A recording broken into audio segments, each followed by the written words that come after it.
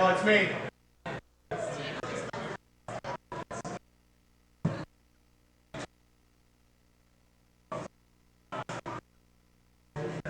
I'm not hearing it.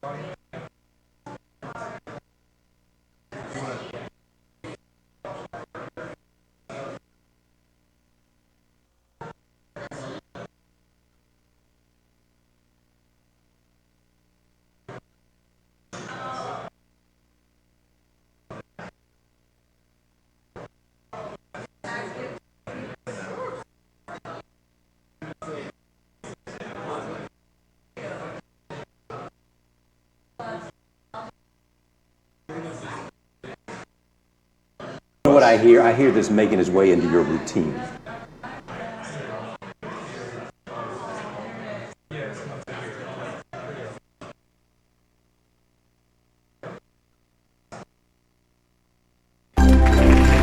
Perfect.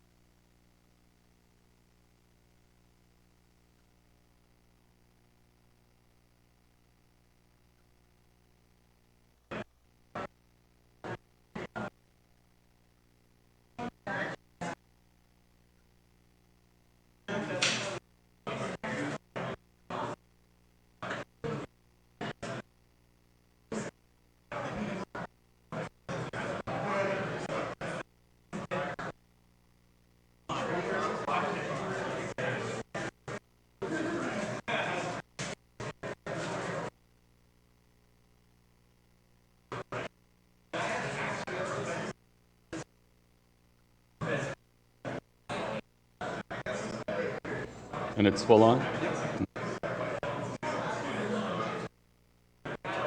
Screen's on. Yep.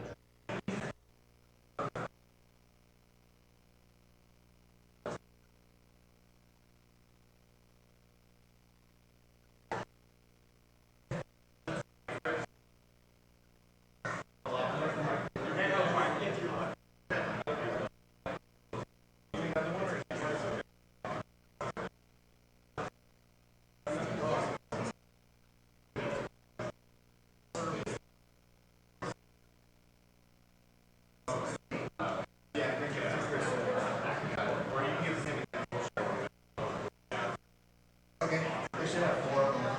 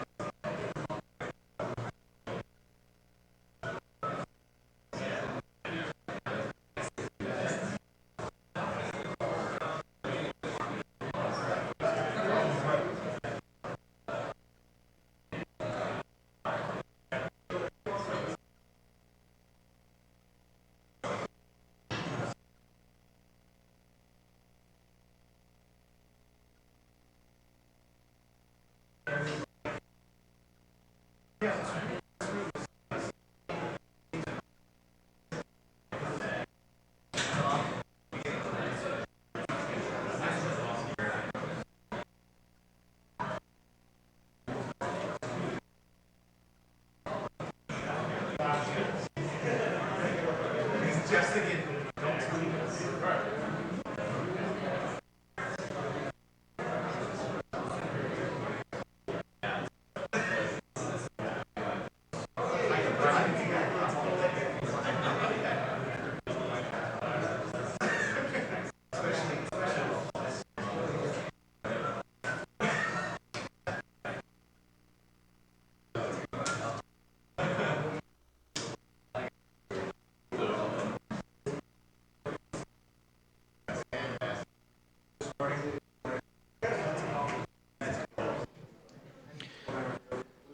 Good morning, WordCamp Orange County. Ooh. Lukewarm at best. Good morning, WordCamp Orange County. Much better. I hope everyone survived the after party. Wow, apparently not. Okay. Day 2 is on. Lunch today. We'll be downstairs in the parking lot, same spot as yesterday. Today is food trucks. Our Hacks food truck. It's a terrible name. And Buka Gourmet food truck. Okay, so you got 2 choices today. I want to let everyone know that we have diesel brew on a kegerator behind the speaker in the asteroid field today. So right through those doors, everyone's probably seen that other side by now. Hot coffee is going to be on its way if I'm not... Yes, I'm correct in that.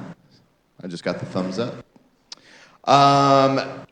You can check your screens for your schedule. Nebula's there. Asteroid field, comet, and dwarf star in the back, and on the opposite side in the back. The happiness bar, in case I didn't explain that, if you have any technical issues, you can ask right around the corner. We have a happiness bar that is manned. So if you're having technical issues with your site, go make use of some crazy dev people who we've got over there that can pretty much do anything you need. I have some lost and found items. We found this notebook. It's got some secret plans for world domination. If this is yours, come and see me. I will... They're not bad. And we had something that we found in the ladies' room. I did not find it in the ladies' room, just to be clear. All right. I want to give a big shout out to our Universe sponsors once more. Jetpack, Bluehost, WooCommerce, SiteLock, Liquid Web, Rockin', Media Temple, and BoldGrid.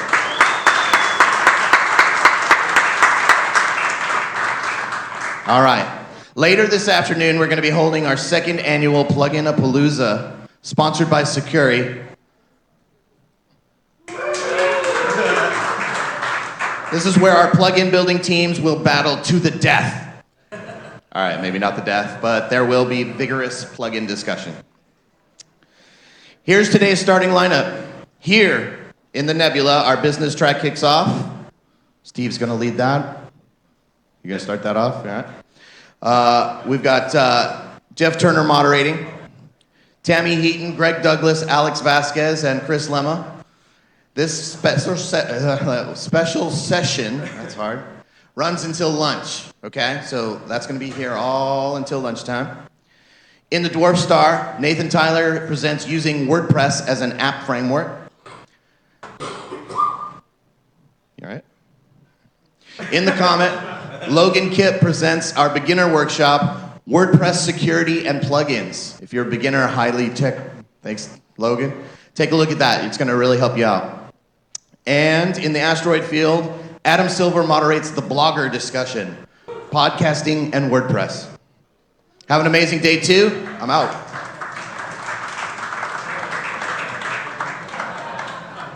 Is this on? We'll kick this off in about 10 minutes.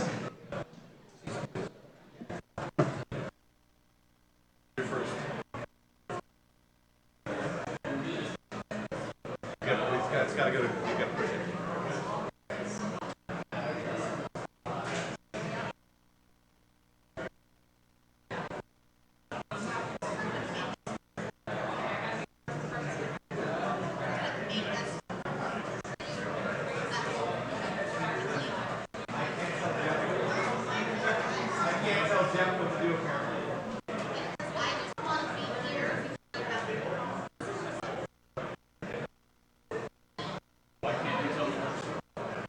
You said, you're not going to make us move forward, are you? And I said, apparently, I can't tell Jeff what to do.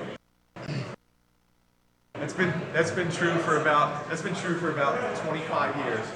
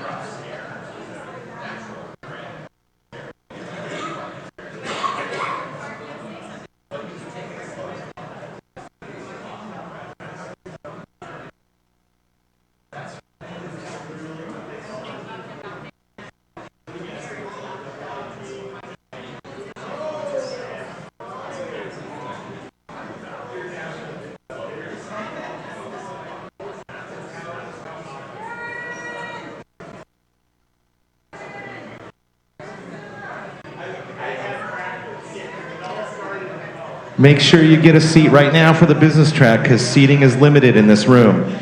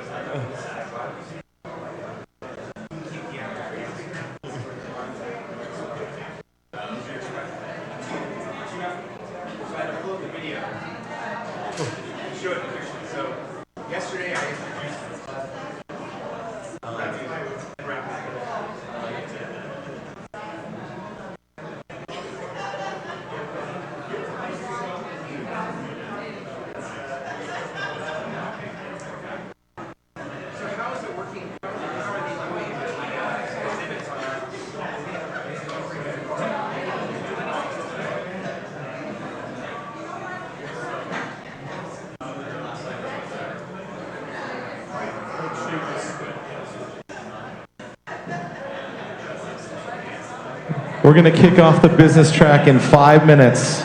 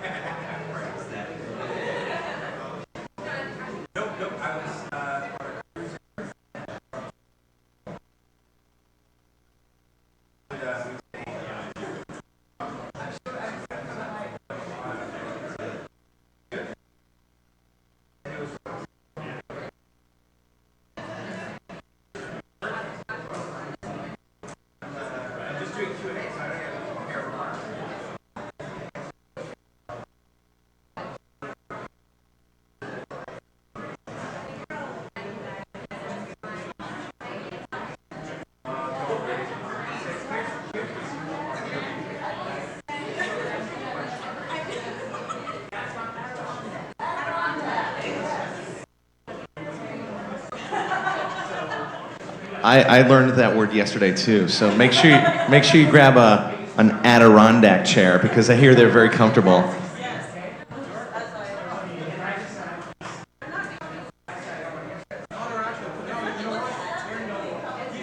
Although from what I understand, you'll fall asleep if you're sitting in one of those chairs, especially when Chris Lemma's talking.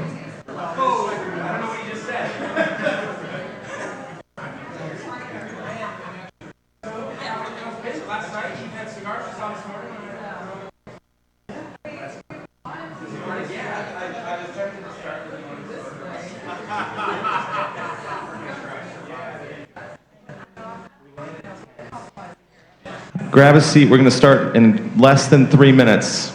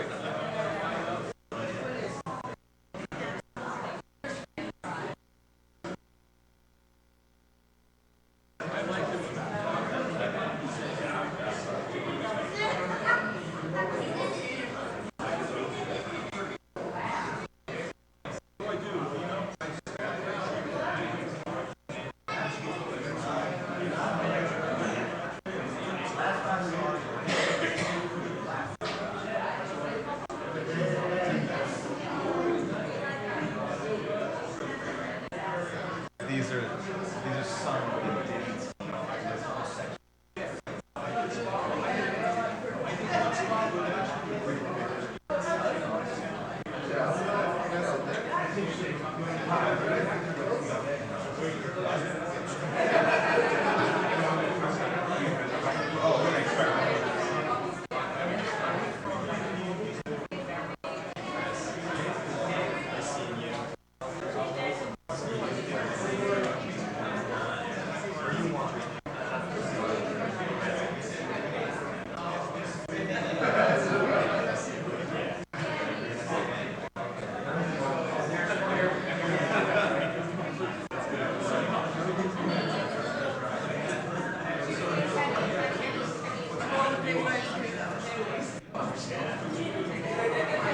So we've got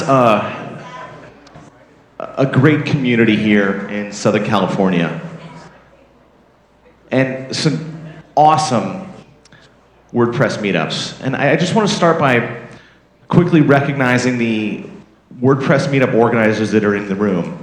So if you are a local WordPress meetup organizer, stand up for a second. And we've got Greg and Chris, and I just want to announce some of the other names.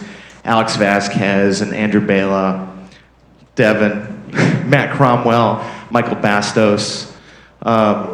Who did I miss? Adam Silver, various, right?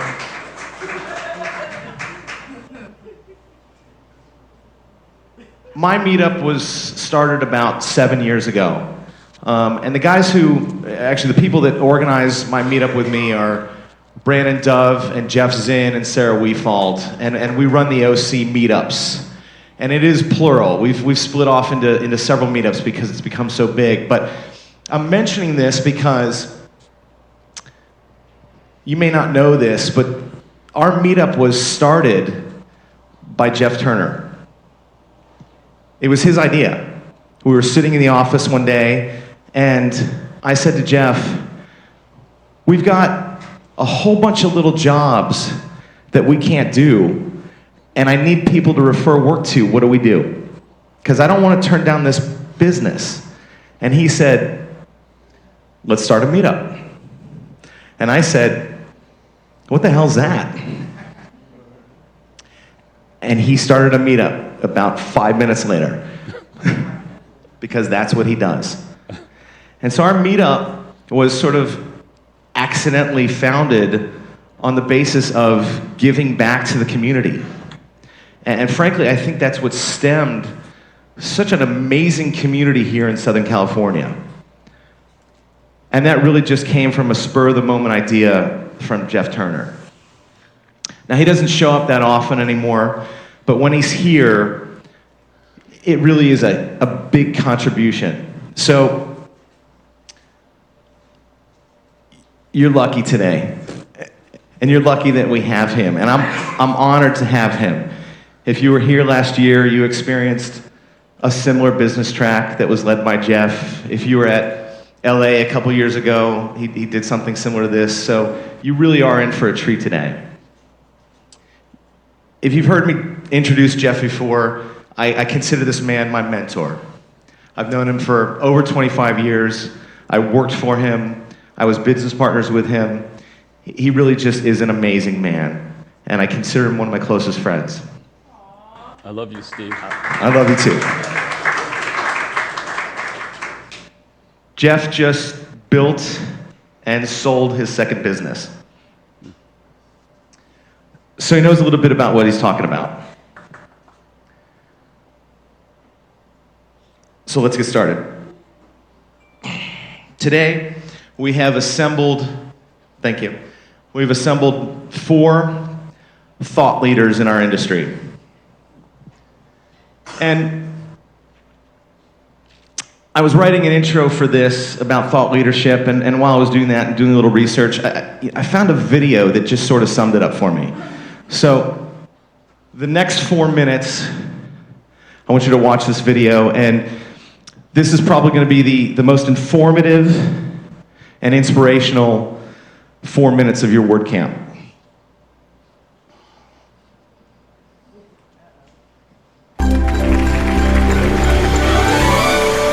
Walk on stage, walk on stage, walk on stage, walk on stage. I am a thought leader. You know that I'm a thought leader because I'm wearing a blazer, I have glasses, and I've just done this with my hands.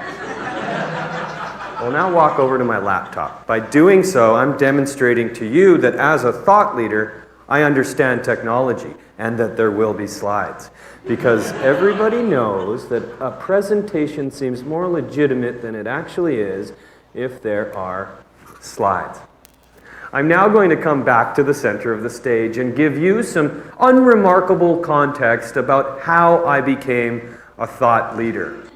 If it's okay with you, I'd like to pace while telling you this story.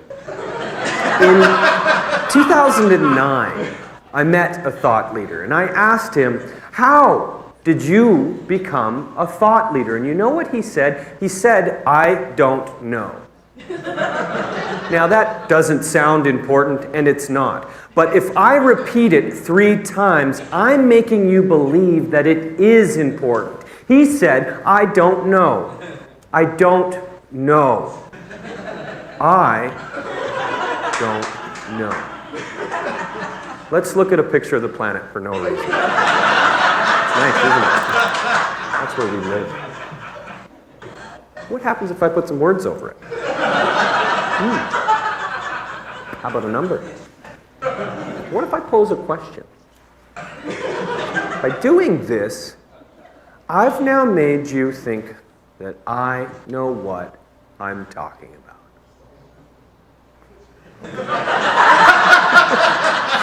Walking over here, I'm going to change the tone of my voice. And I'm going to tell you an unremarkable story that's seemingly unrelated. And it's funny.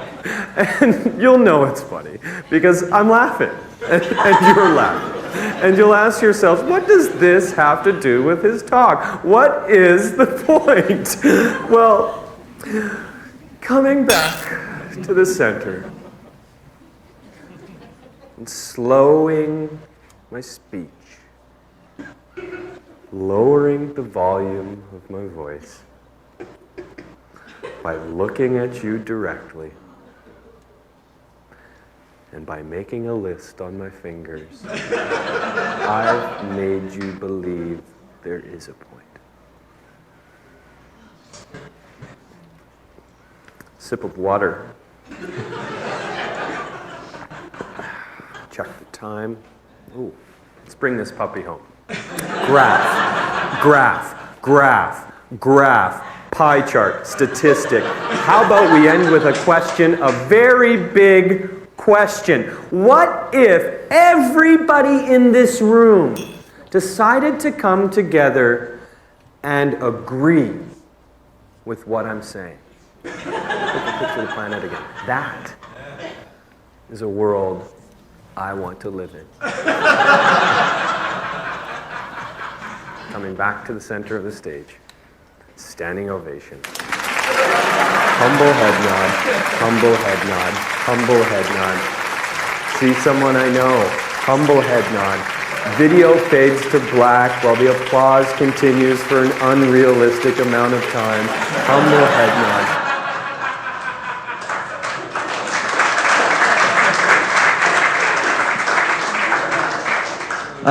I actually believe I've seen a couple people in this room give that exact talk at a WordCamp. I won't mention any names.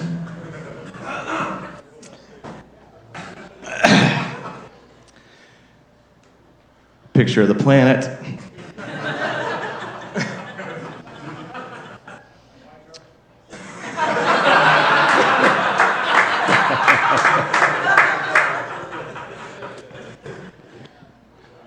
Our first speaker today is a good friend of mine, and he is super competitive, and I think that's why we get along so well. But he's competitive with generosity. He likes to give. He buys dinners, he pays for trips, he gives gifts. He's a real jerk. And I let him win for a while. Until one time. And Chris and I went to dinner at Seasons 52 down the street, or Applebee's, or one of those. Someplace cheap. Yeah. And I had given the credit card to the server before we even walked in, and he somehow found a way to pay for that dinner. And then said to me, you know what? There's this speaker I've been interested in over at the Sony store. Now, this is a story about misdirection and a help from a clerk, unsolicited. So we went over to the Sony store, and he was showing me this speaker that's about yay high.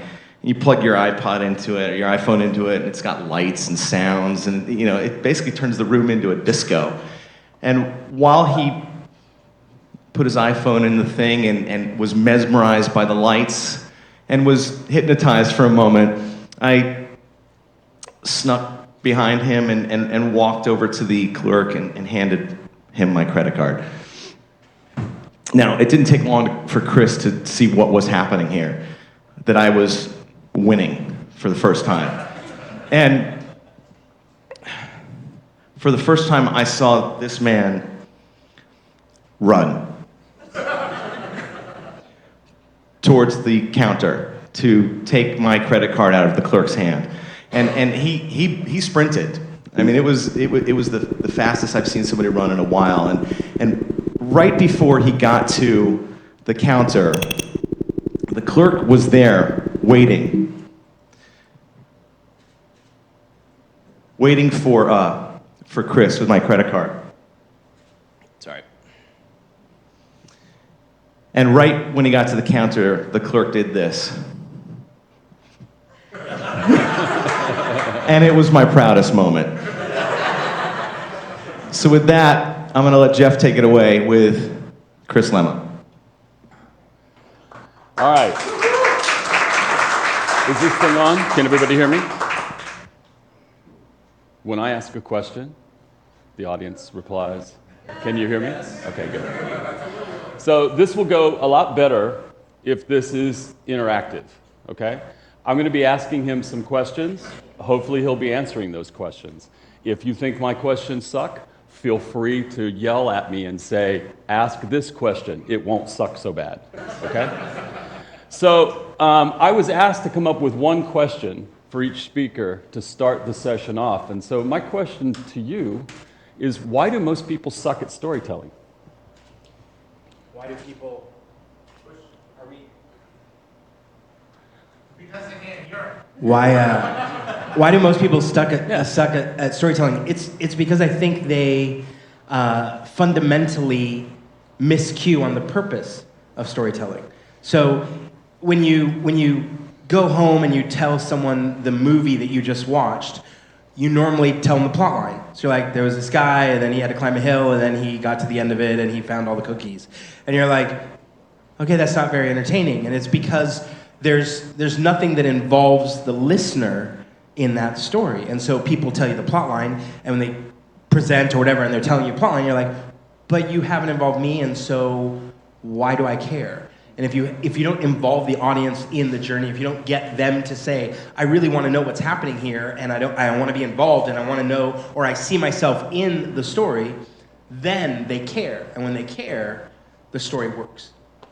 So explain that a bit deeper for me, though, because I hear stories all the time that I find entertaining, that I find intriguing and interesting, that have absolutely nothing to do with me whatsoever.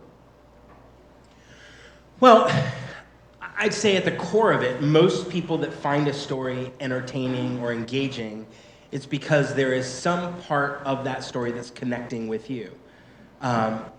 If you were paying attention to an athlete who's doing something amazing, right? Mm-hmm. And it's inspiring, but part of what it's triggering, right, these tiny little mirroring neurons in the back of your brain, is the moment when you competed for something, and so you have a glimpse of it, not on this scale, but it engages you. And so if the storyteller can connect the dots between that gulf between the speaker and the audience, right, which can feel really big, right, but if they can shrink that, then all of a sudden you go, oh, wow, I'm in this, I'm engaged.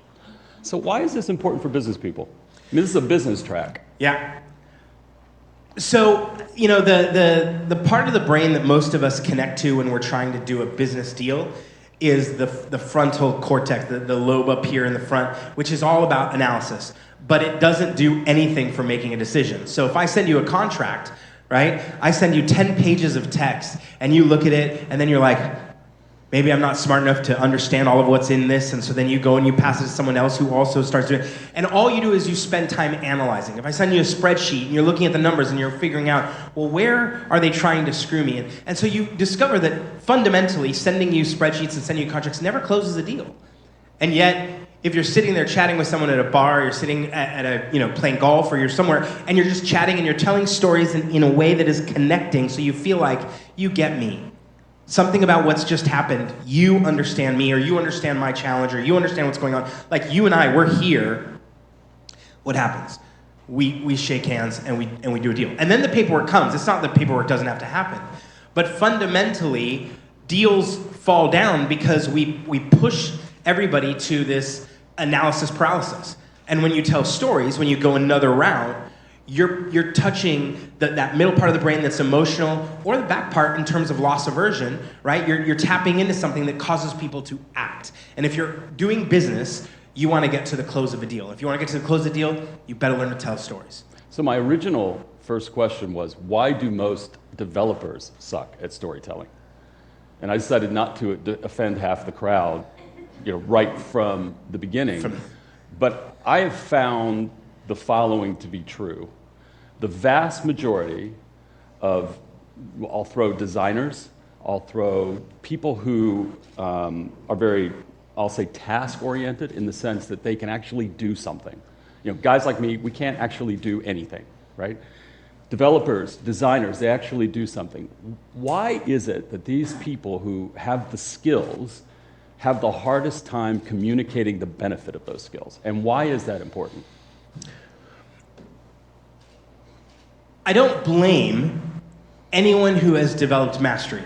And it's not limited to developers, designers, engineers. You see the same thing happen with doctors, right?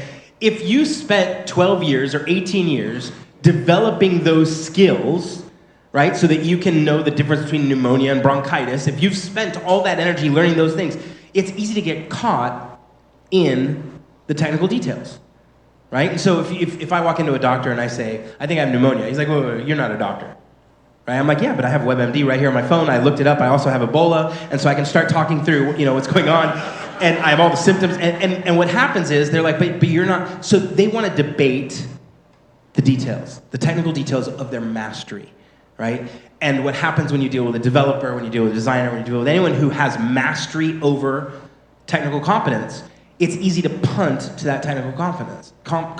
And what you have to do to tell a good story is back way up to interacting with someone who doesn't have that technical competence. And that's where you have to relate at a different level. And so most people punt to the wrong level when they have their discourse. We have doctors, my wife and I, that we visit, and all we beg is to get some interaction with a nurse practitioner instead, right? Because she or he is more friendly, more able to have a conversation. They use illustrations and metaphors. We understand things. Then the doctor walks in, and he says things that we don't understand at all. And we're paying them more, right? We're like, this is horrible. I don't, I want the one that talks. So what's the key then? So you're starting off, you're a business person, or maybe you've got an established business, and you're looking around, and you're just not quite as successful as people who you look at and think, I have better skills than them. Why don't I have more business? Why aren't I more successful? The sad reality is that the success of your business is not tied to and is not connected at all to your competence and mastery. Explain that. So you could be the most incredible, exquisite, well-trained specialist, right, in anything.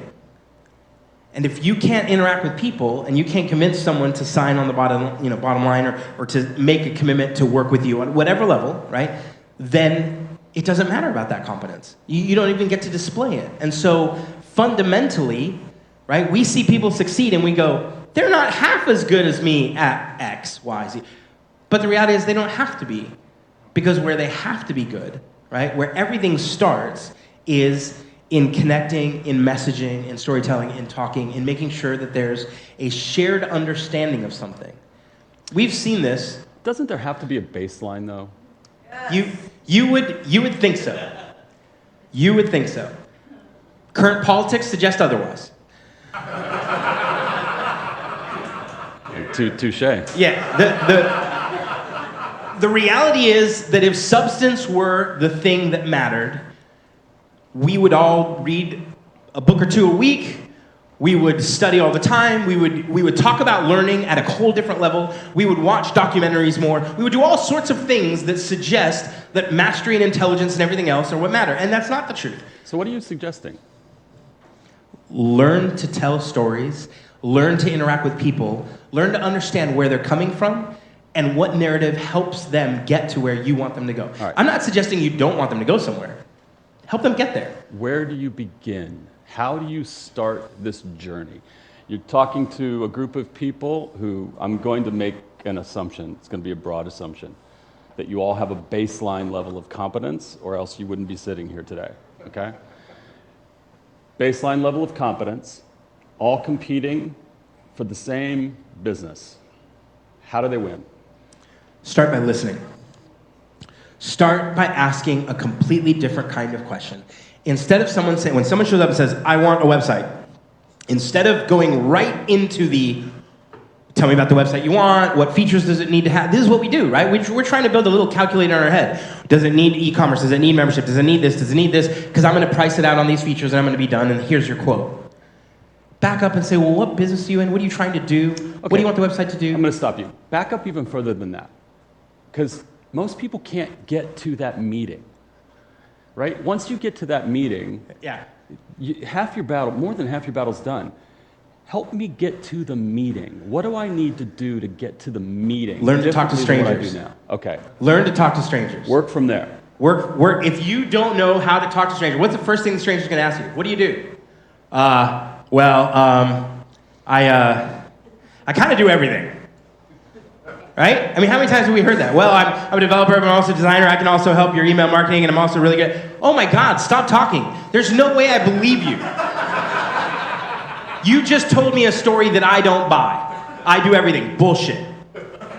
Just stop right there. So you have, but half the people don't even have the conversation, right? Because they're like, ooh, they've invited me to go to some mixer or something or some event, and there's strangers there. I don't want to go there. Or I'll just go with my 4 friends and we'll just talk to each other. There's no way you get business from your 3 other friends. So, totally get it. Totally get it. So I was sitting in a Starbucks in Huntington Beach this morning and working on my laptop, editing photos, if you want to know what I was doing.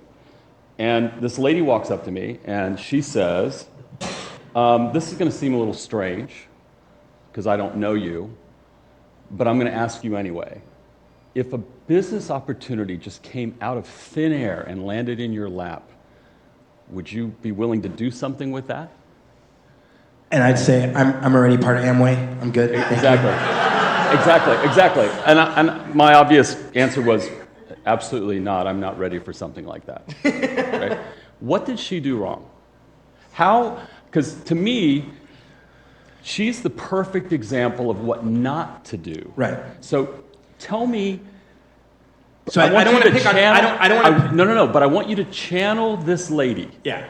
And I'm sitting in the Starbucks. Tell me how you would approach someone like me sitting at my computer if you wanted me to have a business opportunity literally drop in my lap. Excuse me, sir. Hi. Do you have a second? I see that you're working with computers. I'm not very computer savvy. Can I ask you a question? Do you do this for a living? Oh, you want me to engage? Well, you asked me to channel, so I'm figuring we're going back and forth here. Oh, I didn't want to role play. Oh, okay. I wanted to, the first I wanted thing, you to tell a story. No. But that's what I was looking for. I want to start in the place of where you're at and what you're doing. I don't know if you actually are a computer professional or anything. I want to know your story. Isn't that manipulative? Here's a different dynamic, a different take on that. My wife will sometimes start talking to me, and she'll say, "Oh my God, this gal just had a baby who is in the ICU, in the NICU, and she goes on and tells me this whole problem with this baby." And I'm listening the whole time thinking, how do we know, I don't remember the name of who she said it was. How do we know them? Do we need to help them out? Is there something we can do? And I'm going through, and she tells me though, and then these people are commenting on Facebook about this, and I'm listening, and I'm like, at the end of 20 minutes listening, who is this? Oh, I don't know, it's just some random post on Facebook. Okay? And I'm furious. Right? Because I was putting all my brain power to work to figure out how we could help this person who we don't know at all. Right? So now she starts by saying, "Can I tell you an unrelated random story from Facebook?" At which point I go, "Sure." And then I kind of stop listening. Okay, but I don't find that manipulative. But hold on, I don't find that manipulative. It's not, but here's the thing. When she's telling me and I'm trying to figure out, okay, what is it you want me to do with this? I'm fully engaged in trying to intersect the story that she's telling me and my story. When that woman walks up to you and starts talking, there's no intersection. She's just trying to pitch you. And what I'm saying is... I want you to talk to Bridget right now, okay? Because Bridget... No, that's okay. Because she says that's manipulative. Now, I need you to understand I don't agree that it's manipulative in the negative sense of the word. Yeah. I need you to convince Bridget that it's okay to be manipulative. Yeah. So here's the thing. I'm not going to pitch you. Let's say that this is an incredible deal. I'm not going to pitch you if it's not right for you. Because my success, my closure rate is going to be high when I find the right people. So what I know is there are leading indicators, there are proxies that I know that if I hear, then I know, this person is a good qualified candidate. I then need to enter your world, right? Which is not manipulative, to ask you a question. And if I ask you the question, we're sitting at Starbucks, you're playing with your iPad, and I go, hey, is that one of the new iPad Pros? Do you mind if I ask you a question? Is that one of the new iPad Pros? Are you a technology person? You go, no, I barely know how to use this. I'm like, oh, I'm sorry, I was gonna ask, what is it you do for a living? Well, I'm a stay-at-home guy. I work with a technology company, but I work remote. Oh, and now I'm checking to see, does that story fit a compelling story? Do you work at home a lot? Is that a full-time thing you're doing? Right? I'm asking to understand you. That's not manipulative, to understand you. If at the end of that exchange I figure you're not good, I move on. I'm not gonna pitch you anything. But if you're telling me, well, I only work part-time and the rest of the time I'm at home, I get kind of bored, and I go, bored? But you're good on technology stuff? Like, you're good, like, do you work on the web and stuff like that? Yeah. So John makes a good point. He said manipulation doesn't have to be negative. And I think we hear the word manipulation, and I used it on purpose, and we think that it's negative. But I know from my own experience in working with most business people, they use those terms and those words almost in defense of their lack of willingness to engage with strangers or to engage in conversations that ultimately could be of huge benefit to them. And so help someone in this room further understand, because we've got maybe 5 minutes left, why it is that great products don't win, and what they need to do to change the narrative of their own business in order to make their already good product, which you have to have, right? Yep. Something that wins. 10% is the good product. 90% is the messaging around the good product. If you don't agree with me, you can keep fighting, and next year we'll talk again about 10% being the good product, 90% being the messaging. The messaging is complicated because you have multiple segments, you have different messaging for different segments, different groups of people need to hear different things, and how I sell or pitch or offer my services to different people is differently. If you don't know how to talk to strangers, and if you don't know how to articulate the value of what you're bringing to the table in their context, in a context that matters to them, not the context that matters to me, then you will not close a deal. And it's that fundamental. So what happens is, when I show up, and you do this all, right? Every one of you go to buy a bicycle. When you go to buy a bicycle, you start thinking about what matters to you. If it's me buying the bicycle, I'm a big guy. What's the first question I have? Will this bicycle crush under me? Right? And you know what? There's nothing on the website that says this bicycle will not crush under Chris Lemma. So now I have to go looking, but what is it? If it starts pitching me on this kind of titanium and this kind of alloy, I don't know shit. I don't know any of that. You have to get into my world, right? So what happens when I walk into a store and I'm like, hey, I'm thinking about bicycle riding with my family, I'm a big guy. Oh, you know what you need? Let me help you get there. That's not manipulative. They ask me enough questions. Same thing happens on a car dealership lot, right? They ask me questions, they want to understand what's going on with me, and then they help me find the right spot. You have a product. In order to get your product out the door, in order to sell your service, you have to shape the messaging to match. If you're going to match that customer, you need to know where that customer is coming from and what they care about. And you need to shape the value proposition in words they care about. More often than not, I land on one of your websites, and what do I get? Responsive website, WooCommerce. I get all the details like I'm buying a bicycle with all the technical details of the bike. If I'm a business person, I don't know any of that. I'm a business person. I want to know, are you going to help me build an online store? Are you going to help me generate online profit? Do you understand what it takes to keep my site secure, etc.? There's a whole different business language. So the best thing you can do is marinate in the problem space. You're a big fan of content online. Yes. How do you suggest somebody start putting together content online to help attract the kind of clients they want? I actually wrote a post that was 50 blog posts that your agency could write about, 50 blog posts that as a developer you could write. I have all these, like 3 or 4 different posts that are just titles, right? To explain, like, why is it you do what you do? There's 5 whys, right? So why is it that you do what you do? Why do you care about what you care about? Because I want to know, do we connect on that level, right? Why should I pick you? Of all the other players, right? Differentiate yourself, right? Why should I pick you now? What's the reason to do this, right? Why should I pay what you're telling me I should pay, right? Or what you're going to charge me? Don't you find that most people who say, I don't know what to write about, if they just search through their email, They have it all. they have it all? Like Yeah. 90% of everything they've ever written in a response to the client Is read. could be turned into blog content that could be Yes. made public, that actually could be searchable, that people could find. Yes. Good, I'm glad you agree. I always agree with you, Jen. Yeah, thank you very much. All right, we've got like 3 minutes. I want to open up for any questions for Chris. What's your name? Stephen. So the question is when you're talking about the bike shop and all the specific details about the product, the reason that it's like that in our world is that because we don't know the person yet. So we're putting the most generic details that we can that we think will be a catch-all net for everyone that's kind of interested. And then you can't really manipulate someone until you know them, until you're having a conversation with them. Do you really not know who you want to do business with, though?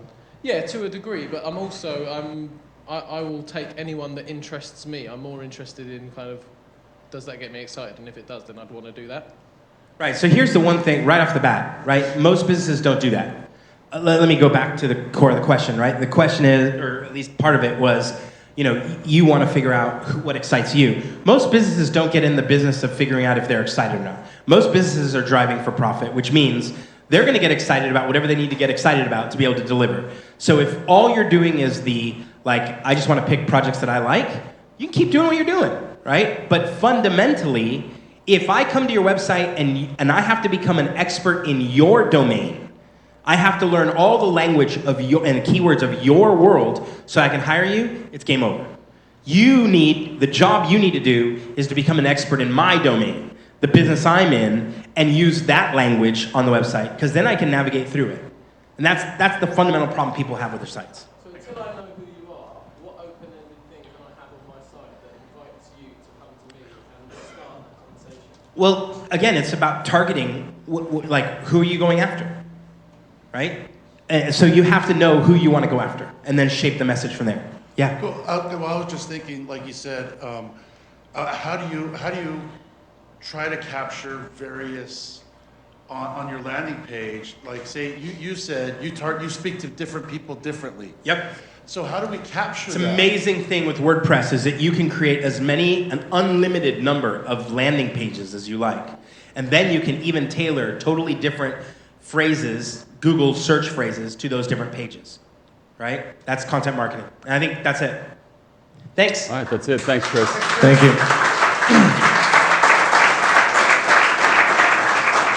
All right, don't leave the room. We're just going to take a quick 2-minute stretch break, and we're going to keep going through.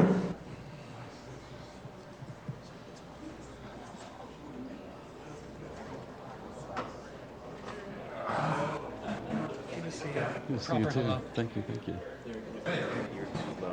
Let me use the handheld. Yeah, that way I can walk into the audience.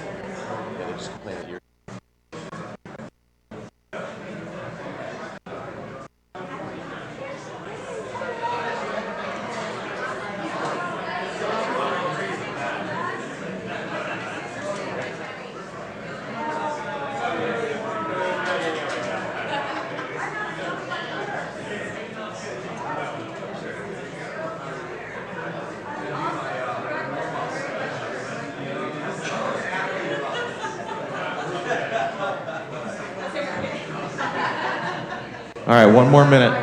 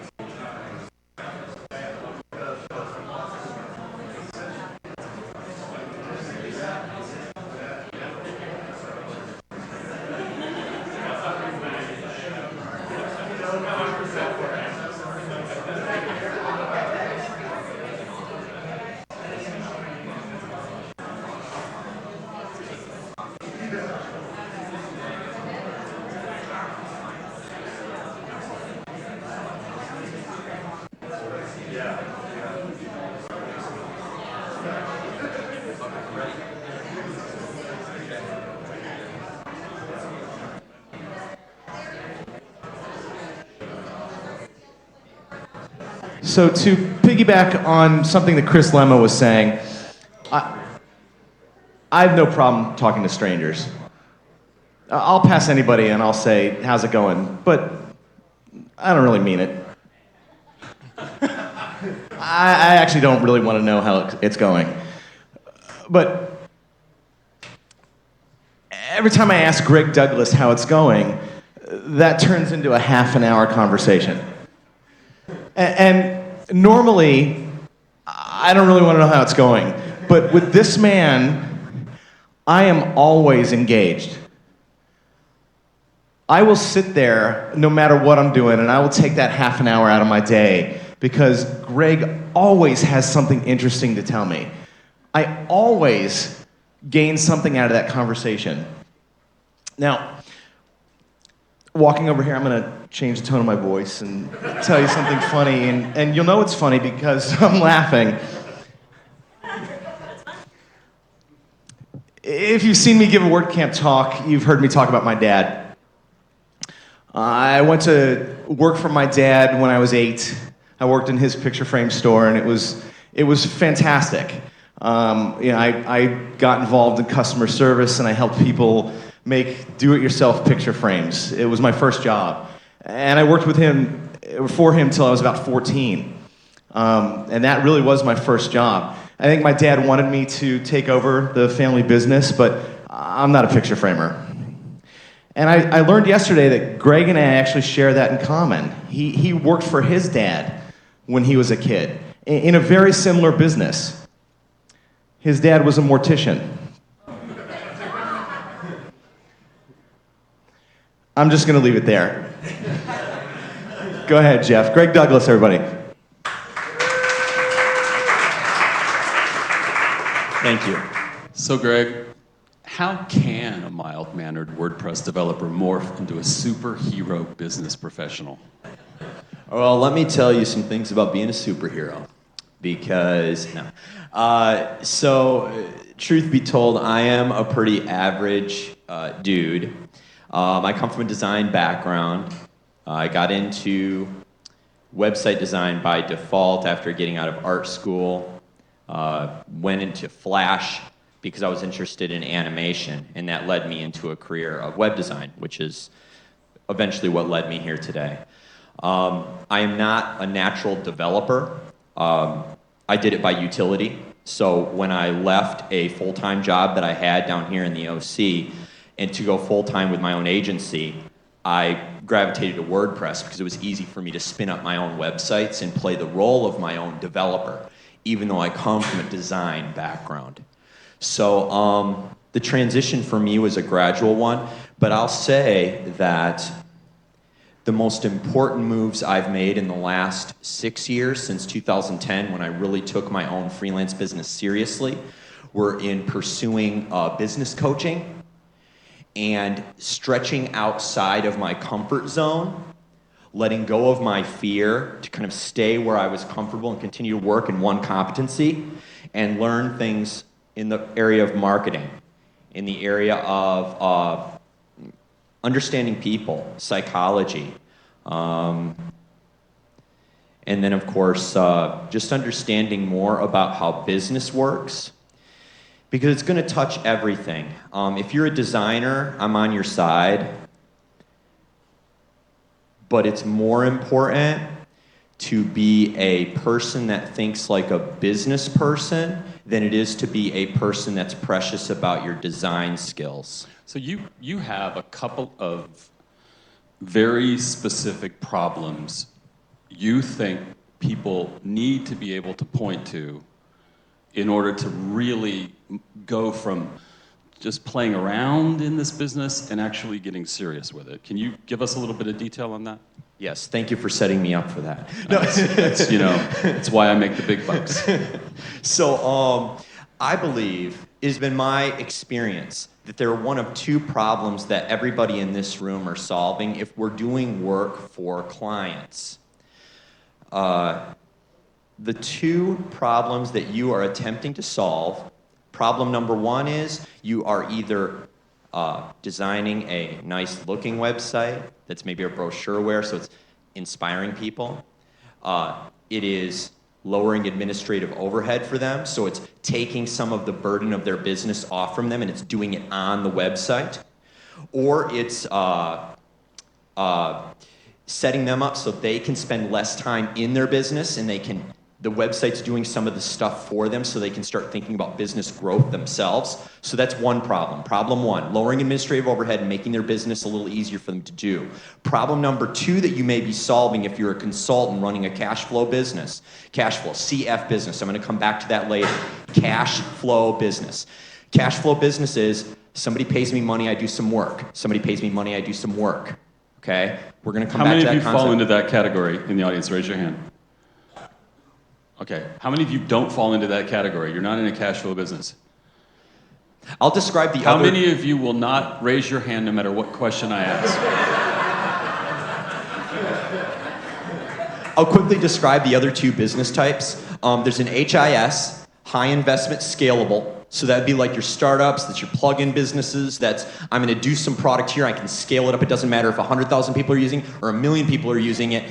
It's just a product that I'm selling online, right? So that's cash flow is I sell my time for money and I try to get people underneath me that I can mark up their time and sell their time and they pay me, I do the work. HIS is I build a product, it's a digital product, it's an ebook, it's whatever it is, it's a widget of some kind and you're selling it, right? And then there's a third category of business which is called LTI, long-term investment, okay? So the concept around that is we want to start in a CF business. If you're a person that doesn't have a lot of resources, you don't have a big network, you want to start in a cash flow business because you can spin it up fast. All it takes is a laptop and a phone, and you can start doing consulting. You just have to know a little bit more than the person that you're doing the work for, and you can start running and selling a cash flow business. I know it's a little bit scary to think like that, but it is what it is. You're going to learn more as you grow. You're going to get more competent. You're going to get like a niche and you're going to get really good in one area. It's all good, right? But you got to start somewhere. So you start making your money, and then as you get more successful in your cash flow business, you want to take the profits from the cash flow business and fund your own HIS, high investment scalable. Once you start making money in your high investment scalable, you eventually want to sell that business the way that Jeff did recently. And then you can take the profits from that and you can get into an LTI, long-term investment business. You can do something with those profits like buy some condos. You're going to rent those out. Or you can squander it like I do. You can squander it like Jeff does. You just like go on vacation to islands. But the idea is, end game strategy is I want to take the profits from my HIS and I want to invest in something that gives me passive income. It's an easier bet. So I can make, let's say I buy 15 condos for the profits. I make 15 million on the sale of my HIS business. I take those profits, I buy a bunch of condos that I'm going to rent in an area that's desirable to be in. The people rent it. I make 10 to 15% per year on that 15 million. Now can I live on 1.5 to 2.5 million dollars a year? Yup, I think I can live on that, right? So that's end game strategy. But you got to work your way up to that, right? We're going to go back. I'm going to mostly focus on cash flow business talking today. So it's all I'm going to go back to that now. So second problem you're solving. Problem number one, lowering administrative overhead, making it easier for them to grow their business. Focus on business growth for them, your client. Problem number two is driving targeted traffic. That is one that gets overlooked quite a bit, but is a very important second problem that you have the ability to solve for your client. Those are the big two. Not the only two. In my opinion. The big the only two. two. I'm sure there's other ones that you could come across as a consultant. How do I, as this CF business person, identify which problem's important to the customer sitting in front of me in that moment? This is a good question. I think that the best, I'm going to use one word, empathy. Yes. Thank you. Thank you. Bridget's on point today. Seriously, Bridget is like on it. That's the whole answer to that question. No, so I have to be able to hear from the client what their business objective is and what their pain points are in their business before I can make a proposal. A doctor does not prescribe medicine until he or she knows specifically what the symptoms are, right? So whether that's a discovery phase that you're going to go through with the client, whether that's an initial phone call, you need to be able to ask the right questions to elicit what they want to do for their business. It's not my agenda. I'm simply a facilitator. I am listening to what they need or what they want for their business, and when I'm selling them services or selling them functionality or features for this web, the way we're going to execute the solution to their business problem, it is not me selling them something. It is them telling me what they need, and I'm just simply connecting some dots and saying, would you think this would be a good use of where we're going to go to solve this problem for you if we did some of these things together? So it really becomes them telling me what they want to do for their business. And I'm just going to design and build the technology solution to execute on solving their problem or lowering their pain point.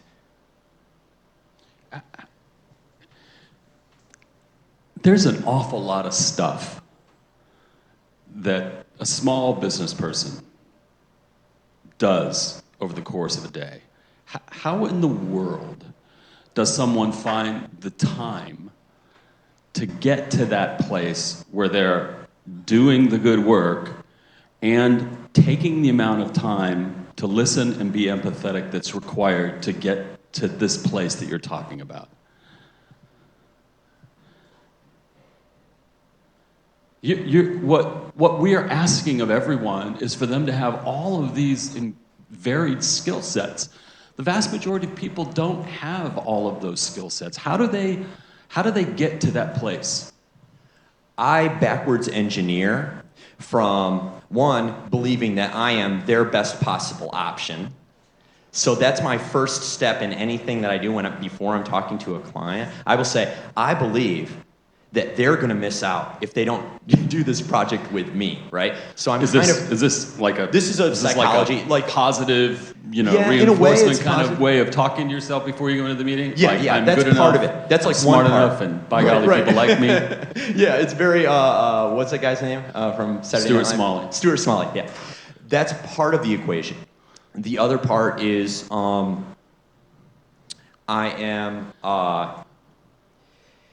it's my job to facilitate that conversation. So it's one step at a time as I'm leading, as I go into the conversation with the client. So if I'm listening with empathy, I believe I am the best possible option for them. I already know what WordPress can do. I have all of these plugins and all the different stuff in my head of what we can do to custom configure a website for a client. But a big part of it for me was narrowing in on how I describe what I do to the client in something very succinct and precise. Give me an example. If you go to my website, premiuminteractive.com, the very first line on my website says strategy, design, and custom software. Okay? Very simple. I describe my services that I offer to solve people's problems in very succinct language. So if I stick to that through line for myself when I'm telling my story or when I'm listening to their story so that I can internalize it and basically relate to their story or empathize with their story, I'm doing it from the frame of, I am designing, what sounds better to you? I am going to design and develop custom business software, or I do WordPress websites. Do you see my point here? We need to reframe what we're doing so we can raise the value of it in the eyes of the people that we're selling stuff to, right? And I'm using that very flippant. I don't mean sell stuff to people. I think of myself more as a marketer, which is I'm just putting something in front of something that they already want. That's marketing as opposed to sales where I'm like trying to sell. Anyways. Ultimately, though, you have to sell something. You do. Ultimately, you have to connect with them, but the best sales, at least the ones that I've experienced in my business, have come out of connecting with them and letting them feel like they found the solution themselves. Does that make sense when I say that? That's the sell, right? So it's a smooth transition. That way, when I get to month number 3 or month number 6, when there will inevitably be some sort of buyer's remorse or some sort of like debate about what they're getting when they're getting it, because I've set things up at the beginning the way I have, and I've walked this path, a lot of it just has to do with being present with a client at the beginning. You know, What if you're just not good at that? What if you literally are just not good at that? You've got to just this is how easy it is, okay? So we talk about like, you know, the thing you mentioned earlier is what, you know, you got all this stuff you got to hold in your head and you've got all these things you got to think about, right? Stop thinking about 50,000 different things.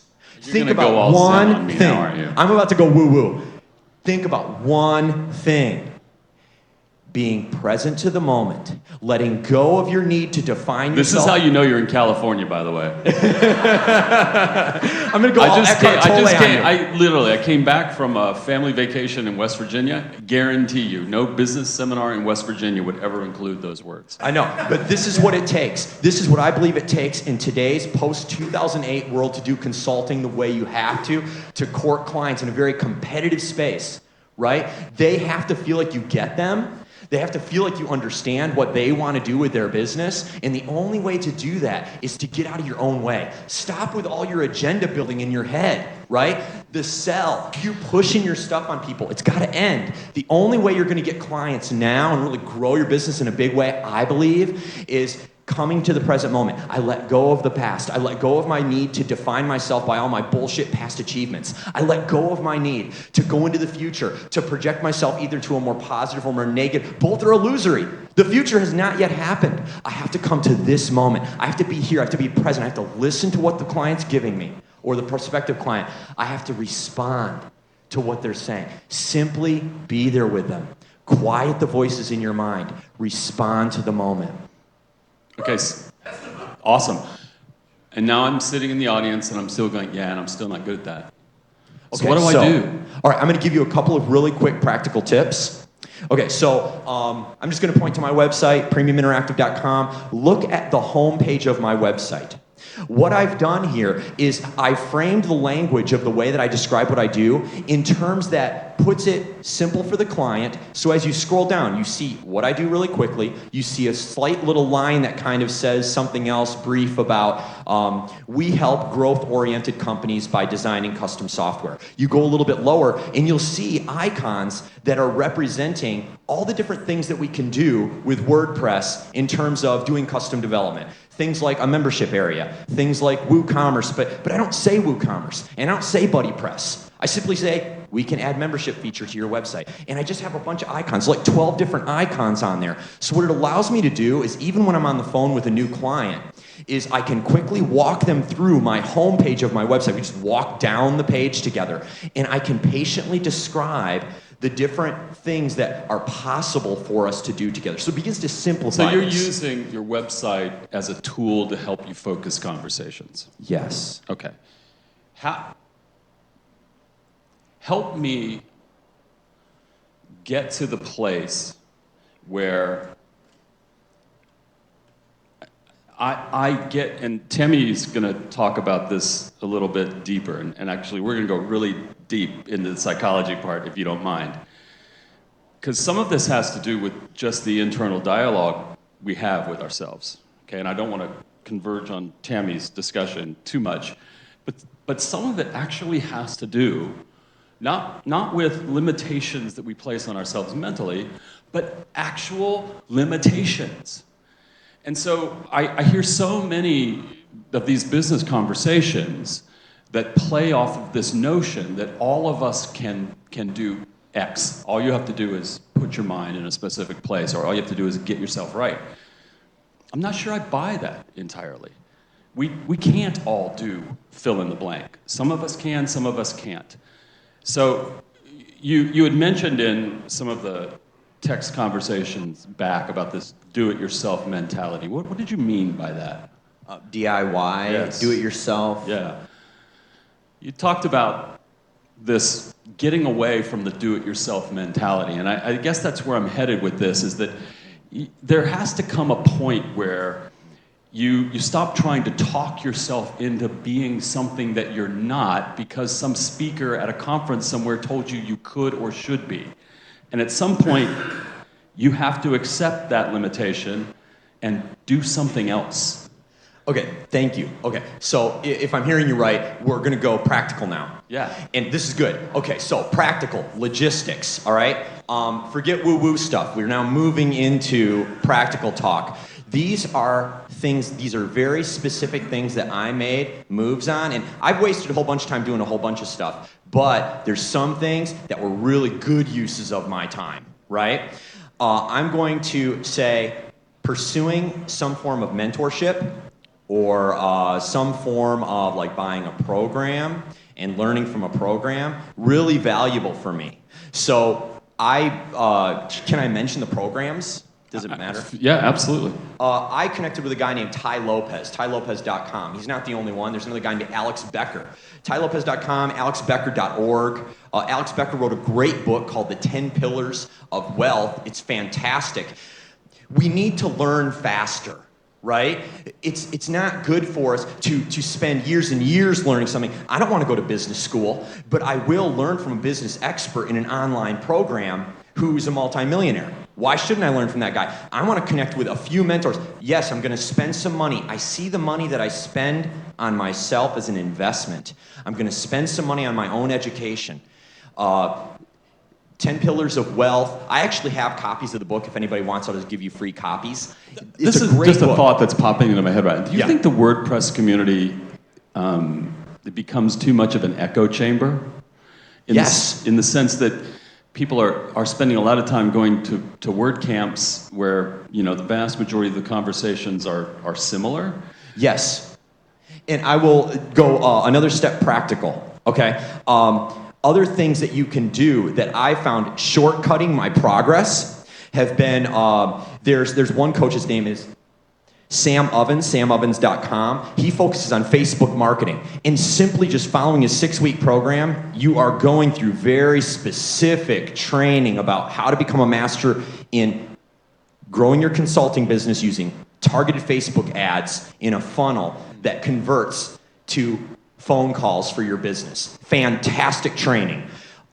He's a really great resource. Another great resource, Ecom Success Academy. Adrian Morrison. It is a fantastic program that takes you through a very specific plan for how to execute. The problem that I'm seeing in the WordPress community, this has been my journey, is there are blog posts written about the 10 funky tips of blah, blah, blah, or the 5 tools of the dur, right? And I'll read about the 5 tools in a blog post, and then I'll go do research on all 5 tools, and before you know it, I've wasted a day or 2 days looking at different tools that are possibilities for me to use, rather than focusing in on one plan that is tried and true that I know works from a multimillionaire. I'm just gonna follow that program specifically, very exactly.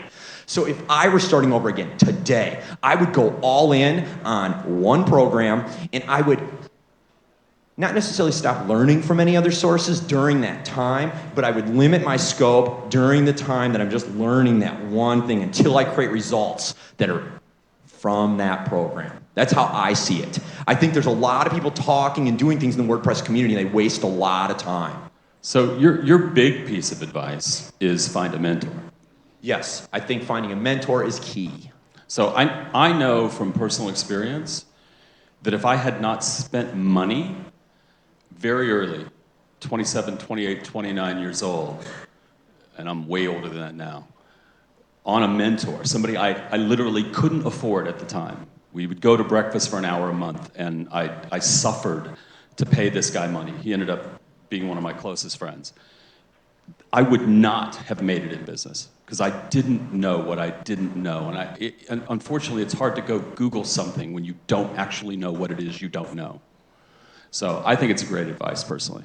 Thank you. And if you can't find a direct mentor that's like an in-person mentor, this is a really interesting time where online education is changing a lot. There's a lot more people giving of their knowledge very freely, some of them multimillionaires that you can learn from just going through a program, and you're watching videos by them, so it feels almost like you're getting an in-person mentorship.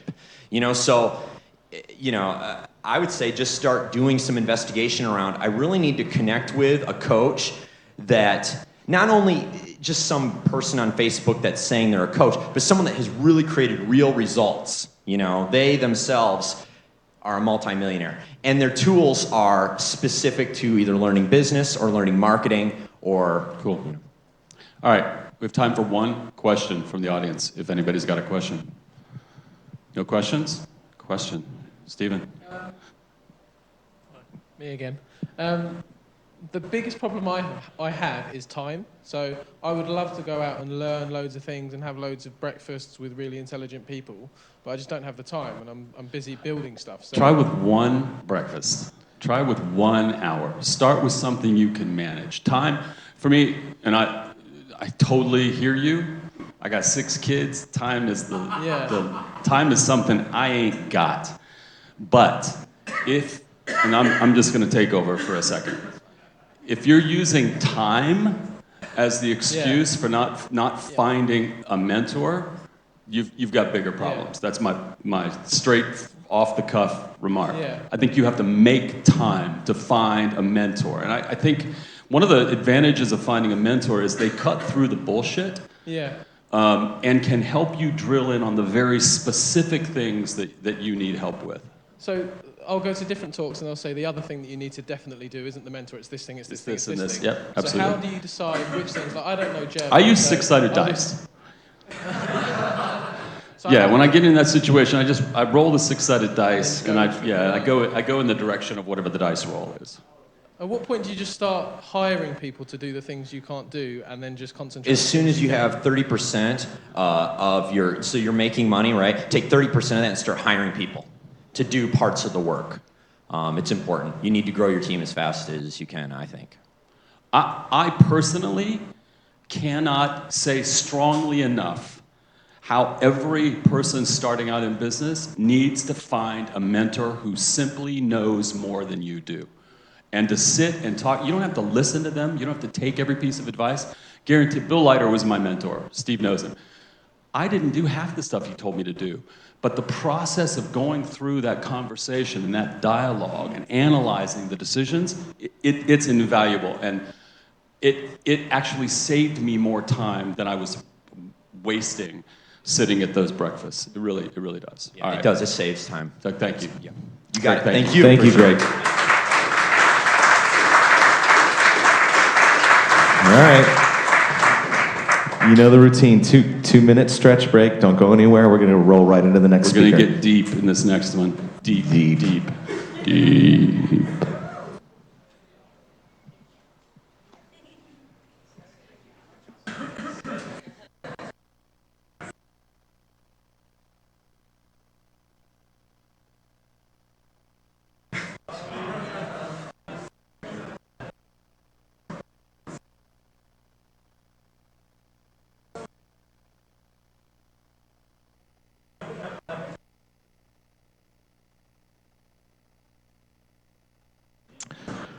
Where is Alex Vasquez?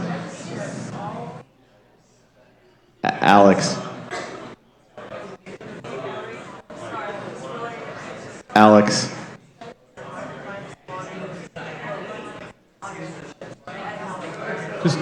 That's good.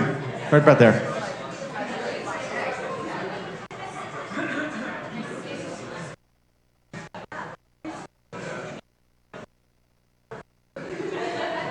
All right, 60 seconds.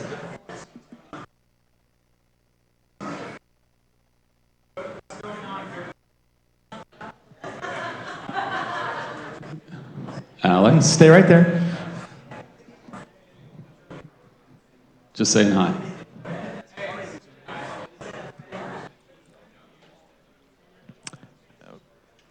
Alex, by the way, has the best hair at WordCamp.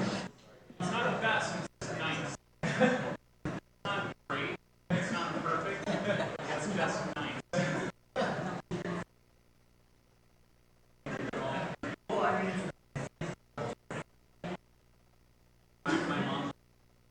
All right, here we go.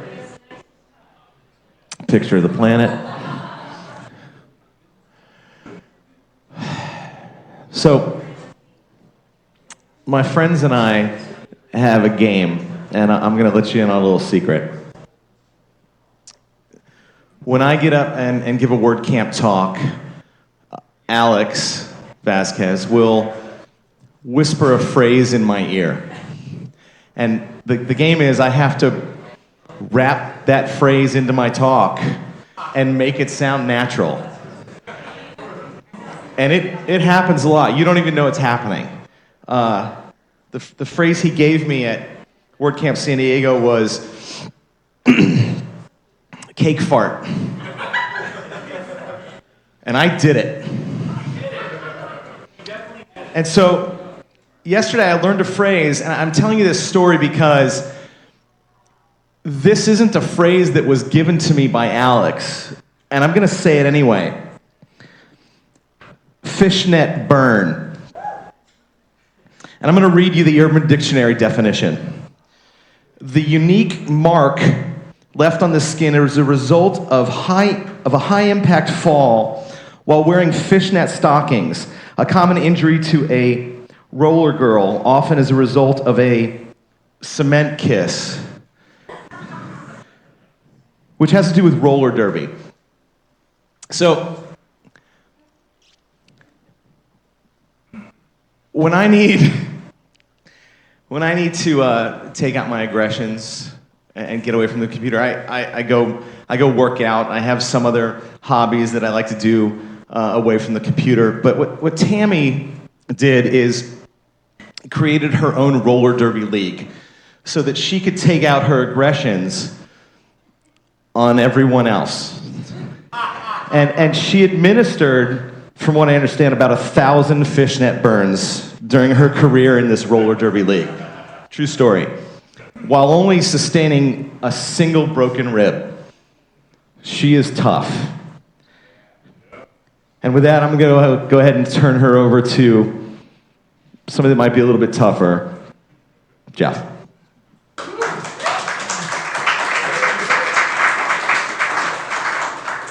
So it's kind of interesting how these things progress, right? Because the theme of the day is emerging very, very clearly to me, but I'm going to ask this question anyway. What keeps someone from succeeding when they have all the skills to be successful? I don't know. If it's red, it's off. It's green. I'm on. I like to say that the work is generally the easy part. And that's just a thing that I like to say. The work is the easy part. The work is the easy part. I came I had many, many years of experience doing very high level, high stress, sort of the same work that I do now in a different environment. And so I thought, it'll be a piece of cake starting my own business. I'm doing the exact same thing that I was doing before. It's no big deal. And everybody can do it. Yeah, anybody with the skill set can do it. But I hadn't anticipated how much your own mindset and your own just mental baggage and all of the different things. When you're a web designer or web developer, you're doing web design or development, but you're also running a business, like a full-fledged business. There are two different things going on.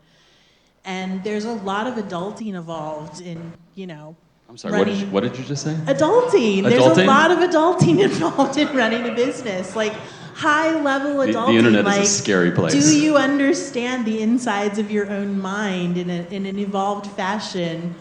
When I look at the first year of my business, I had many, many ambitious goals. I had high income goals. I had high client goals. And I hit them all, to my somewhat amazement. But I was completely miserable. And that was the reality of my first year. Why? It just, me. I was getting in my own way. It was all me. And it was really hard for me to look at that and be like, why is every situation I'm going that to I'm force in, you to give me a concrete example of you getting in your own way. Because I can come up with I'm in this. charge. Boundaries. Boundaries were not a thing that I ever thought I had an issue with. I thought, I am a tough chick. I have no issues with this whatsoever. And I have had so many instances in so many projects where I was trying so hard to make people happy that I let them push me so far past my boundaries that I didn't even know how to feel about myself anymore. And when you don't know how to feel about yourself anymore, your client doesn't know how to feel about you anymore. It can lead to a complete breakdown in good relations of any sort whatsoever. And I just kept hitting my head on these same walls over and over again where I was in projects and I would just, I'd be working on something that I liked, but I would suddenly be like, why am I so miserable in this project? And every single time it came down to something that was going on inside of my own head. So I know I find this true for myself, and it doesn't matter what business I've been involved in or who I've been working with. The biggest enemy for my own happiness has always been myself. So how do we sit here in a business context and have this conversation in a way that gets everybody in the audience to stop for a second and say, this isn't a waste of time. This is something that I need to be focusing on? That's really hard because everybody is very different. People's experiences are very different. The things that shaped people are very different. The things that made me who I am are very different from what made you, very different from what made my whole group of friends over there. So what I'm saying may not speak directly to them, but hopefully, just thinking about how are you getting in your own way. When you look at I do a really intense process of looking at my projects and what has gone wrong. Is everything perfect in my business? Is it all perfect? Is it great? No. Why? Describe that process a little bit. It's kind of that, you keep asking the question, like the why, when you keep going why. Like, oh, this project didn't go well. Why? I didn't get along with the client. Why? I felt like they were being difficult. Why? They asked me for something I didn't want to give them. Why was that bad? They were pushing me past my boundary. Why does that make me uncomfortable? And then you start to get into some really deep stuff because you're like, well, I was raised to feel this way about this thing about myself, and it can get very, very deep when it gets down to it. And that would be the second reason that it's very hard, I think, for people to look at this stuff, because nobody likes to do that. Nobody likes to, except for me, but nobody likes to kind of plunge the depths of their soul to look at what might be dysfunctional, especially in this career, because there's so much faking it until you make it. And that's like part of what we all do. You fake it till you make it.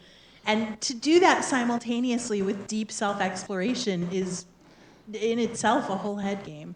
So I personally believe it's impossible for us to do this by ourselves.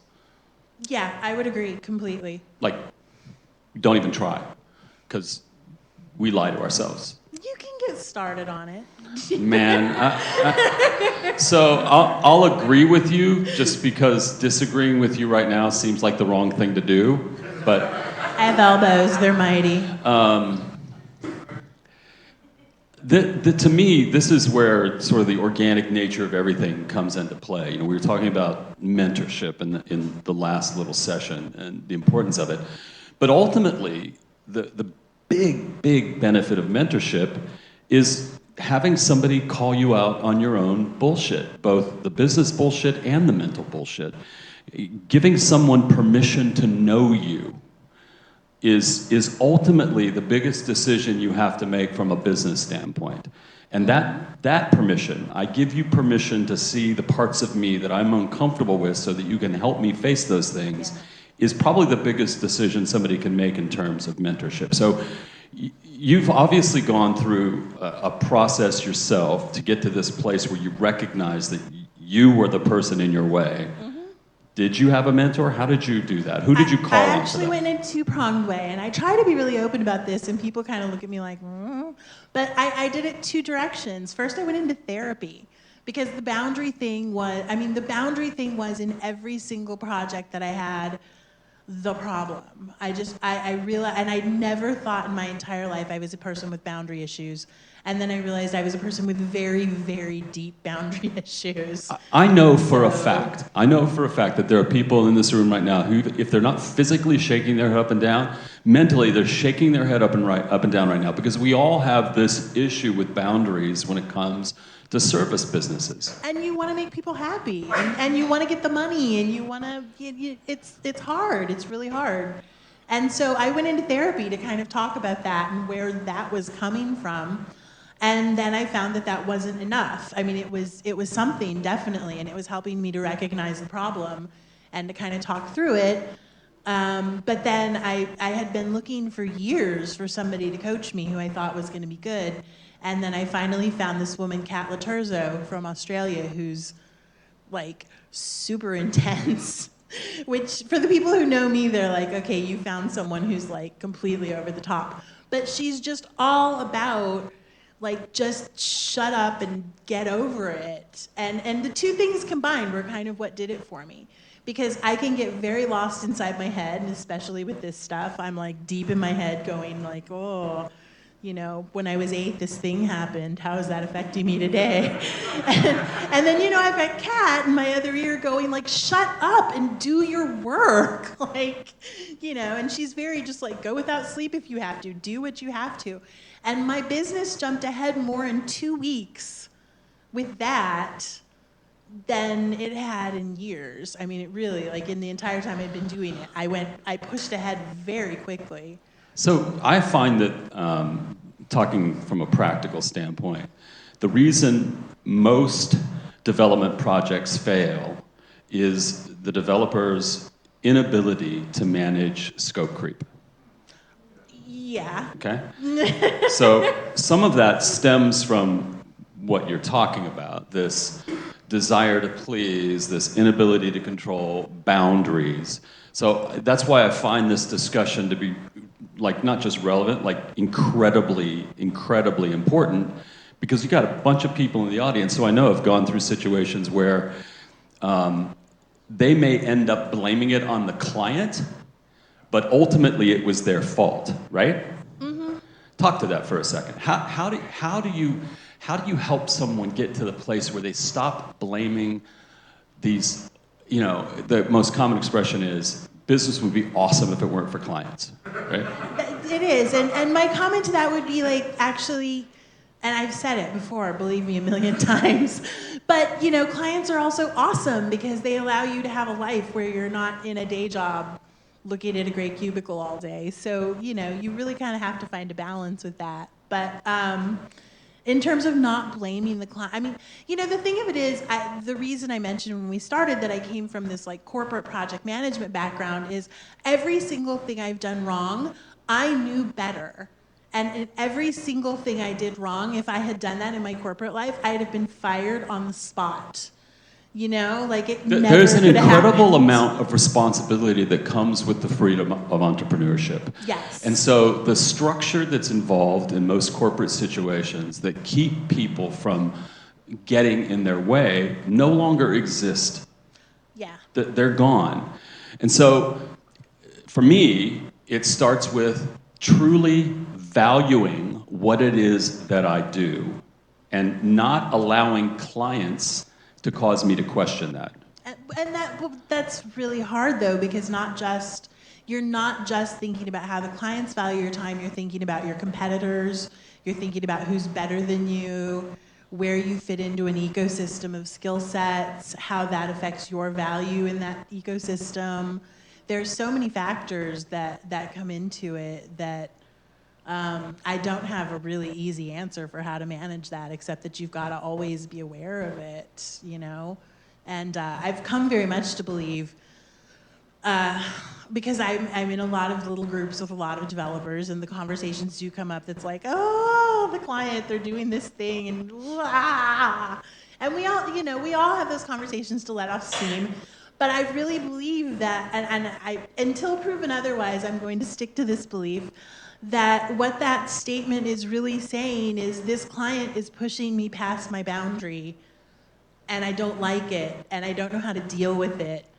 and I'm really squawky about it right now. So I would say, when you're having that reaction and all you want to do is just vent about how horrible something is, examine that situation right there and what you can do to pull it all back into the realm of sanity, because I don't believe that most clients are trying to take advantage of you. I often equate it to, I had a lot of work done on my house in Austin last year, and I was constantly asking the plumbers questions that were completely stupid. Can you do this? Can you do that? And when I would look at it compared to what I do and think about my own clients asking me things that would just have steam coming out of my ears, like, of course, no, I can't do that. They're just asking. There isn't necessarily an expectation attached to it, but I think they feel like they don't understand your process and they at least have to ask. And the more that you can educate them, the less you kind of go into that scary territory. It's not always true. There are nightmare clients, absolutely. So I know from my experience in working with Steve, and this really isn't a comment about Steve so much as it is about the experience of working with developers, is that getting to the next level. And so the next level is, how do you get to work with bigger corporate clients? And part of what most people don't understand is that bigger corporate clients do not respect you giving in to them. No. At all. In fact, they use this as a signal that you're not ready to work with them. Yeah. So this notion that somehow giving and giving and giving is going to lead you to that next level is actually exactly the opposite of the truth. Yeah. The truth is corporate clients respect someone who says, I'm the expert, here's the structure, this is how it's going to go, and no, I will not deviate from that, right? I've learned that the very hard way. And I think most people do learn that the hard way. But part of our job here today, Tammy, yes, is to allow people to learn from our mistakes so that they don't have to make those mistakes themselves. So I don't know, and I'm putting you on the spot because as we learned from Steve's video, as a result of you actually being on stage, you are the expert. Maybe I should pace a little bit now. If you wouldn't mind, or put on some roller skates and body check me or something. That would be awesome too. Seriously, there is a method to getting over the madness, right? There is, and it involves becoming tougher yourself. I had a client last year, and I will share this for the sake of all of you. I had a very big client last year. It was basically my dream project. I mean, literally my dream project. And it was a lot of money in one chunk. I hired a team of 6 people. So how did you sabotage it? In every way humanly possible. For one thing, their project manager was the meanest. I have a running list of the meanest people I've ever worked with, and this project manager was one of the top 2. But I really wanted to keep my team employed, and I really wanted to not have them taking the brunt of it. So basically, I made the decision that whatever they dished at me, I was going to take it. And that was a really bad decision, because the more they mistreated me, the more they expected that they could mistreat me, to the point that they had lost all respect for me. And it came to the point that I went to the doctor and to get a haircut one day, and they couldn't get me on the phone for 2 hours, and the world exploded, literally. And it just kept escalating in that fashion and escalating in that fashion, to the point that finally I said something. I got really upset, and I was like, okay, we can't continue like this. And, they did not take that well at all, because they just didn't think that I had the backbone to come back to them. And they just, at that point, felt that they could do whatever they wanted to. And, were I to do that whole project over again, I would do it very differently. But in addition to that... How did it end? We parted ways with mutual threats of lawsuits. Basically. All right, so for the benefit of everyone in the audience, you start that project again today. what would you do? What would you do to set a communication tone that would keep that from happening? The first thing I would have done, okay, this was the first major mistake I made. 1 week into the project, they had hired us to do an enormous amount of work. It was a full website, social media campaign, content marketing, like everything. A week into the project, Disney was the owner of the license. It was Star Wars. A week into the project, we found out that we couldn't do at least half of the work that we had been hired to do. And Couldn't mean like physically couldn't like Disney, do it. Disney literally, wouldn't allow you to do it. Disney was like, Okay. you can make 1 social media post per month. And I'm like, I'm paying a guy from the Sci-Fi Channel a lot of money to post like 4 times a day. And I didn't, it's embarrassing to say this, but learn from my mistakes, people. I didn't rescope. I didn't stop and insist on rescoping the entire project from scratch. I was just like, okay, we're gonna work together and we're gonna get through this disaster and I'm gonna help you guys with this. And that was one of the biggest mistakes of my entire life. So I'm going to put words in your mouth, and I hope you don't mind. No, go for it. This is nothing to do with business.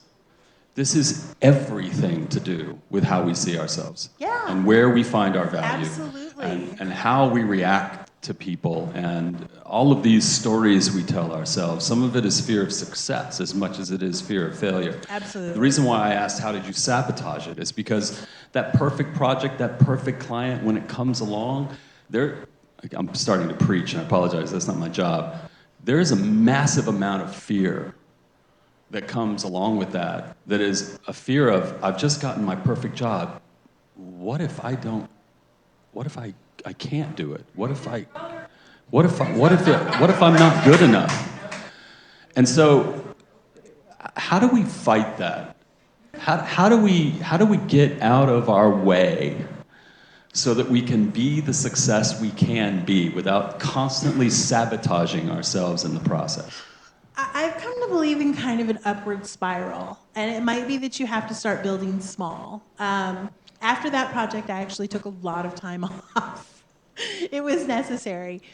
But I was shattered after that project. I will be honest. I was shattered. I was like, okay, dream project, totally fell apart. They were nasty. We've got lawyers involved. This is ugly. And I just took some time off because I didn't know what else to do. And then when I went back to work, I was like a shell of my former self, you know? Like year 1, I was like, we're gonna do this. And year 2, I was like, I don't know what I'm doing. But, you know, it's been a process of this upward spiral of just you take every little win, you know? You build something that's really nice. You have a client that's really excited. You speak at a WordCamp, you start rebuilding and you get back to where you were. I don't know, I will say up front, the other thing I discovered this year is I am the least resilient person in the United States of America. So that's something I'm trying to kind of work on, But you're the most refreshingly honest person I've met in a long time, so there's a bonus there. Some people really hate that about me. It's funny, you know, I asked all of the speakers to fill out this little questionnaire to help me understand what they would like the audience to get out of this, and I think her first sentence was, I hope you don't think this is too woo-woo, but I thought because of your psychology background, you might be interested in this topic, and I am, because honestly, it is the difference between success and failure. Absolutely is. There's lots of competent people. Lots of competent people. There are probably programmers sitting in this room who are more competent than some of the more successful people sitting on the stages speaking from a competence level. And the difference is your ability to believe in your own competence and to project that to clients in a way that causes them to confidently hand you money. Period. That's it. It's the only difference. Pretty much. It really pretty much, yeah. Okay, we've got 5 minutes. Steve, I hope you don't mind. I'm going to do something a little bit different because, one, I think it's incredibly brave to stand in front of any sized audience and display what you might believe are flaws that only exist in you. But I know for a fact these flaws exist in every single person. I'd like somebody from the audience to tell your own story. I'd like some brave soul to tell your own story. I think it's how we learn. Yes, right over there.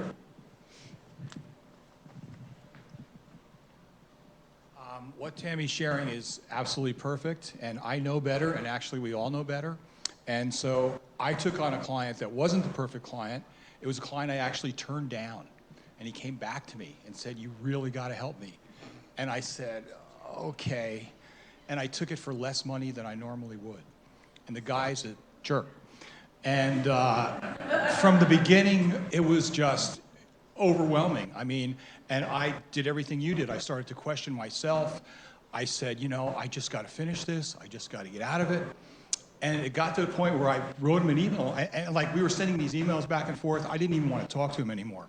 And it was actually, I'm a marketing guy, but this was actually a website redesign.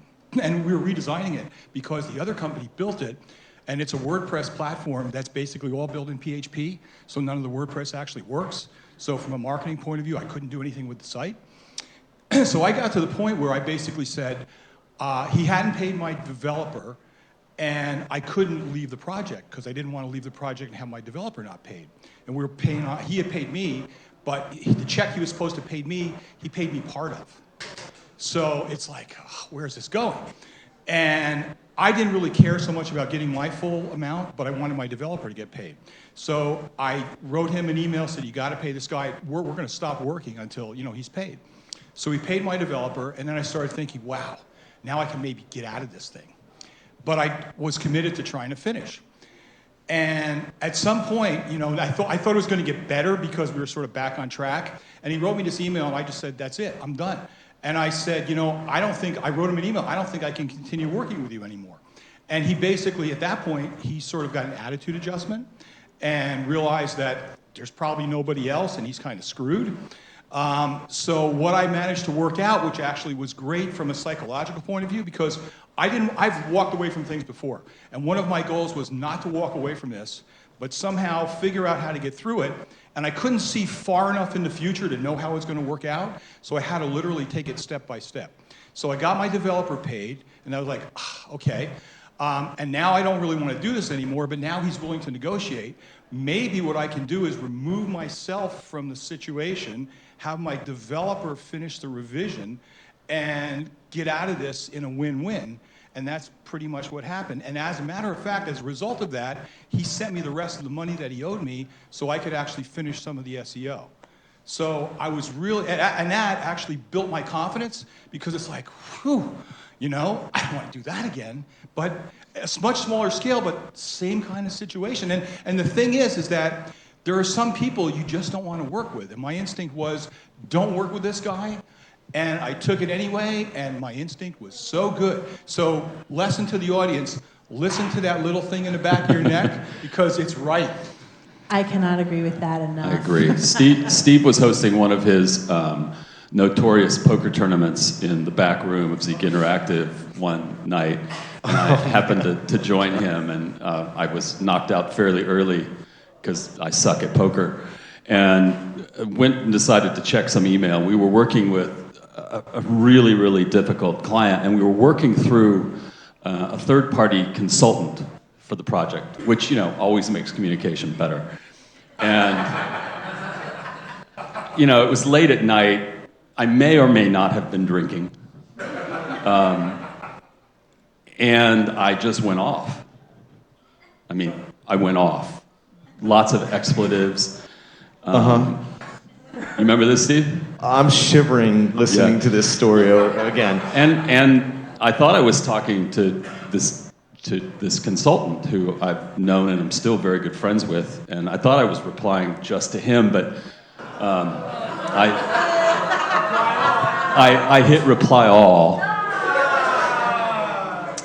Long story short, though, to carry this theme through, it was the opportunity that we needed. The happy accident was I could have gone back and said, oh, I'm so sorry. But instead I said, you know, I'm sorry that I hit reply all, but I meant every single word I said.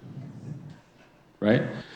ultimately, that was what turned the client around. And I think what everyone needs to understand in this room, that every client hires us because they need our expertise. If we don't treat that expertise with the amount of respect that it deserves, we are going to be disrespected, period. Absolutely. Tammy, thank you so much. Love it. I love it.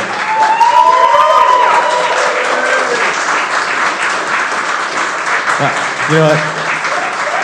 I misspoke earlier. This is one of the toughest people in the room. All right, last 2-minute stretch break, and then Alex Vasquez is going to take the stage. I see you. I see you.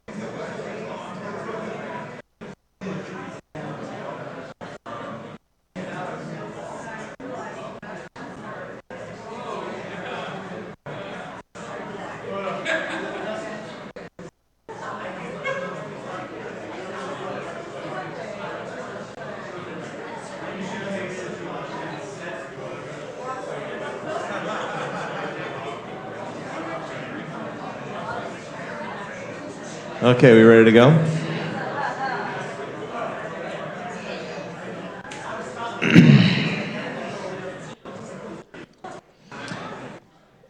WordCamp Chicago 2 years ago. I was sitting at the speaker dinner with a couple of friends of mine, and a plate of barbecue was just put in front of me, and my phone rang. And I looked down, and it was a call from Alex Vasquez. And so I picked it up, and he said, "Hey, Steve, I've got a client emergency I'd love to discuss with you. Do you have a couple minutes?" And I responded, like everybody does that knows Alex Vasquez. I said, "You must have the wrong number," and I went back to my barbecue.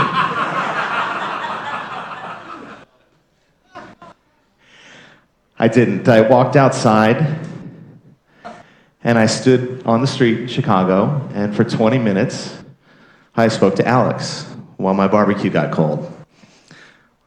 But that was a priority for me. And Alex and I have had several of these kinds of discussions where he has called me for business advice. And frankly, you know, I gotta tell you, buddy, I love those calls because I actually get as much out of those calls as you do. We discuss, his dysfunction.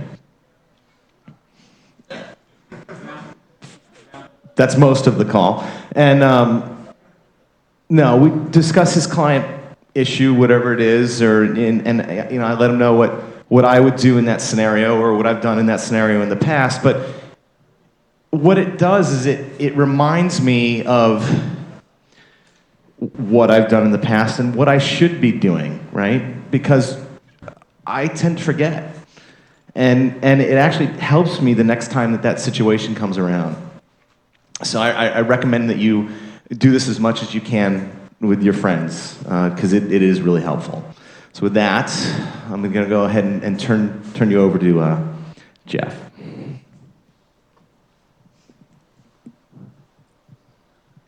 I need his question on the screen because it's the best question of the day, literally. And so Alex Vasquez looked at the screen in front of him and he read the question.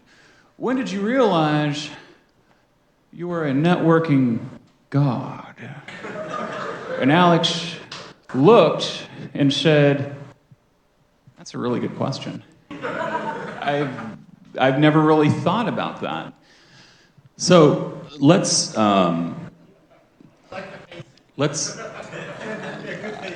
yeah, go ahead and paste. We'll crisscross. And if you wouldn't mind, if you could use a different access for every segment of question, that would All be right, so today with Yes. WP Elevation, we've got Jeff Tanner. Right. I'm Troy Dean.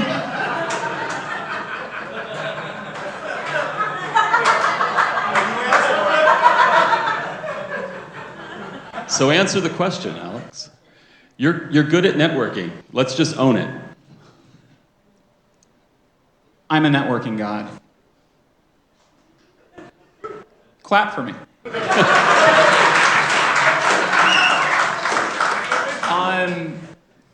So what's the key? Oh, geez, this is a deep question. I wasn't prepared for this, but I think the first thing is just coming out here and not looking at your phone, John Brown. I know. But part of it is coming out and engaging with people, looking at people in the eye, remembering names, having conversations, asking people questions that don't have anything to do with the things that you're there for. Asking people about life, how's it going, and really like pushing for a real answer. And I think that matters because we're all human beings and we're all struggling through the same things. You know, Tammy touched on a lot of stuff that I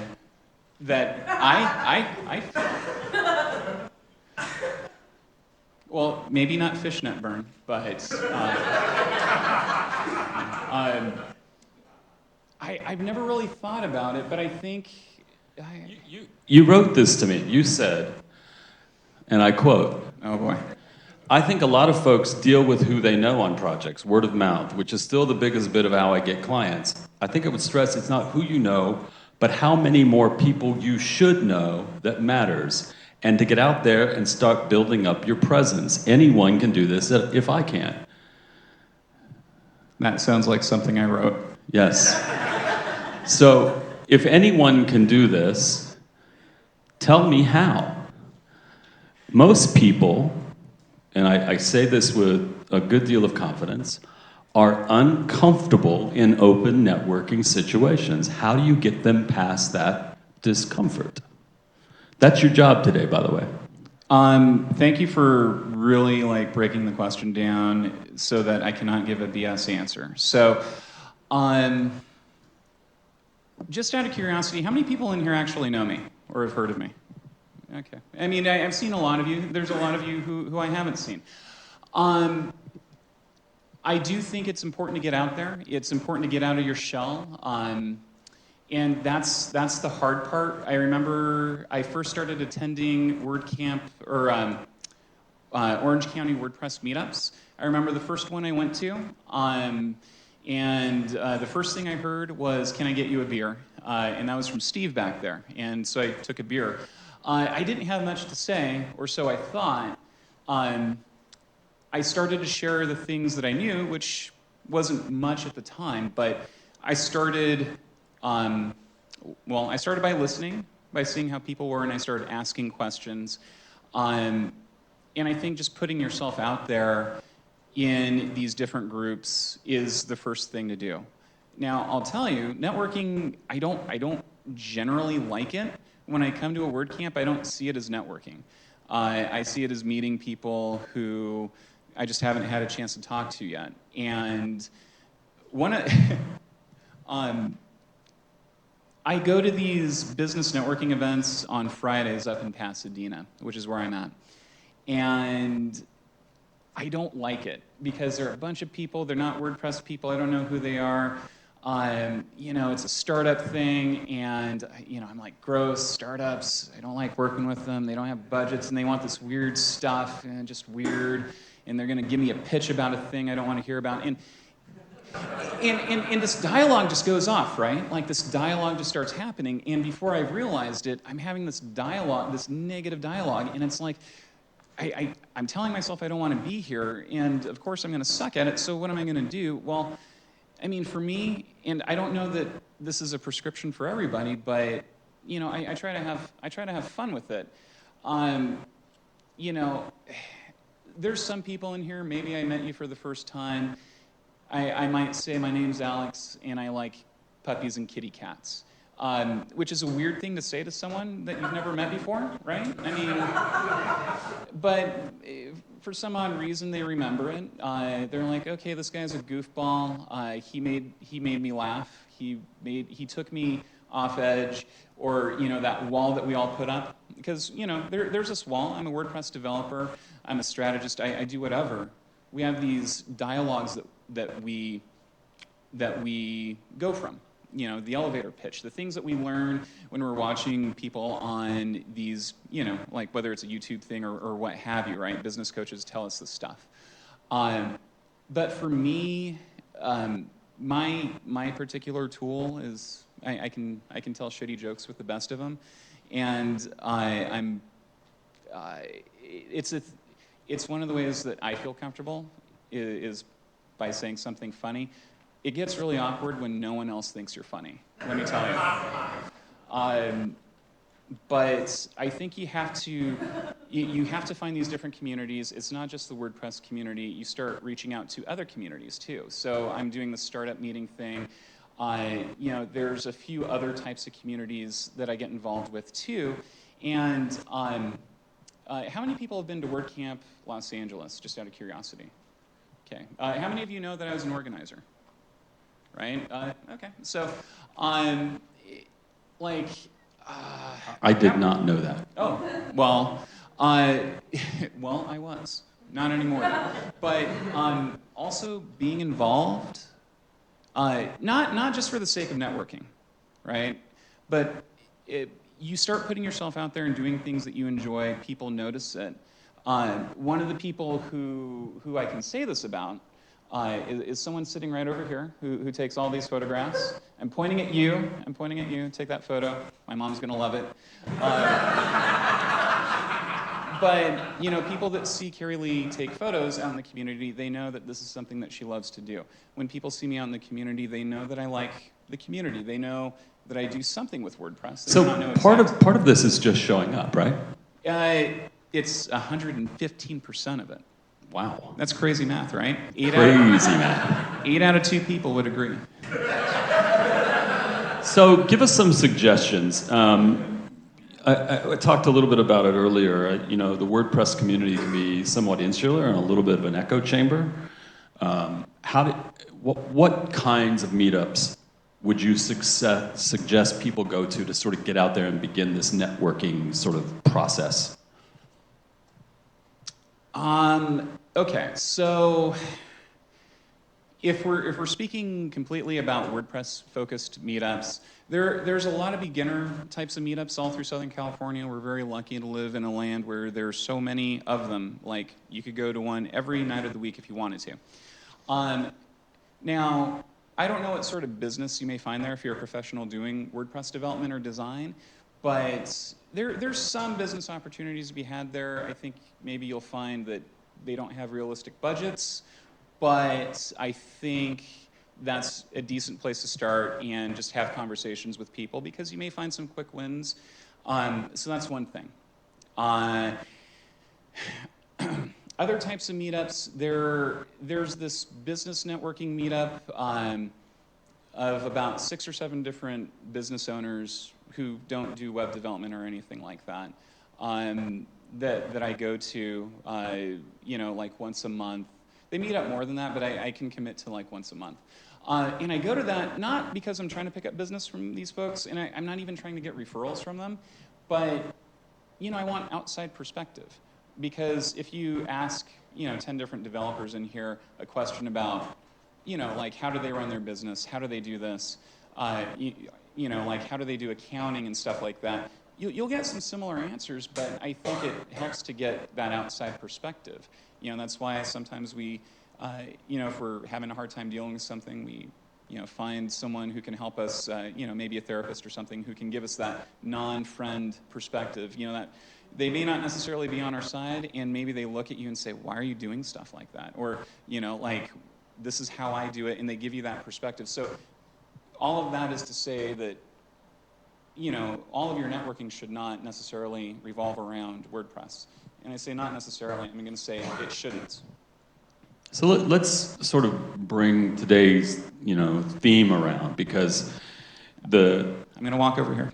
I'm going to crisscross with you as you do that.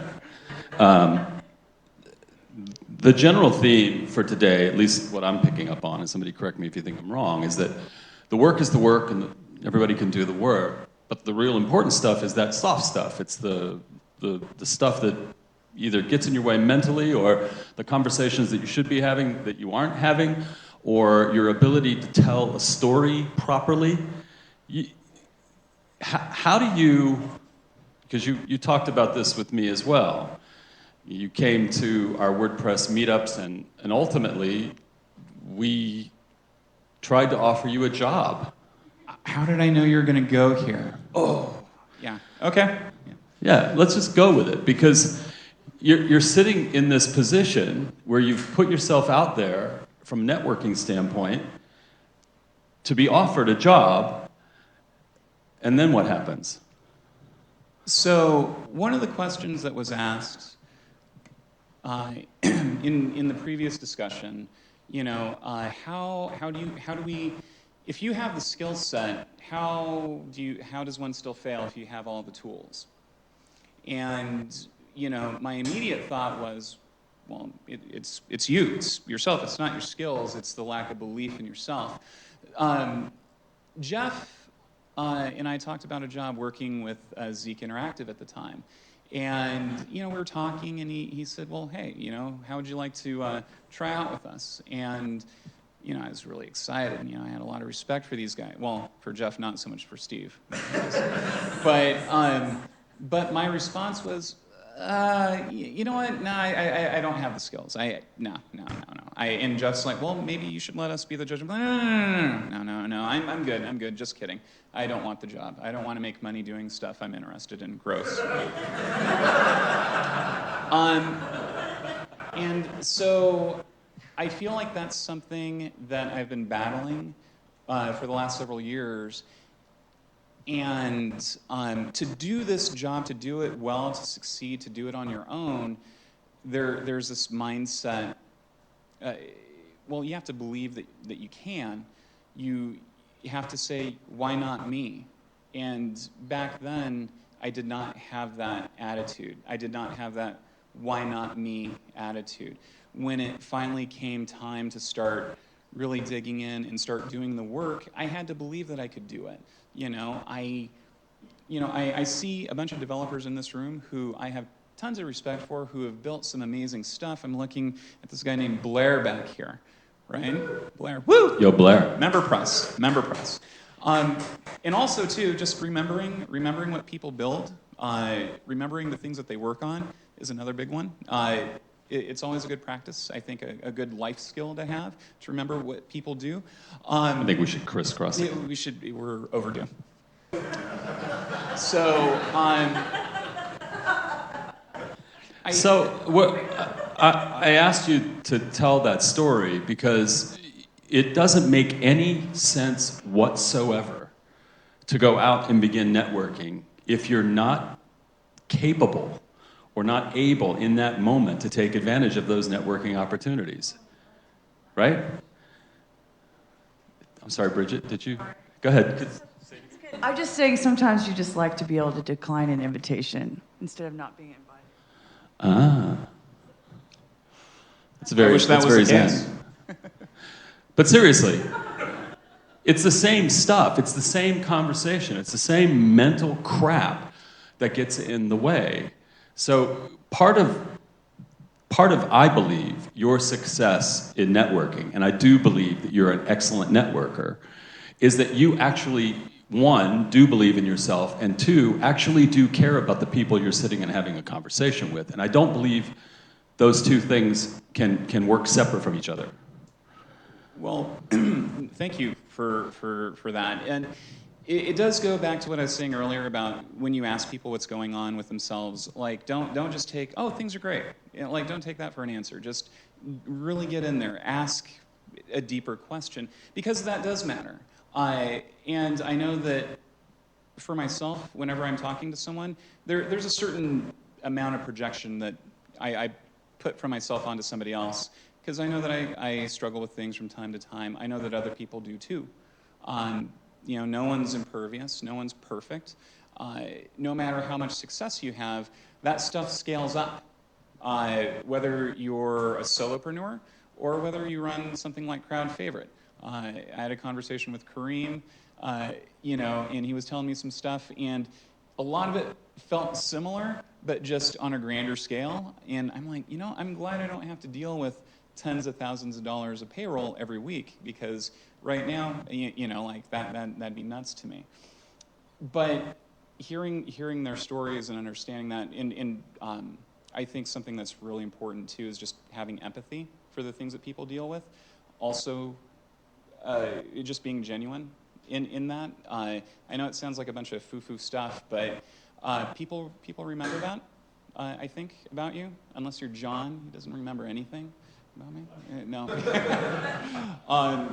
But yeah, I think really asking people how they're doing and checking in and just listening, I think is one of the best skills. So what you're saying is the key is actually listening to people and caring about what they're saying.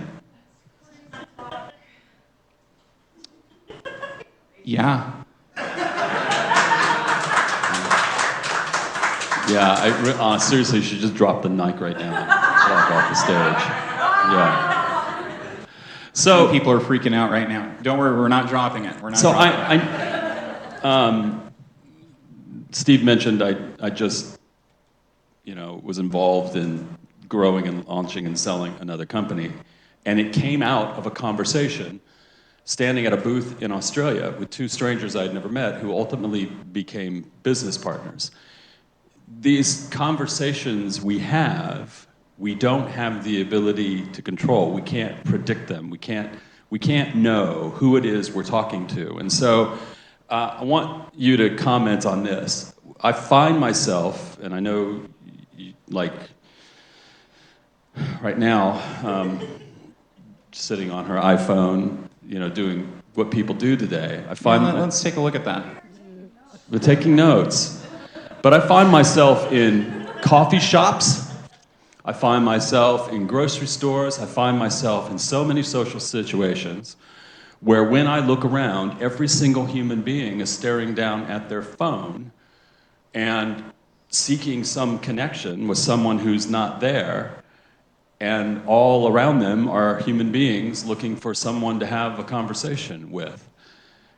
How would you suggest someone like me, for example, break into a situation where in today's world, no one in public really wants to talk to anyone else. All they want to do is stare at their phones. Why am I not interviewing you? You have such insights. That's a good question, because, you know, like when you see people on their devices, whatever it is, you know, it kind of creates a wall. Like, do not disturb this person. You know, do not disturb this person, because, you know, they don't want attention drawn to themselves or anything, Andrew Bela. But I think it's important to how do you break through that? Sometimes all it takes is just saying hi or hey, or, you know, like, I don't know, asking a question. How you doing? Good. How are you? I want more. I'm doing great. That was awesome. Thanks, Andrew. Obviously, it doesn't work all the time. But no, but if I'm, but more seriously, I'm actually asking a serious question. No. How would you do it? Let's role play for a second, because we've got like 5 minutes. You want to role play? I do. I want to role play. We can try to role play. We can try to role play. Let's just try and role play for a second. Okay. I'm at a Starbucks. I'm in line. And are you looking at me? Or are you? Oh, you're on your phone. I'm like right over here. Yep. Like right over here. Yep. Just like. Maybe. I mean, you can only use what you have in front of you, right? So it's like, no, you're not looking at me. Yeah. I mean, I can't be inappropriate. So Sometimes I wonder why I do these things. And maybe you ask a question about his shirt. You ask him if his head is cold. Actually, don't do that, because you'll offend someone. But you can ask about his shirt. But you can ask about his shirt. This is like approaching someone at a bar, which is just awkward. I think you just have to be. I think you just have to be natural. You have to say. You can say, "Hi, how's it going?" I know that sounds artificial, but it's not. It's like the simplest question. I think, and forgive me for putting him on the spot like this. Oh, no. I enjoy it. It's uncomfortable for everybody. I know for a fact this guy talks to everybody everywhere he goes, okay? So standing in front of a crowd, a little bit uncomfortable. I literally will talk to anyone. People who ride in Ubers with me absolutely wish that I would shut the hell up and stop talking to the Uber drivers, okay?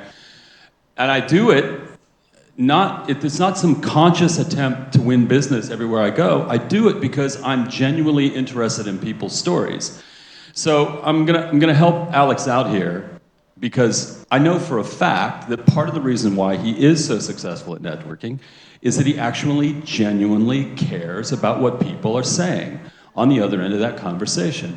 So for me, coming from a purely networking focused, everything I've ever done in my life and every single business success that's ever come has come as a result of random conversations with strangers. Every single one. The single most important ingredient to networking success is actually giving a shit about the person you're talking to. Okay? So we talked about empathy. We use the word empathy. We throw the word empathy around all the time as an easy way of getting it, but ultimately, you have to give a shit about who you're talking to. And if you don't, I'm gonna give you a suggestion. Stop being in business for yourself. Go find somebody to work for who actually cares, and you show up to work every single day and just code or do whatever it is, the job that you're gonna do, and let somebody else go out and do the important work of connecting with human beings. Because ultimately, the most important thing that business people do is connect with human beings. That, my friend, is what you are great at.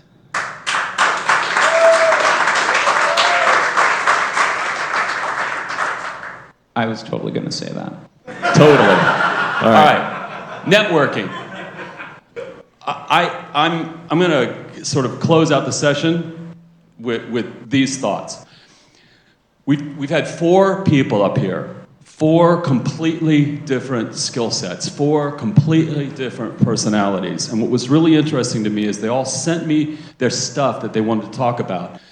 And there must be something in the air, because the central theme around every single thing was, we need to stop focusing on the work, we need to start focusing on these softer aspects of what's going on. Because ultimately, the critical aspect of business success has nothing to do with your skill set.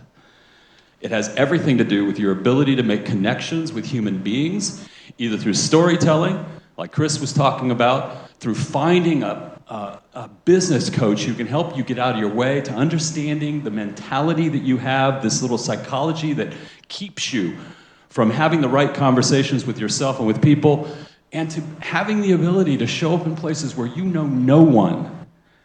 And to Alex's way of doing it is to self-deprecate and to make himself feel uncomfortable by making everybody else feel comfortable. I need to make sure that everyone heard deprecate, not defecate.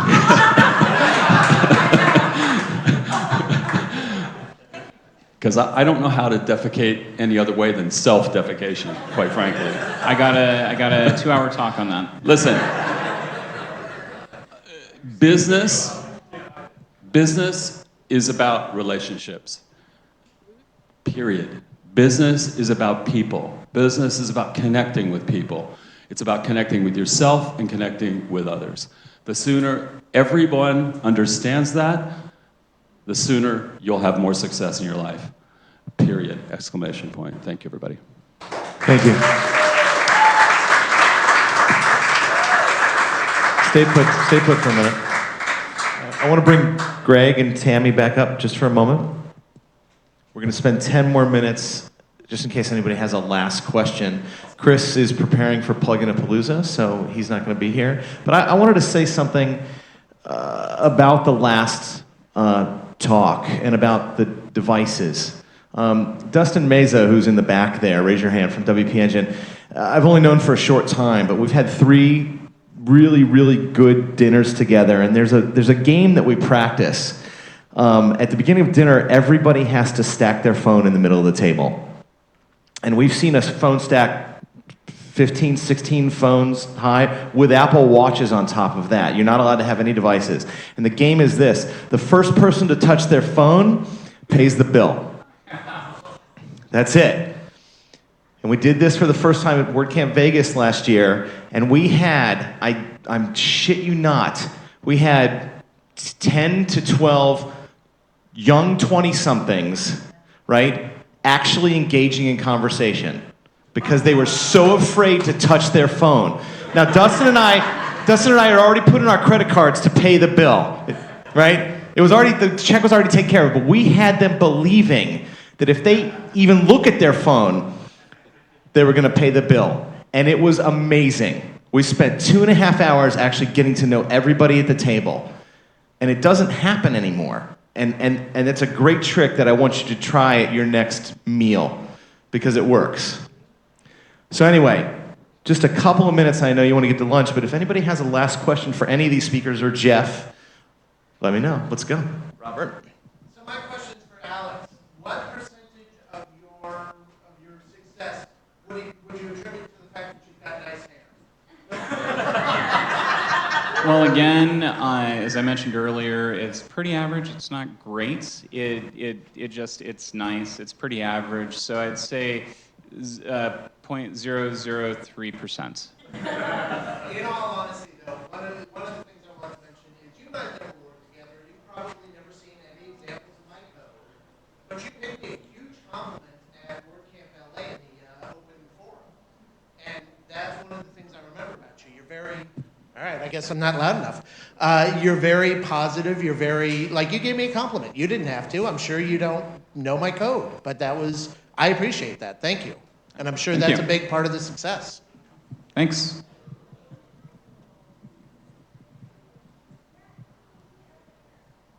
First, I want to really thank all of you for sharing your experiences with us.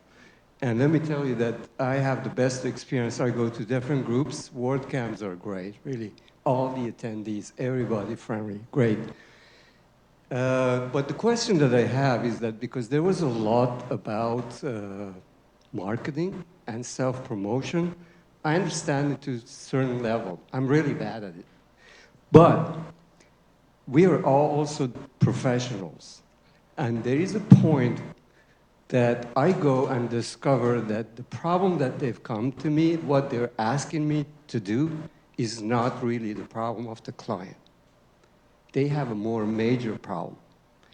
Do you ever tell them that, no, I'm not going to do it because what you want me to do is not going to help you, is not adding any value, and you need to do this and that?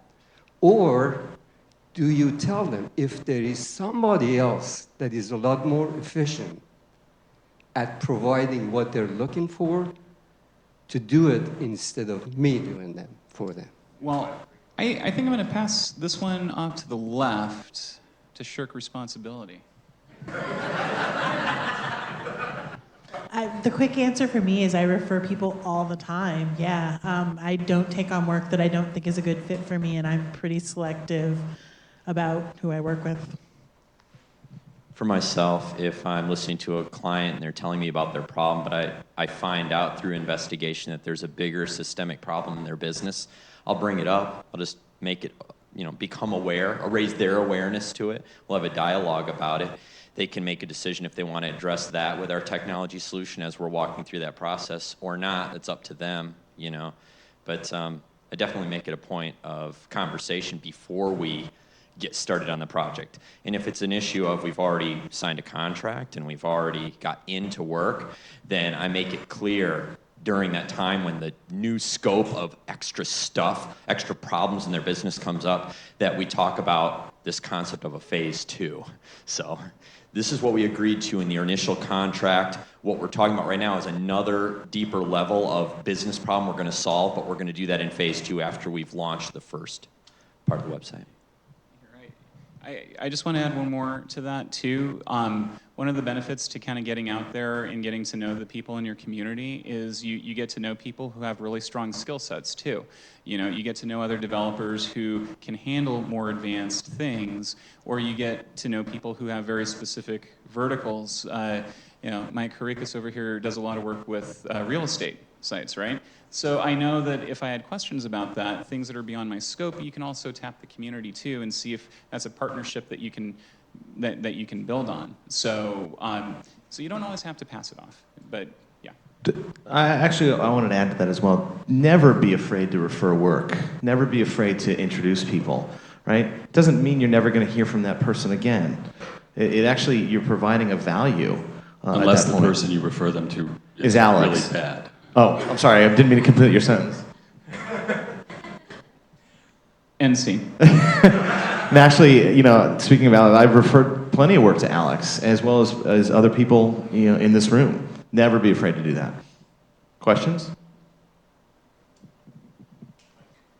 I was wondering if you could talk a little more. We talked a lot about mentors and mentorship, and Greg, you talked about other resources than just a mentor. I wonder if you could talk in a little more detail of the mentors you've had, if they're people that you had worked with in the past, or if you sought them out. If so, how? Along those lines. There is one tip that I remembered I forgot to share, and I really wanted to share this. This is a part of learning faster and using your time wisely, so I just want to throw this in here really quick on this one. Beyond having a specific mentor that's walking with you and giving you feedback every week or once a month or whatever it is, something I've gotten into is audible.com, and I really love certain books that have really helped me in my journey. I can go on hikes. I can repurpose some of the time I'm in the car, so I reclaim some time by feeding my mind with lots of knowledge, being a knowledge sponge, using my time more wisely. Some really great books. 48 Laws of Power by Robert Greene. A follow-up book, The 50th Law by Robert Greene and 50 Cent. Great book about modern hustle. Getting on your own grind and making this really difficult transition as a solopreneur or entrepreneur in today's world. Some other good books. 6 Pillars of Self-Esteem by Nathaniel Branden. Really good book, and it's read by the author. These books are read by the authors. Really good book. Sell or Be Sold by Grant Cardone. The 10X Rule by Grant Cardone. Come and find me after this. I'll give you a whole list of other books. They're all on my phone. I'm forgetting many of the books right now. But the concept is audible.com can help short circuit some of these things, and you can feed your mind knowledge all the time.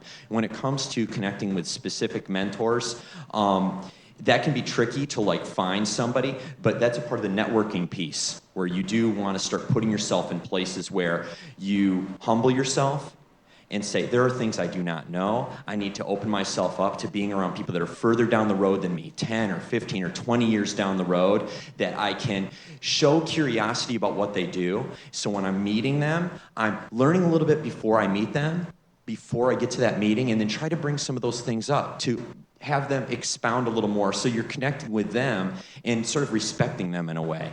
So that's how you can kind of connect with specific mentors. One last question. Any more? Checking the time. Ooh, let's bring this puppy home.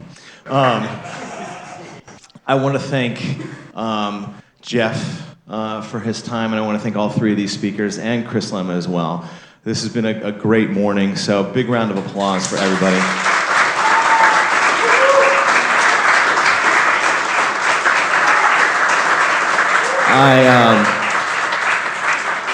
I understand that the food trucks are here, so go and help yourself to lunch.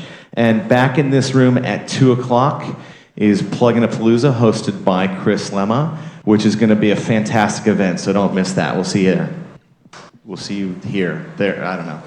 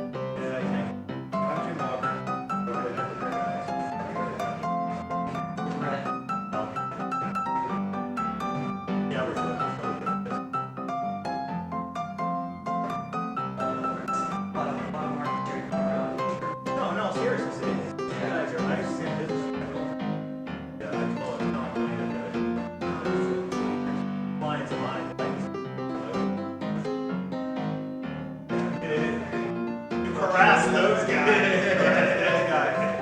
There was a post that one of the guys did on my story website.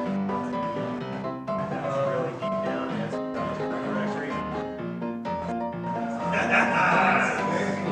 I think I made it work like 3 hours. It was like really, it was too much for me. So, that's a flat rate.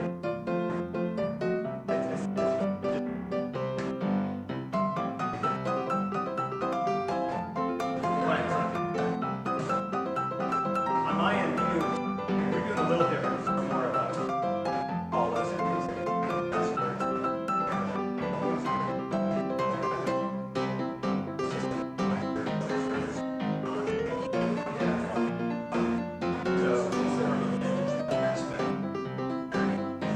That's why Tony and I became together when he said,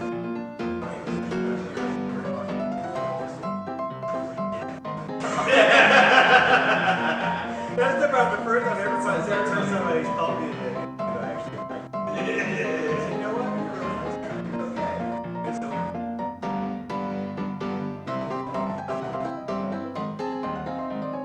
And I mean, obviously, the way that.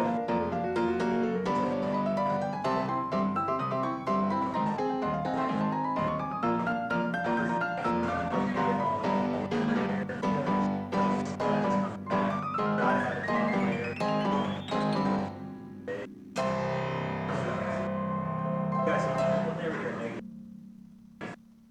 Appreciate it. Yeah, no, seriously. Funny luck, though. Thanks.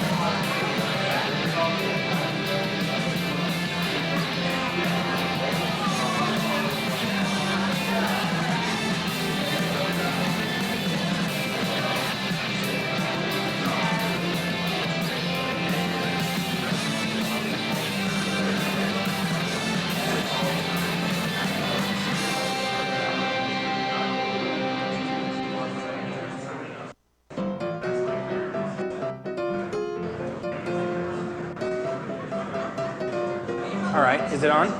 Okay, there, you got it, you hear me? Yeah, should be good. Okay, I'm gonna hit it back off.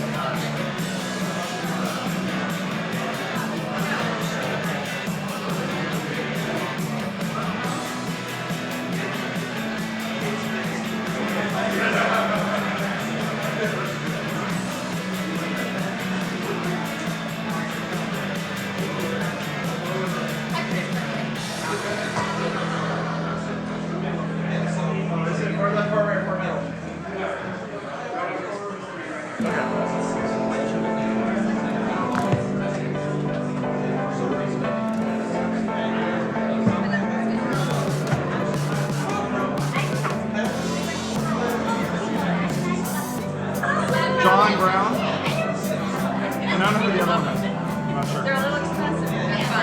And they're less right here. Yeah.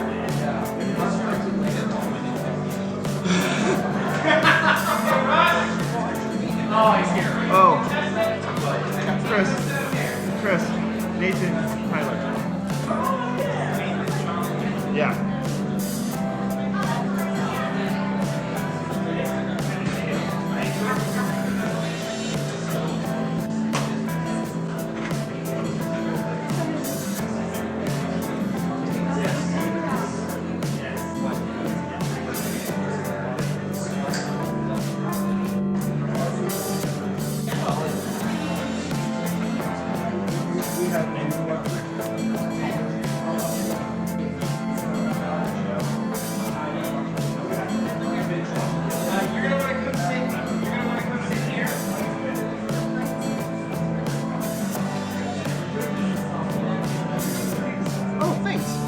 Make you one of mine.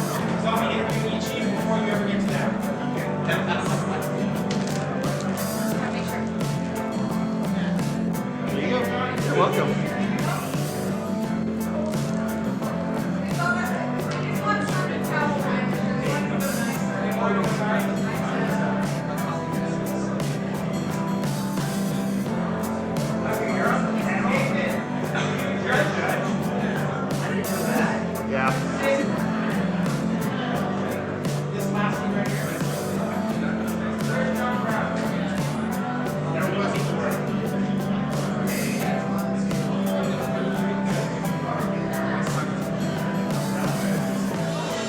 Sir? What's up, dude? How you doing? It's going well. How you doing? Pretty good.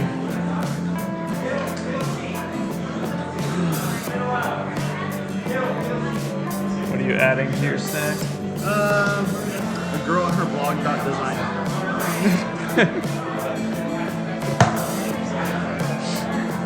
came by and asked me for a sticker, and I gave her a sticker, and then she gave me one of hers. You can sticker trade.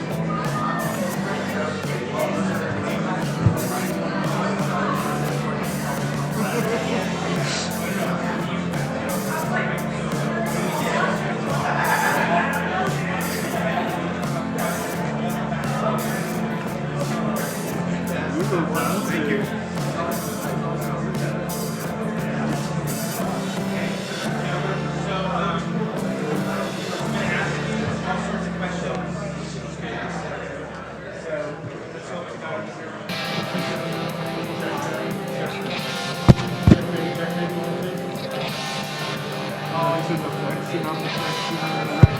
Mine works.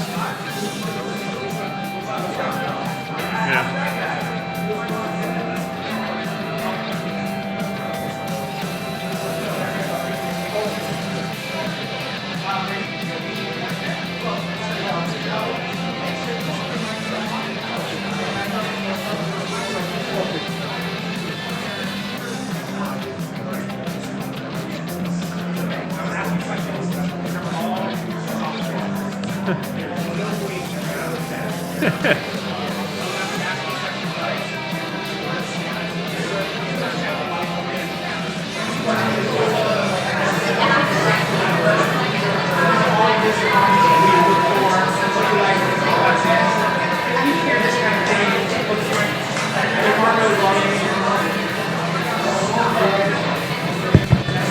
Hello, hello.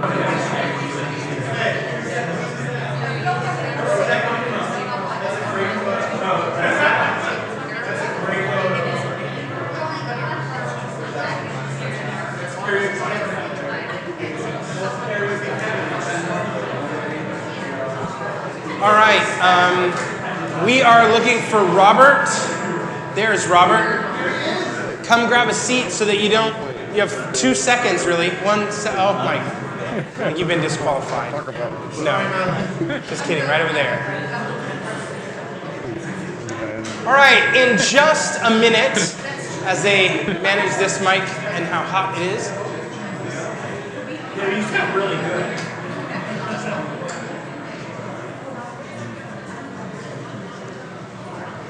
All right, we're in just 1 minute. We're going to get started with Plugin Palooza.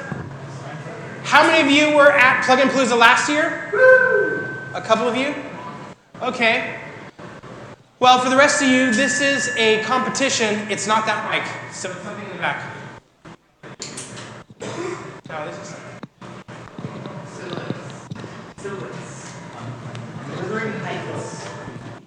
You learning of the entire You need it interface of closer? this? Do you want to have my bottle a little bit? Sit back in our thrones. Oh, no joke. That's pretty nice. Fanciest chairs.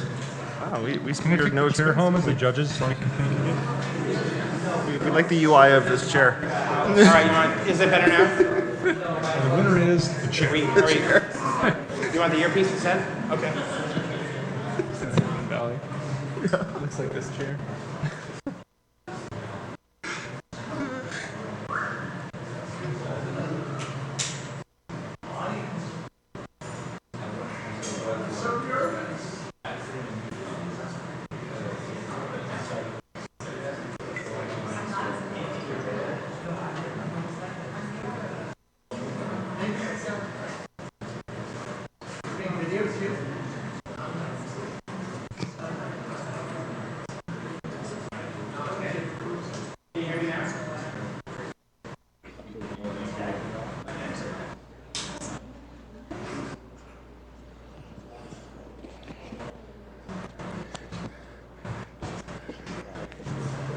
All right, can you hear me now, guys? Okay, this is the white skin coloring. I expressly asked for Latino covering. This does not match. It's a lighter shade of brown, Chris. It's exactly what it is. All right, so Plugin Palooza. Plugin Palooza is a competition where we look at today we're going to look at 4 different plugins. They are competing for a prize. Not just boasting rights, though there is that, but they're going to get a prize at the end of this. And we have, in order to determine the winner, we have 3 judges with us today. Those judges are going to be evaluating the plugin on a variety of different levels. To get started, let's get to know who these judges are. Nathan, tell us a little about yourself. I've run an agency for about 13 years. No, I want to know, do you like long walks on the beach and puppies? No. He doesn't like that. No, seriously, tell us about your business. I've had an agency for like 13 years. We have a couple WordPress plugins and a service for doing maintenance on your website. Awesome. Let's give it up for Nathan.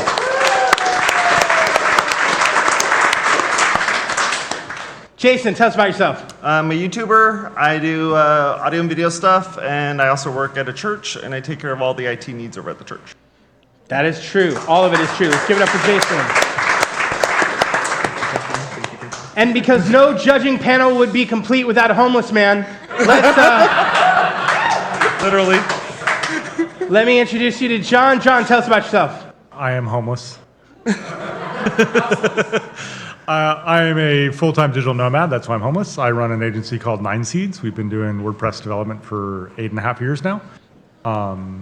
Travel blogger, coder, all of those things. And 9 Seeds has a plugin, or several. We have a few. Yep, that you guys have worked on. Yep. Nathan, you guys have a couple plugins. Yep. And you regularly review all sorts of plugins on WP Blab and Watercooler, one of your shows that is quite big. Yep. Quite a big deal. Yeah, I know that. I also wrote one and abandoned it as well. That is practical information to help us with. It was so sunsetted. these 3 judges are going to be evaluating 4 different plugins. They will evaluate it in terms of, well, does this seem like a good idea? And that's on the outside, on the business side of things, all the way to, does this code make any sense, right? And everything in between. So they're going to be looking at it. We're going to be doing this all live. So we're going to be interviewing and asking people questions. We will attempt in every way, shape, or form to make this fun, okay? So if you came for education, that is an ancillary benefit to the process. But if you want to have fun, we're going to do it right now. To do that, I need to introduce you to our participants. So I'm going to invite them up here and ask them super complicated questions and see how they do. They have not been given any of these questions in advance, so it is as much a mystery to them as it is to me as I make them up as we go. All right, Russell, come on up. Thank you. If you guys want to know what it takes to get interviewed by Chris Lema, it takes 138 lines of code. That's how you get interviewed by Chris Lema. 138 lines of code. So is that how many lines of code you wrote? Yes. And tell us what your plugin does. I'm Russ. I run WordCamp Vegas. I'm really big into education. I want people to learn how to use WordPress and plugins. And a scary word is custom post types. So my plugin shows you what custom post types are on your site currently and shows you tools on how to use those in search and queries, and it's educational. Awesome. Okay. How did you come up with the idea? Well, I was walking on the beach, minding my own business, as you do. It was something where I write my own code, and I was giving a presentation, and on the screen was this horrible mess of code. And I said, how can we make this more fun and appealing? And so I made it into a plugin. Okay. And you got an email, I think, right, from the folks here at WordCamp Orange County. Dave Morgasky specifically. Dave sent you an email and said you could apply for this competition. Yes. And when you read it, did you think to yourself, I have it made, I'm going to win this thing?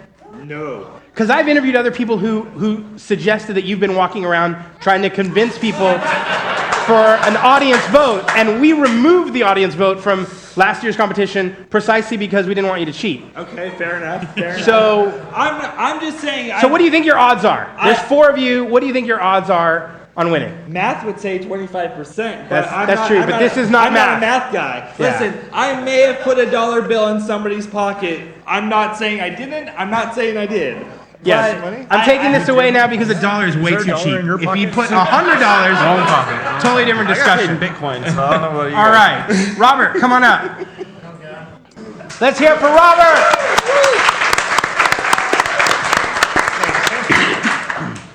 What is the idea of your plugin? So the idea of my plugin, I work with remote teams, and we work with version-controlled software. So the software is on GitHub, and it's also on either a staging or live production environment. And Okay, stop right there. Do all of you know what staging is? I'm looking around. No wonder you guys sat up here. This shit's comfortable. Yeah, okay. So staging environment, production environment, that's the world you live in. Right. And people would upgrade stuff on either the staging or live, and it didn't get updated in GitHub. So later changes might overwrite the updates. It might annoy customers. It might even make functionality disappear. So I wrote a plugin that either gives you a pop-up that says, you really shouldn't update this, but you can if you want to, or you can set it to block updates entirely so that the clients come back to the developers and say, hey, there's an update, and the developers do the update the right way. If you guys are like me, all I heard was pop up, and then I turned off my brain. Should I have said modal? Did he just say he made a pop-up plugin? Yes. Oh. Modal window. All right. Bootstrap. How long have you been working on this plugin? About 2 months. And how many people have been involved in it? Just you? Just me. Awesome. All right, let's give it up for Robert. Andy? All right, let's hear it from Andy. Andy, what is the name of your plugin? Embed PDF Viewer. Snazzy. I have no idea what that means. Snazzy, I know. Tell us what it's doing. So. Yeah, why couldn't you name it more plainly? I try to be difficult. You listen to all the people that talk about. Make sure you get one shot at the name, slug, the URL. and the name, the URL, and the repo. So try to think of what's going to work. Don't make it a million lines long like some of the other ones, like events calendar, the events calendar, Outlook import, fix something. Yeah. I've done that too. If you have a PDF file and you want to make it viewable in the middle of a web page, this plugin will do it. Got it. It's not the first in the repo. It's certainly probably not the last. But the ones I was looking at were throwing me errors. So I either fixed their plugin or I create your own. Made my own. How much work was it to build? Not terribly a lot. Okay. Not terribly a lot. Like couple days. Couple days. Oh wow, that's great. Well, my days are kind of different, so I don't get to actually spend a lot of time sitting down. You unless just have it's really late at night. You have little spurts of time to write code. Yeah. And when it's a lot better than I used to be because I used to do it like on an iPad from my in-laws, and yeah, I did that one for the first one too. That's crazy. Now, did you get an email from David Maragowski telling you about this competition too? Or was yours from Sarah, or who? Someone sent you an email? It was from Dave. From Dave, okay. And did you read it and think, I got this one made? Like, I'm going to take this? I read it and said, I'm going to go have fun. I don't care if I win. I hate people like this, right? Just, we're going to have fun and roses and happy unicorns and all that. Okay, but seriously, you want to win, right? Seriously, I don't care if I win. Okay, I'm telling you right now, he didn't win. Like, I'm telling you right now, right? You gotta want to win! Watch this. Seriously. You gotta want it. I told these guys, if I win, give it to somebody else. Oh my goodness. All right, give me the microphone. Oh, you gotta want to win this thing, people. Yeah. You want the bragging rights. All right. Ladies, come on up. Let's hear it for them. Jen and Elizabeth, tell us a little about your plugin. What's it called? Our plugin is called Flirty Leads. What? Flirty Leads. Flirty Leads. Yes. Because it's a plugin that you can put on your website to attract more leads. Okay, all right. And how'd you come up with the idea? Well, I've been doing lead capture for 10 years, and so I've wanted to get back to it. And last year I was attempted to be in Plugin Palooza, but I didn't get up here. Yeah. And so I wanted to reuse some of that code that I used because it was good. Yeah. And so I've gone away to use it. Yeah. Awesome. All right, and about how much effort did it go into for you guys to pull this together? We've been working on it for several months. Wow. Because as soon as it was announced, we started talking, well, could we do it? Yeah. And I needed a product for my clients that created a better ROI on blogging. Yeah. And Elizabeth and I were brainstorming, and she said, wait, we could do this. Perfect. All right. Well, grab a seat.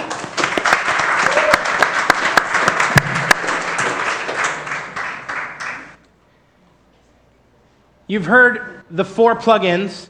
These plugins do things that are really, really simple, like displaying a PDF, to something that is much harder in terms of synchronizing your Git repository and alerting you to things in terms of staging or production environment.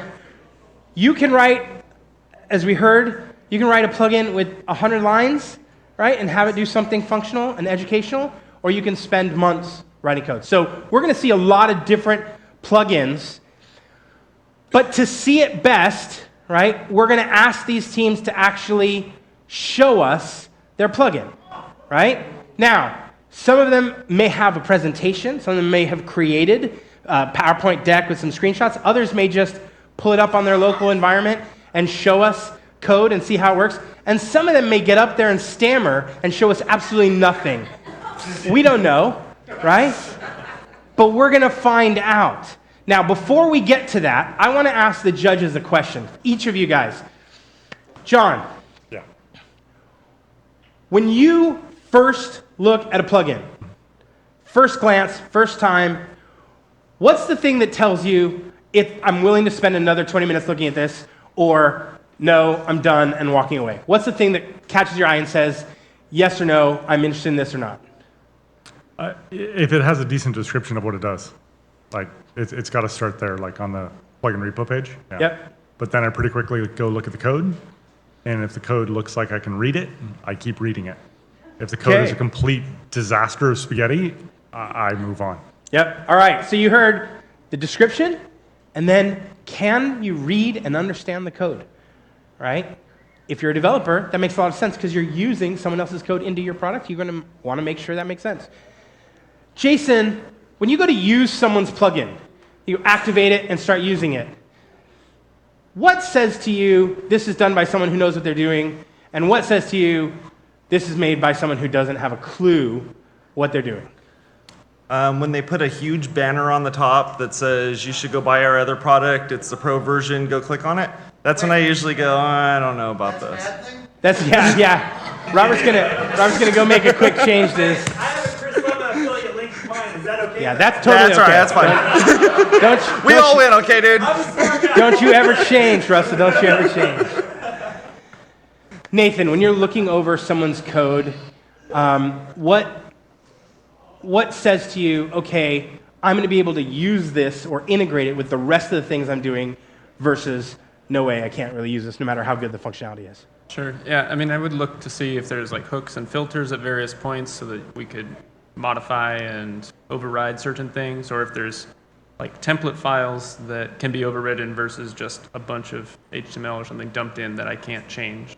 Yeah. How many of you know what hooks and filters are? Hooks, actions, filters. Wow, okay, great. Good group. So yeah, if you're building a plugin and you haven't created any way for another developer to use your plugin but also to interject at different points and make adjustments, right? Yeah. Then maybe there's an issue, right? I've got hooks in mind. Yeah. All right. So with that, we're going to invite Jen and Elizabeth. I don't know if you have a presentation or if you have the actual demo of the code. We're just going to demo the But let's do it. Get you up there. Let's give them a round of applause.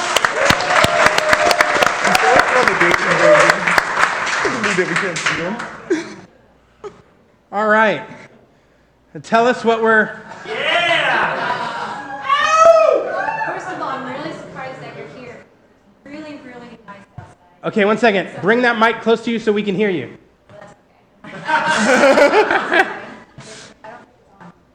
Can we get that mic lit? There may be a power button. You can also just hand them the green one. A handheld. Now the microphone works, but... Okay. Well, but if we turned off the... Hello? Now we're... But does the screen's not working, so... You can only have one or the other. Audio This or is video? Heisenberg. We can either see you or hear you, but not both. No.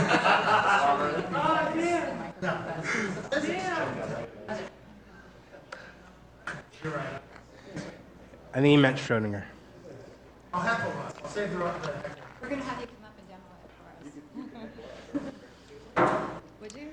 Folks, I'll just tell you this. I want to show what you Written deeply in the bylines of this test, this production here, if they can't get the demo going in the next minute or two, they have to do an interpretive dance to a song we select. Just want to let you know that. I vote Sarah Montel. They need a.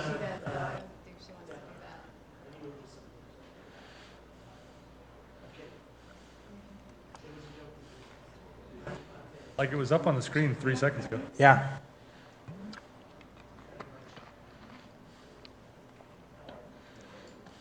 What kind of beer are you drinking there, Chris? What kind of beer are you drinking there, Chris? I'm drinking the Diet Root. Diet Root. Diet Root sounds good. Oh, wait. Are we getting a refresh there? Go to the other side. I'm about ready to record a podcast. I've been sitting here for a second. Oh, we're seeing something. Interview right now? Yeah. How's it going, Josh? Did that just break? It's a plug-in conflict. If your plugin destroyed our AV system, it's game over. I'm just telling you that right now. That's the end.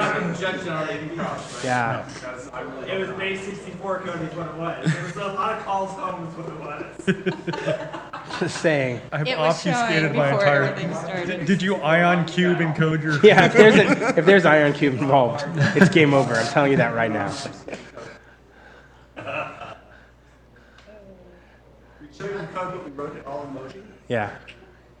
Oh, I did it in Flash. Is that You can totally run this code as long as you have an Iron Cube loader.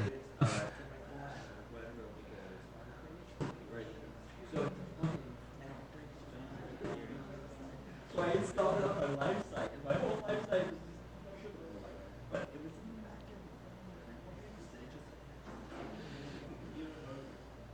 Is there any Pokemon in here? Playing Pokemon Go? Are you currently checking into a Pokemon Go site right now? So my phone's jailbroken and won't play Pokemon Go. Sad. Did you see that there's a guy's house that is on Pokemon Go as like a Pokemon gym, and so people are showing up to his house?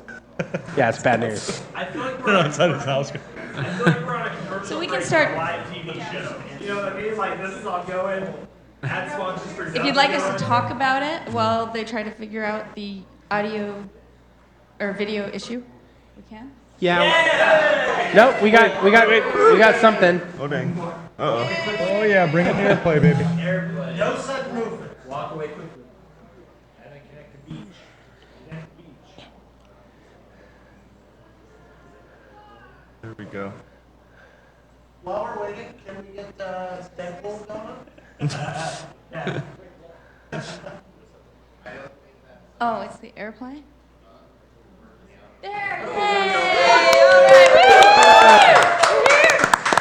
Okay. What's your name? Everybody give it up for Abel. Thank you, Abel. Awesome. All right, so why don't you tell us or show us how this works? Okay. Just have to. Oh yeah. And judges, you can I've look never up been on here. TV before. I don't know how this works. All right. So the plugin. What the plugin does is it attaches lead capture to an image, and it does so in the media library. So it makes it very easy to be able to turn it on and off as you're updating your blog. And once someone enters their email into the lead capture form, that's then emailed to the admin user or the specific email that you put into the back end of the file or of on the media library. And Elizabeth can tell you more about the code, but that's basically what it does. So that, just so we're clear, the text box and the send button are the lead capture underneath that photo. Is that correct? Yes, and the reason, and the call to action, you can change where it says get involved, you can change that. You can change the word send, and so that you can adopt that. You can also change the colors on the back end. And when you do get the email says what post it came from. So you can tell exactly which image, which post gave you the information. And can you put this on more than one image in a single post? Yes. Okay, so here's what we're going to do before we dig into the code. I'm going to give it, each of our judges is going to get a question to ask you about how it works or what it does, or a question that they have. And we're going to start with Nathan over here and then run across. Okay. So Nathan, whatever question you have about this plugin, if you don't have one, just you don't have to share one. So, is the data, like, I guess, where is the data stored, and is it, like, it's attached to the media, so it's the same if you embed that image anywhere on your site? The data is in the post meta table, if you choose to put data in there. The data's in the post meta, so it's not attached to the media, it's attached to the post? Well, to the image. To the, so. It's in the media library. Wait, what, okay, is it more of a, where the image is at in the Where is the data stored? That is. The data table where if you go in the back end, the data table, what table it's in? Oh, I was just asking, like, is it associated with the post that it's on, or is it associated with the image? So, like, it's associated with the image, because okay. that way you get the information for that image. So that when that person fills that out, you'll get the refer for what you referred for that image. Okay. And so if you put that same image on a different page, it would be the same form, or no? If you put that image on a different page, it will be the same form, but if you upload the same image, then it will be a different, wherever you consider that. Right. Does that make sense? So every time you upload an image, you have the option to turn it on or off, and change the call to action or the button title. Okay. Jason? One of the things that I was looking at with the plugin is that box, that meta box that shows up, on that page where you go and make those changes within the image meta itself. One of the things I have an opinion about is being able to collapse that. So if I remember correctly, that didn't have a collapsible block to the top of it, so you can actually hide all of that. Because not everyone's going to want to do what the functionality of your plugin is going to do on every single image. So just as I guess more of a critique or anything is just being able to hide that. When you work with users and you see this sort of stuff, you want to be able to hide as much stuff as possible from them. Which also means that I'd also like to see something where you're able to hide that based on a role or something. Yeah, what the user role is. Those are great suggestions. Thank you. John, do you have a question? So I installed all these, tested them, went through the code and stuff. Just one question. Have you gotten an app yet? No. Have you had an app yet? No, we have not created an app yet. No. No, but I have used it on. Elizabeth should know what I mean. Okay. Have you had an app? For this plugin? No. NAP. Oh, a nap. So for those that don't know, I don't know if you guys. Yeah, I saw it too. So it was fun, but there's a class. There's a class that this plugin creates, a CSS class that is Elizabeth needs an app. We work with attachments in email, possibly. So I forgot the joke. I'm too nervous. Okay. Yes, Elizabeth needs an app. Yes. Always. Awesome. All right. You work on the joke. We'll come back to you. Let's close this and go to the plugin on the admin side. Go where? Go to the admin side of the plugin when I activate it or when I have any settings for it. This is it right here. That's in the media library. That it shows up automatically there. Is there any other settings for the plugin itself? Oh, let me go there. Sorry, I misunderstood what you were saying.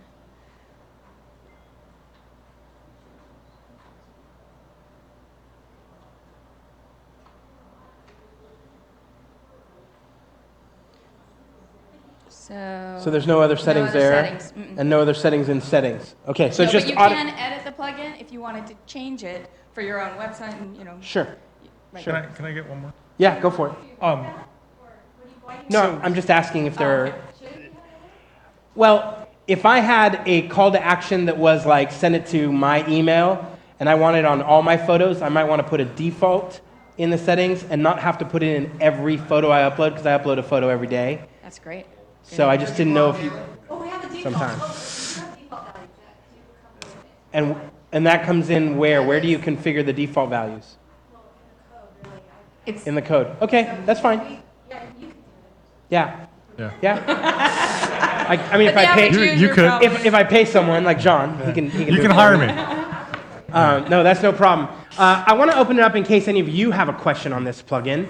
Having seen what you've seen, I'm going to open it up for 1 or 2 questions. So if you have a question, raise your hand, and go for it in the back.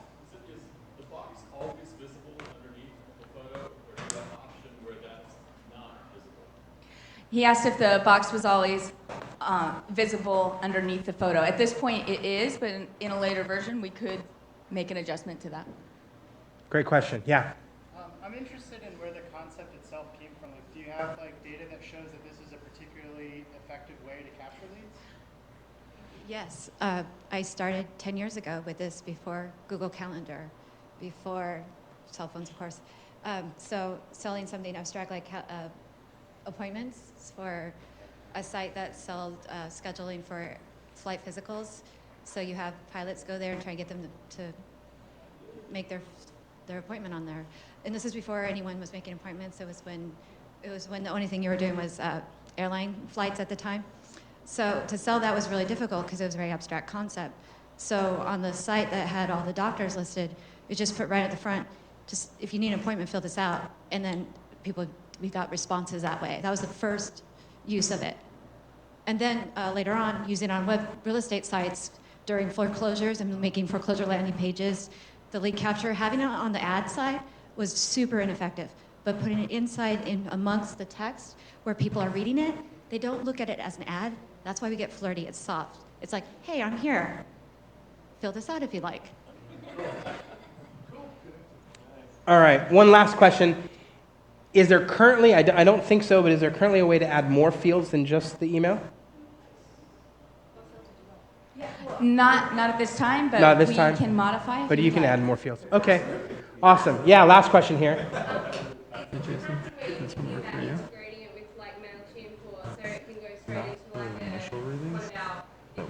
We have plans for that. Awesome, let's give him a hand.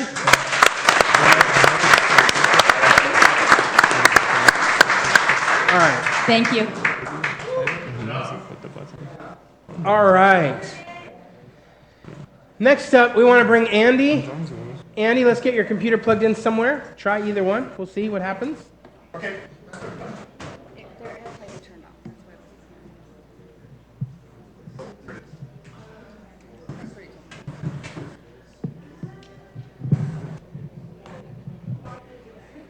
If you don't recall, Andy's plugin is a PDF embed viewer, right? So you embed the PDF on the page, and then you can view it.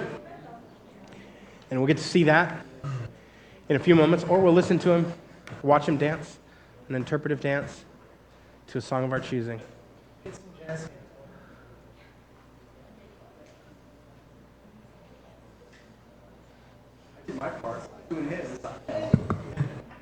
While we're getting ready for that, I should take a moment to remind you that all of this could not happen without the support of all of our sponsors. You can look the side screens to see all the different sponsors: Bluehost, Bold Grid, Liquid Web, Jetpack, also them over here, and of course those keep changing. We have a ton of sponsors that make all of this possible. And now we're up, Embed PDF Viewer. All right, Andy, show us how it works. Okay, so this is the plugin. Honestly, all it does is if you take a PDF and into the mic. Sorry. Thank you. I won't. If you take a PDF and you save it into your media library and you insert it into a page, either as an OEmbed or as a media library insert, the plugin will use the Google Docs viewer to basically create an iframe, because it's more compliant with a lot of different browsers, to view the PDF in line. And so you can scroll the PDF, and you can, with the doc viewer, you can make it larger and zoom and scroll that around. It also adds a link to the PDF below it. Awesome. That's it. There's no settings. Honestly, there's two other plugins that I took the idea from. One was Embed PDF, and the other was RV Embed PDF. One of them did an Embed, one of them did the doc viewer. Both of them didn't update their doc viewer code to use HTTPS, so it was throwing errors. Got it. All right, let's start with John and any questions he has, and we'll run forward from there. So Andy, when I was using this, it's impressive the way it hijacks the Add Media button and inserts an iframe for the PDF. I'm curious. Like the word hijack, but yes. Yeah, well, filters it and inserts it. Why do that and not just rely on OEmbed? I was curious why you'd keep sticking iframes in there. Because I couldn't just an OEmbed was another way to do it. If you have it in your media library, there's no way. I mean, you have to insert it somehow also. So it's just two different ways to be able to embed the PDF. I mean, I didn't want people to get lost or stuck because you have to put it in your media library. Mm-hmm. And if you put it in your media library and say, oh, I'm just going to insert it in the post here, it wouldn't display. But if you hit the Add Media button and it just dropped the link in, like it would for an OEmbed typically, without the iframe wrapper. Oh, would it take? Yeah, I guess. I guess I could do. I could do that. Make it, and it would just use it as an OEmbed. You mean? Yeah. And it would just automatically OEmbed it anyway. It seems more reliable and then updatable down the road. You don't have iframe code hard coded content. Version 1.3 coming up. Or maybe as an option. Just. No, decisions, no options. Okay. Jason, any questions from you? No, I don't have anything. Nathan? When I was testing it, I got something that said preview could not be created. Is that? You were testing it locally, weren't you? Yeah, that was my question. Because Google has to actually spider out. Right. Okay. Google has to actually find the link to do its job. If I don't want this file to be printed or downloaded, does this plugin protect the PDF? Nope. So it's totally printable and or downloadable? Yep. I'll leave that to someone else to write that plugin. There's a 1.4 coming out. No. Watch this. As I said the other time, that's scope creep. No. That's a paid add-on. I just... There'll be a banner bar on the top.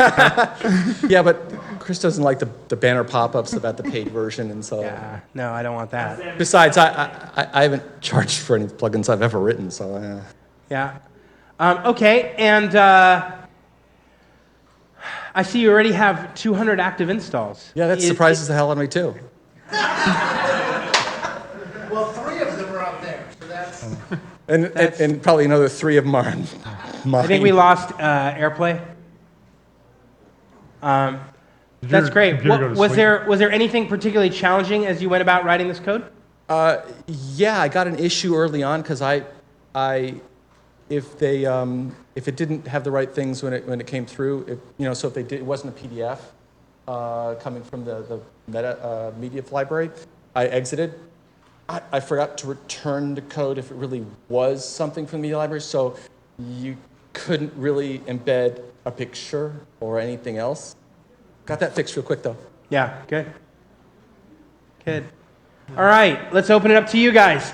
What questions do you have? Yeah.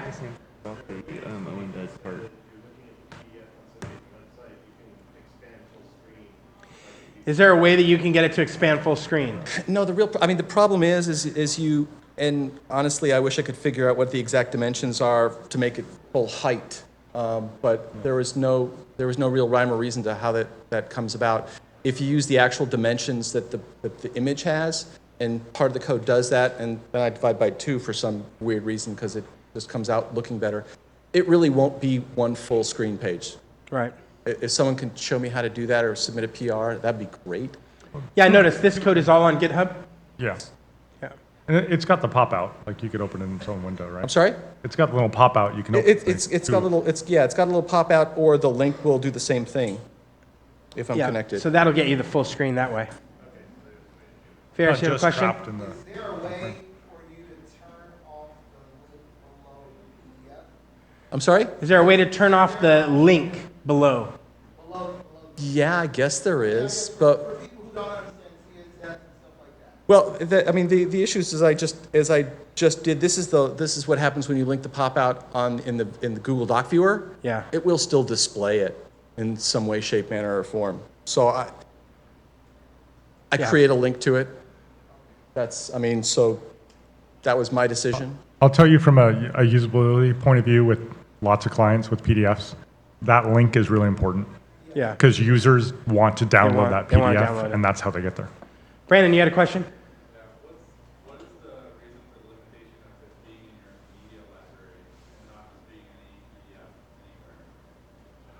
What is the rationale for using it uploading the PDF in the media library as opposed to a PDF anywhere? PDF, and then have that like as a media embed, and then use that to do it. And I did that in my talk. Right. You know, that's really interesting, and I want to bet the OEmbed, if it's a PDF, would probably still work from anywhere. One off. Yeah. I haven't tested it. When's that flag coming up? No, honestly, you could just probably pull one out and test it and see.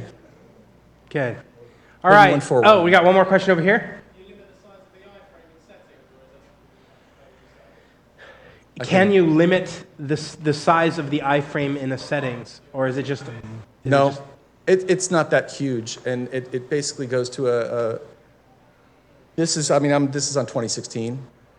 And Content width. There's a big gutter on this side. I imagine if you're It's just max width on the content. Yeah, I mean it has a zoom in it, so no.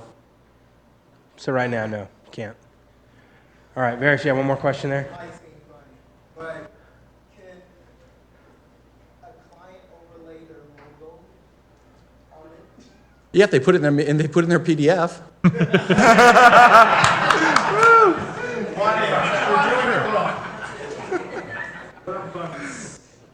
Brandon.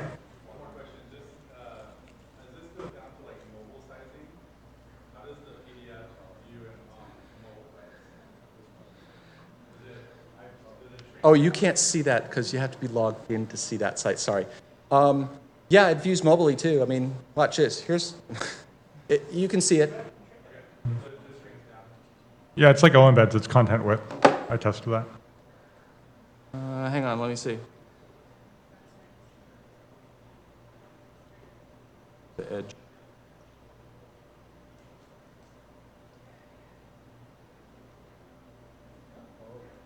Oh, ooh and ah, right there. Ooh That's and that ah. fancy responsive stuff. Folks, we just saw 100%. Yes, Brandon, it will do that. All right, let's give it up for Andy.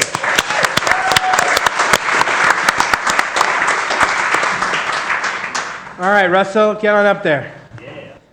Let's take a look and see what you got. Yeah.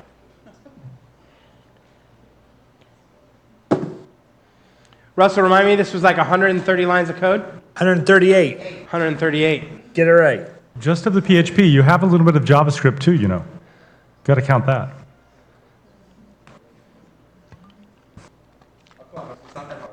While But if you put it all in one line, it counts. It's just While one he line. gets himself set up over there, I'm going to ask the judges another question. Guys, just open-ended to any of you guys. As you started looking at the code, because we got access to these earlier, was there anything you looked at that you went, this is something that could be improved that would be a valuable lesson to everyone? Only on Russell's. Because there's no fixing it, because it's so broken? Yes. So we already know mine can be fixed, so. 1.6 Sorry, carry. So I was going to wait until they had all done it. Like, the first thing I did is run a code standards checker on all of them. Yeah. Some were pretty good, some were not. If you've never used PHP Code Sniffer or PHP Code Beautifier, and you're writing plugins, you should learn how to use it. Write your code to WordPress standards, which means spaces, tabs for indentation. It makes it way more readable. 0790. That's for one. And that's a valuable lesson for anyone who's writing a plugin, right? 067. If you know that someone else is going to come behind you, which it may even be you 6 months later, if you're going to come back and you want to be able to read that code and not try and remember what you were thinking when you're doing it, use standards to make it easier for you to read through and process and understand what you did before. Yeah, and I see that. especially if someone else is going to come and take a look at your code. So using a code sniffer is really, really helpful, especially if you can run it through all of the WordPress standards. Anything else stand out to you guys as quick tips?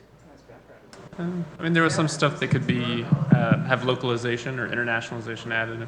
Yeah. Yeah. So in the same way that you think about adding hooks, right, actions or filters, so that someone else could do something with your code if they decide to take it in a different direction, same way when you're thinking about internationalization, are you set up so that someone else could do the heavy lifting of translating your plugin?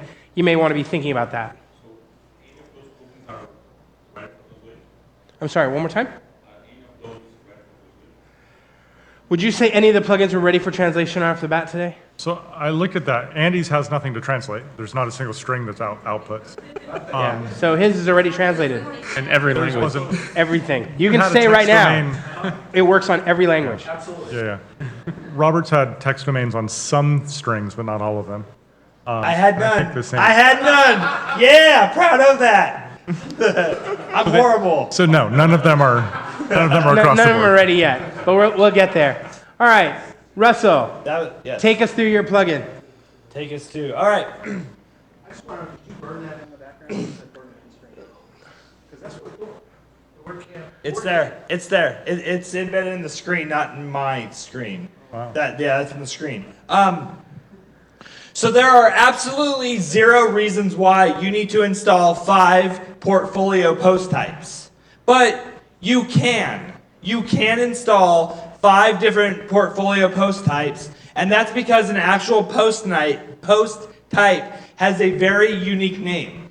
And in that unique name is where I discovered a very simple problem. When you install the events calendar, the post type is not called the events calendar, it's actually called tribe events. When you install other ones, you can see that you would think it would be called NASCAR track, but it's actually called this other thing. Unless you know where to look in the URL or in the code, you have no idea how to build custom queries just to show a specific blog type on an archive page. Unless you're doing archive pages or you're doing something in the hierarchy, you have no idea. And it looks a lot like this, if you can see it. You have to look and know where it says post type equals listen to. If you've ever tried to educate someone and show them the way to developing, and you say, this is where you look, they get confused. The word custom post type is a big, scary word. So what I wanted to do is I wanted to create a very simple plugin. And my plugin just shows you all the active post types that are on your site right now. So if you wanted to start learning your own queries, you wanted to start learning how to build your own search, you actually know it's called post or it's called portfolio post. You actually know what to query against. It saves time, it saved me time, and I actually became a better developer because I know that it's now tribe_events and not whatever it could be. Now, Russell, I got to ask you one question. I keep seeing QATPT, and Query all the post types? I know what that stands for, but how do you pronounce QATPT? Quapped? I don't know. All right, keep going. I'm not a marketing guy, Chris. That's clear. I would That's consult so clear. I would consult with chrislemon.com is what I would do. All right? All right, keep going. And so here's another thing is when you start writing code, if you've never written code and this is how an actual post type works, this is confusing to you. And so I can tell you that you put something in the menu name and something in the slug, and that's great, it works, but it doesn't really show you what it does. You can also use another plugin like custom post type UI. And this actually kind of walks you through and says, give it a name, give it a singular name. You have a little bit of content, but still, until you see that populate somewhere, you don't feel like you've actually accomplished something.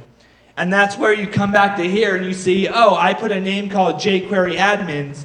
I see a thing now called jQuery admin. I understand what that does now. So if I want to change the name, now I know where to go to look to see if it changed. When you're trying to educate somebody with WordPress and they don't see something instant, or they don't see something that shows their work or show that they have actually learned something, they get discouraged and they leave. And that's the last thing I want anybody to do with using WordPress. I am doing one thing though. I am excluding a couple post types. These post types are not actual post types like nav menu item. It does matter, but there's not, you can't see and edit posts like pages and posts. So I'm excluding them because they don't have a link. Other than that, they still exist, and I make that noticeable that they do exist, but I'm not showing them in my plugin. And that's query all the post types. It's really, really simple. Awesome. Nathan, any questions from you? No. Nope. Jason, any from you?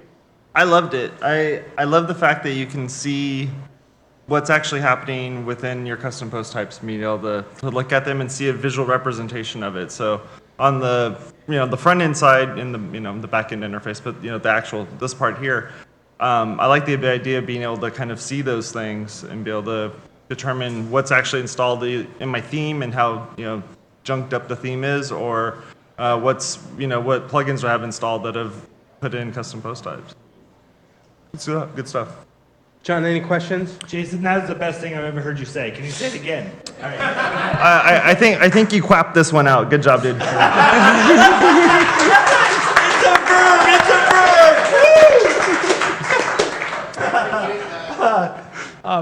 verb! One question. It sounded like earlier you'd said that it tells you how to query the post types as well?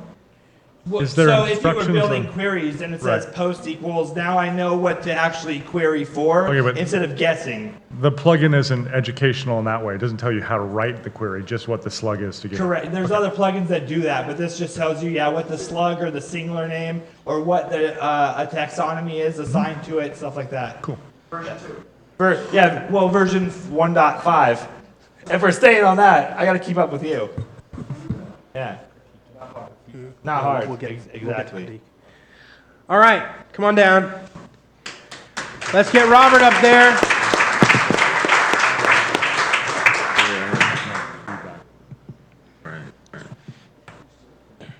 I was gonna hijack Yeah, I was gonna say. It looks like Robert just stole Russell's plugin. Yeah. It's really query all the post types. Robert wins for query all the post types.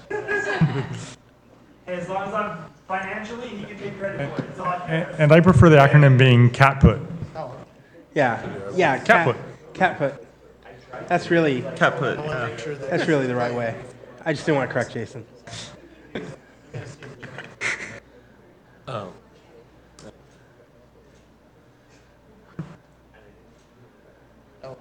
Oh. Okay.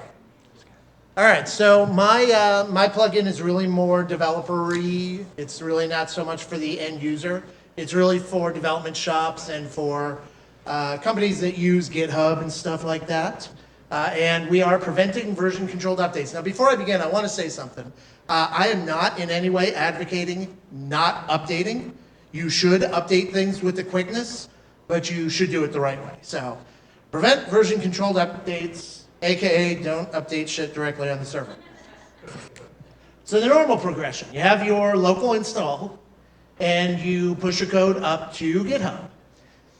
Then you've got a server, either a production or either a staging rather, or a live production. You can get the code to this one of two ways. Sometimes you push from Git, maybe you're using Beanstalk, maybe you're using Deploy HQ, but more often than not, you push from your local computer to the server. So at the beginning, everything is in sync. The software on your laptop is the same as the software in GitHub, is the same as the software on the server. But then later on, there's an update for Hello Dolly. It could happen. Just go with it. So, now on your dashboard, on your local environment, and on the server, you have updates 1. You don't really have updates 1 in GitHub, but again, just go with it. The code on GitHub is out of date, you just don't have that visual representation. So, we have this happening, and then the client, your client who logs into the live site, for instance, they see that there's an update, and they know, they've been told, hey, if you don't update all your plugins, you could get hacked. So they decide to do the friendly thing and update, good intentions, they update the plugin directly on that. So they say, hey, Hello Dolly 1.7, and now there's no updates on the live site. But now, stuff is out of sync.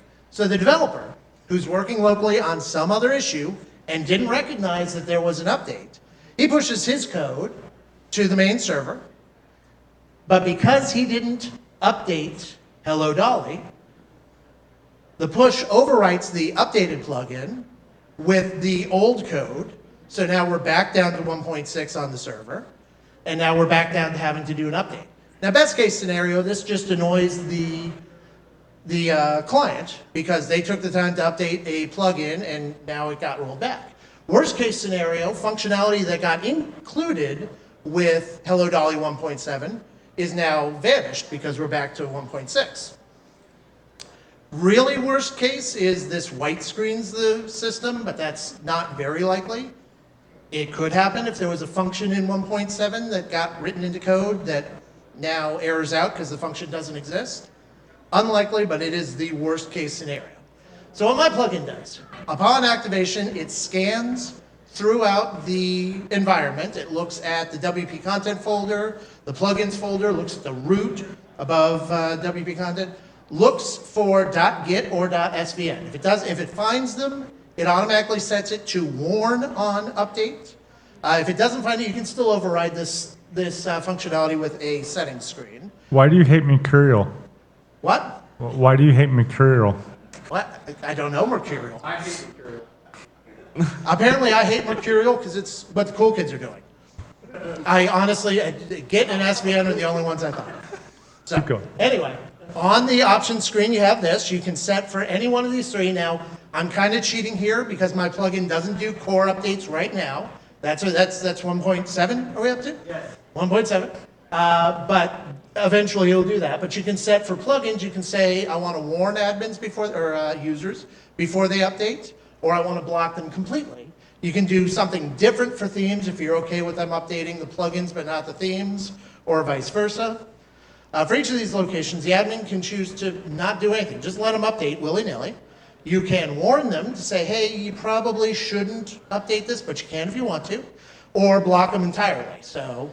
And the title and content of this box is user modifiable. So this is the modal window, not a pop-up. This is the modal window. You get that title and that content.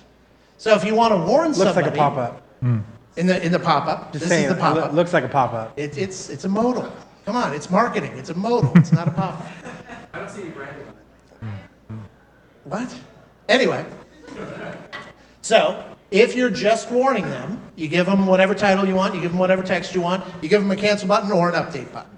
And if you're blocking them, you just give them a cancel button. You just say, hey, sorry, you can't update it. Contact your web company at, that's my number, to install the update. And that's it. All right, Nathan, did you have any questions? Was it tricky to do the development? Was there any difference between the kind of shiny updates, the one-click, versus the updates page? So the question was it difficult to deal with the shiny updates as opposed to doing it through the updates page? Yes, it was. I had to do something hacky to cancel shiny updates. I had to change the class name so that shiny updates wouldn't run on that anymore. So it was... You changed the class name for each plugin?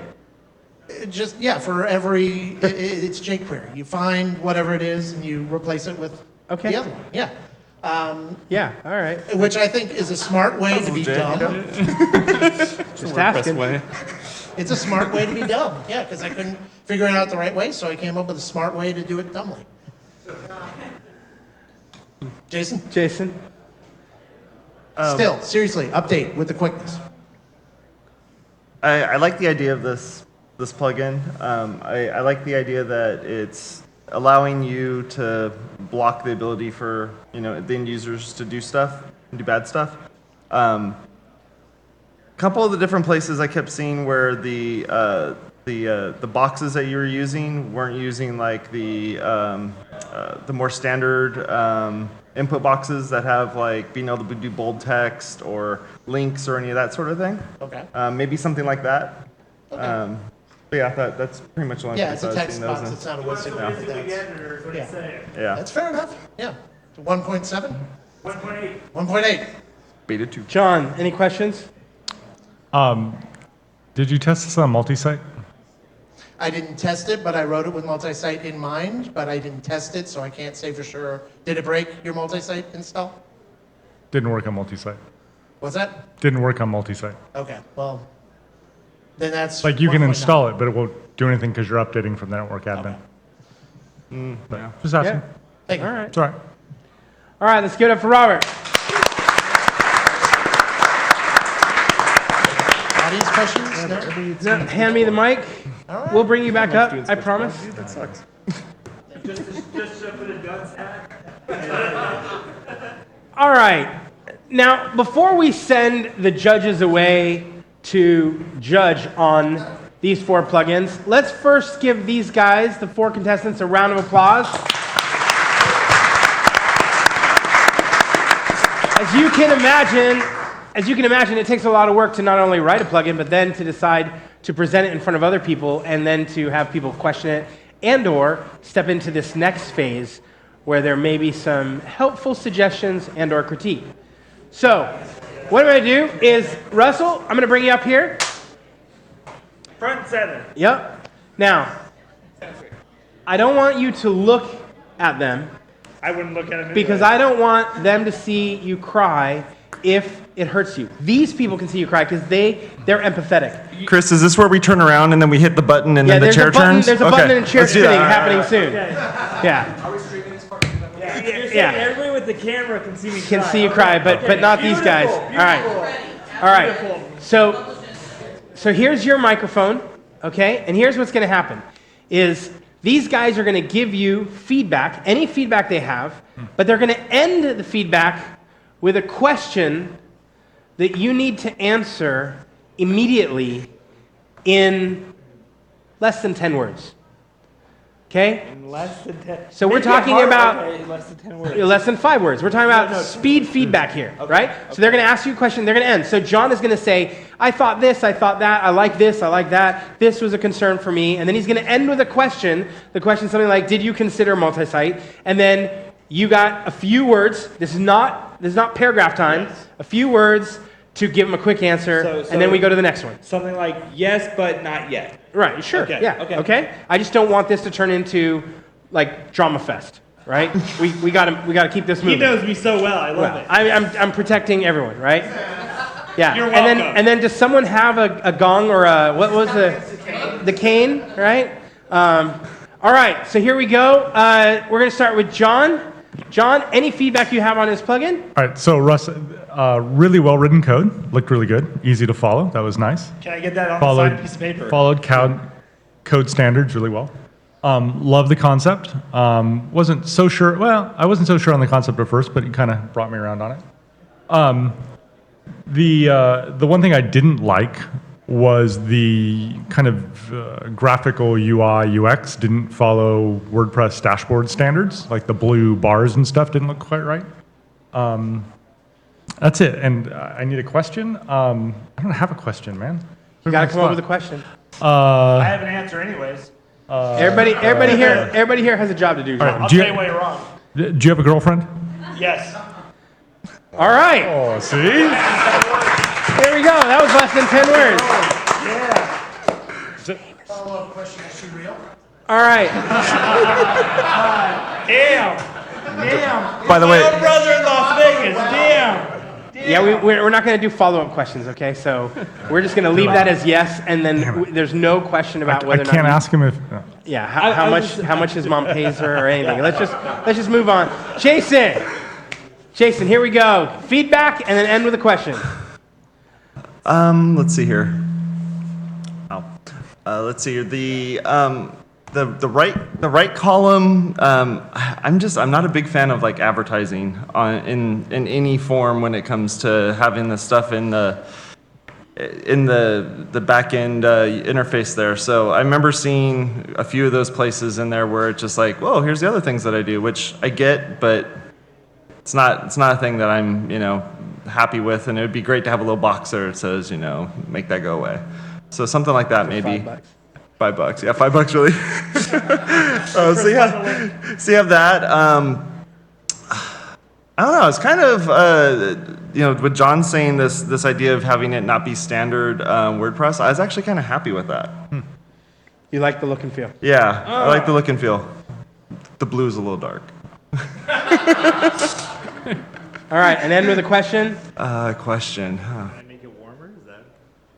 Are we staying on girlfriends? Is that No, what we're no, doing? you can- Don't do that. you can ask anything else. That's because really I don't have a question, bro.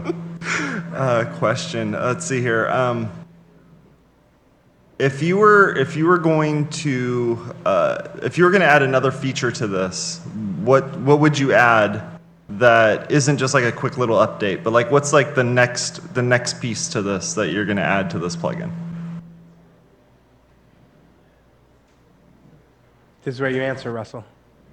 Yes. You didn't say I couldn't answer in an hour. Question mark. No, he actually said you have to instantly answer. It's called an instant answer. Okay.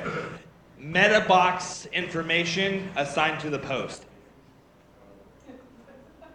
We'll take that. We'll take that answer. It's gonna take me a second to figure out what you mean, but okay. Nathan, any observations, feedback on the plugin? I mean, not beyond what's been said. I did notice there was one link to WP admin that was like hard-coded to /WP admin instead of using the admin URL function. That wouldn't work on multi-site or if they'd moved the admin. Good catch. But, that's pretty minor. So everything looked pretty good. I guess question. This is terrifying. I can't see them. You guys are watching me do nothing. It's terrifying. We watch you do nothing all the time. Every Monday on the water cooler, baby. What features do you think you could add in for further education or like to make it a more useful resource for people learning? How can I make it better?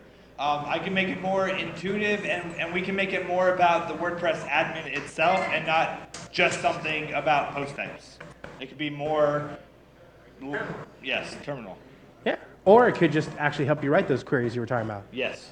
Awesome. All right, let's give it up for Russell. Andy, come on up. I imagine Jason was like this the whole time. All right, Andy, here we go. John, feedback on the plugin? All right, Andy, really liked the plugin. I know there's a couple others out there, but it was one conversation, guys. It was one of those plugins you installed it and it just worked. So major props on that. No confusion in how to get it to work. It just happened. Code was super clean. I've seen your GitHub updated code. I didn't expect any different. UI UX is really good. The only thing I questioned was that iframe thing as to why do that, not just embed. Next version. So I guess you seem to be very decisions on options. If you were going to add one option to this, what would it be? Oh. I guess I could put a little box in there that people could click.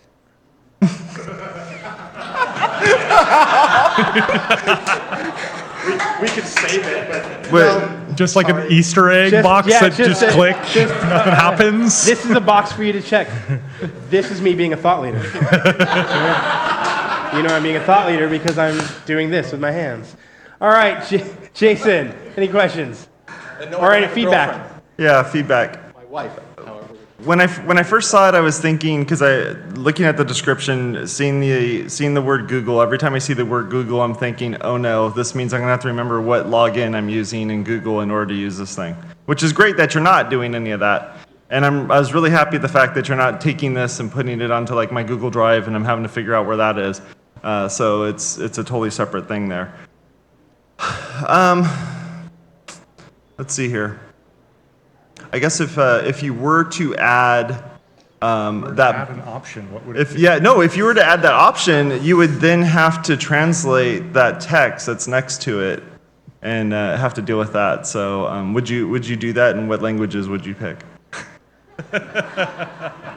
I would translate it into English because that's the only thing I'm passively fluent in. So not even translated at all. That's horrible. Well, Nate. If it goes in the repo, at some point, it will be Yeah, translated. it'll be translated. Yep. Without my intervention. Thank you, Mika. All right, Nathan. Yeah, it was a very clean plugin, very simple. I like it. Feels very core WordPress to just add it from the media library, and you don't have the short code. I think maybe it was so simple that like I didn't realize that quite at first. I installed the plugin, and then I looked for settings and then tools, and so maybe just on the plugin right after you activate it, there's usually a link to settings. Maybe there could just be a link to like getting started. It could just be a link to a text file or something. That would be, if you're confused where to go. What to do next? That would need to be translated. Yeah, it would have to be translatable for sure. Okay. And a question, is there anything that you could do as a fallback so that it would work locally? No, I think that's an issue with the way the Google Docs viewer is. I could add I could try and change to an embed link instead of using the Google Docs viewer, and I played with that a little bit. The problem is that there's probably a lot of browsers out there that don't really support it, so it wouldn't work in more places. It would work in less places than more. Yeah. All right, let's give it up.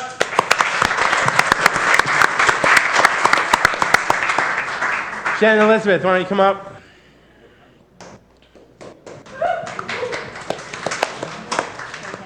All right, so here we go. John, feedback. All right, so I really like the concept of this one. The idea of adding lead gen to the images is really cool. I liked the use of Flexbox, modern CSS practices was good. However, the code that I got was virtually unreadable mess. Like, what editor are you using to format this code? Oh, wow, you did end with a question. Oh, am I supposed to answer that? Yes, that's your question. okay. What editor are you using to format this code? Oh, I just use Notepad++. Okay. Notepad++. And FTP. We have some fans in the audience. Yeah. I put a lot of comments in there, so that's how I know what's going on. Is that what you mean? Bring the microphone up I closer. just put a lot of comments in there, so I know what's going on. Is that what you mean? No, it's that The like, structure of the things code. were indented like Oh, my 50 indentation. tabs. Oh, I'm sorry. Yeah, I didn't run it through something to make it. I was too busy thinking about other things. So I will do that for you. the If Codex that- has a great page on WordPress code standards that talks about spacing and parentheses and tabs for indentation. And I could see you were doing a pretty good job of abstracting your code out into functions.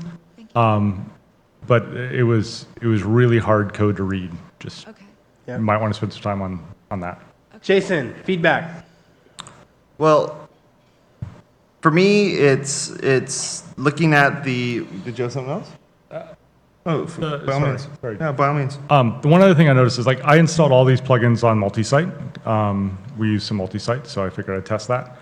And I tested on a couple of the default themes, and in both cases, the buttons didn't show up properly. Like there was no contrast to them because I assumed that the defaults would work.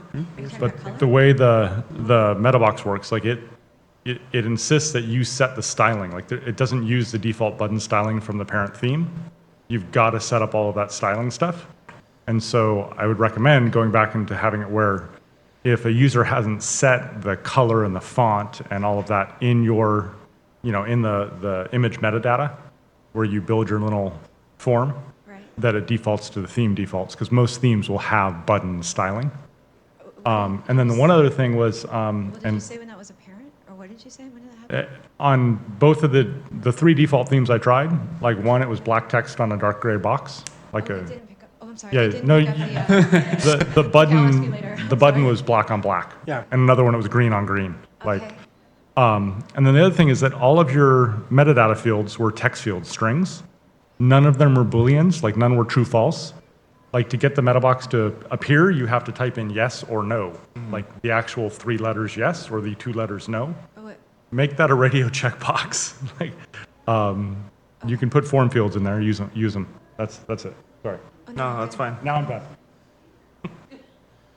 So looking at the when I first went and looked at the plugin in the repository, the 2 things I always look for, and it's more just out of curiosity, is did the person put anything in there that's for screenshots, and were there any screenshots in there just kind of showing what this thing is?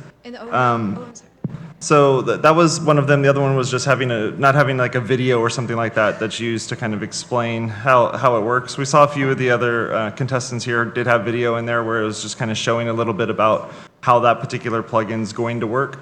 So when someone's shopping for free plugins in the repository, they can quickly find it, see if it's something that visually will work for what they're trying to accomplish, and then be able to do it.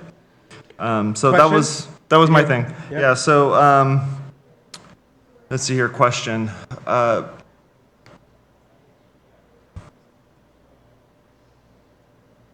had a question.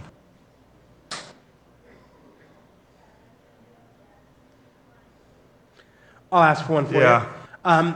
You said you're going to use it, Jen, with clients, right? So have you started trying it with any clients yet? Yes, I've tried it on several WordPress sites, and we're still testing. We've just really only in the last week rolled it out. And, but previous to that, I was using something similarly on another platform. Got it. And we were having some pretty good results with it. Good. That's great. Yeah, I guess the only question would be is, are you planning on putting any other form fields in there, or being able to, ask for, check this box for doing double opt-in or something like that? Yes. Cool. Nathan? Yeah, so the code, when I was looking through, I saw some like comments from previous versions and kind of commented out lines I think that you'd used before. Maybe just delete those out so that they're not in the public version. And then there was one, maybe a couple instances of important styles for CSS that, makes it harder to style and customize for other developers. But those are the 2 things. I mean, I really liked the idea. I think it would, I'd like to see what you guys would do next with it. And would you intend to like show and hide those media fields so that they would be not there on every image? That's a question? Yeah. Am I going to hide? Are you planning to add that, or are you planning to? Well, I think it may do what Jason suggested, but hide what doesn't need to show. But they only show up at the time that it loads, like the time that you go there. It's not in your, it's not on that page really. So it's dynamic. So I wouldn't do that really. But if you want to put stuff in the database, then just uninstall it if you don't want it there. Remove the plugin. It uninstalls. So, but I don't think I would do that, actually, honestly. Yeah. All right. Thank you very much.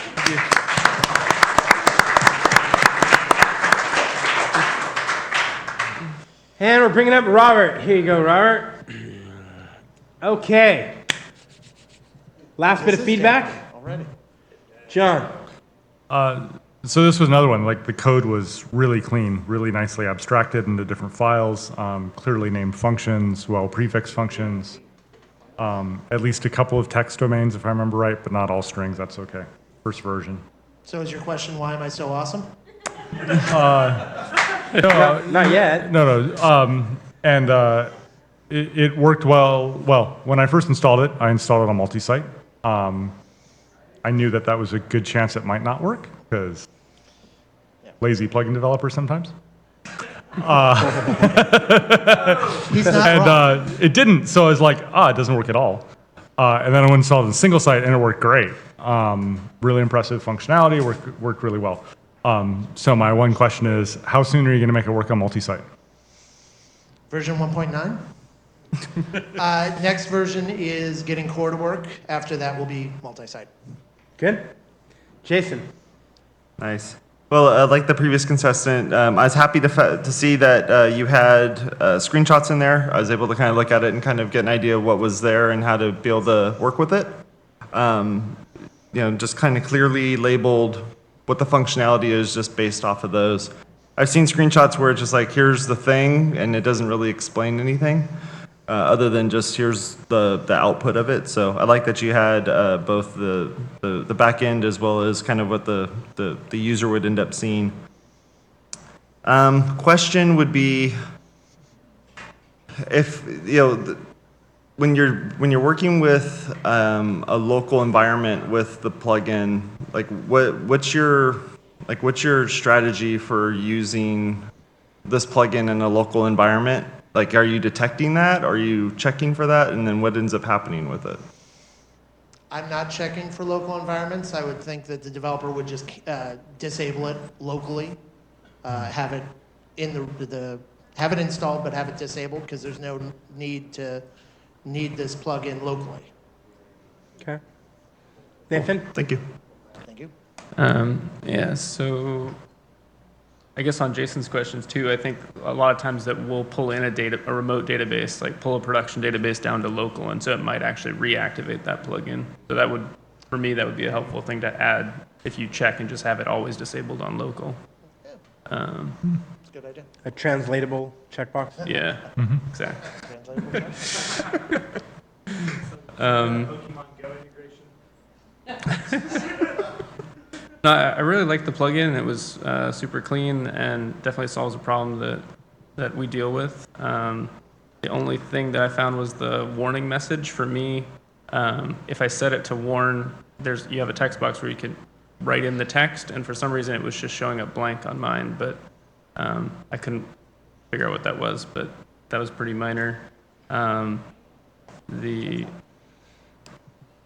guess as a question, would you add maybe on, when you have them blocked, you could actually suppress the filters that are doing the checks for updates, so it just wouldn't even show that updates are available. Can I answer that in more than 10 words? Yeah. I thought about that. Is that the question? Is Yes. why didn't I do that? I thought about that, but I don't want to hide updates entirely. I want the user who doesn't know better to see that there's an update, even though they can't apply it, because then they'll let the developer know. If you hide updates, then shit doesn't get updated at all. Yeah. So that was a conscious decision. Good decision. Good call. Awesome. Thank you very much, Robert. Chris, can I get one more thing in here? Yeah. I forgot one of my notes on Flirty Leads. You guys did a video walkthrough of the plugin, which was awesome. Super props on that. Awesome. I didn't see yours. One thing. I just tested mine on a multi-site, and because the admin doesn't have host types, it does work on multi-site. Nice. I tested a multi-site. It works per site. That's fine. That was a big brown nose. Roberts didn't. Someone get him a tissue. All right. So let me tell you what's going to happen now. We are going to send the judges away as they go debate and discuss who won this Plugin Palooza. But don't go anywhere, because what I'm going to do is I'm going to invite Sakuri, who sponsored this entire contest, up here. All right? And they're going to tell us a little about the prize. So first, big round of applause for our contestants. A big another round of applause for our judges. All right, judges, get out of here. Margowski is pointing the way, so follow him. He'll take you to where you need to go. You guys are like a jury right now. Don't talk What it's about worth. money. See, I was thinking chopped.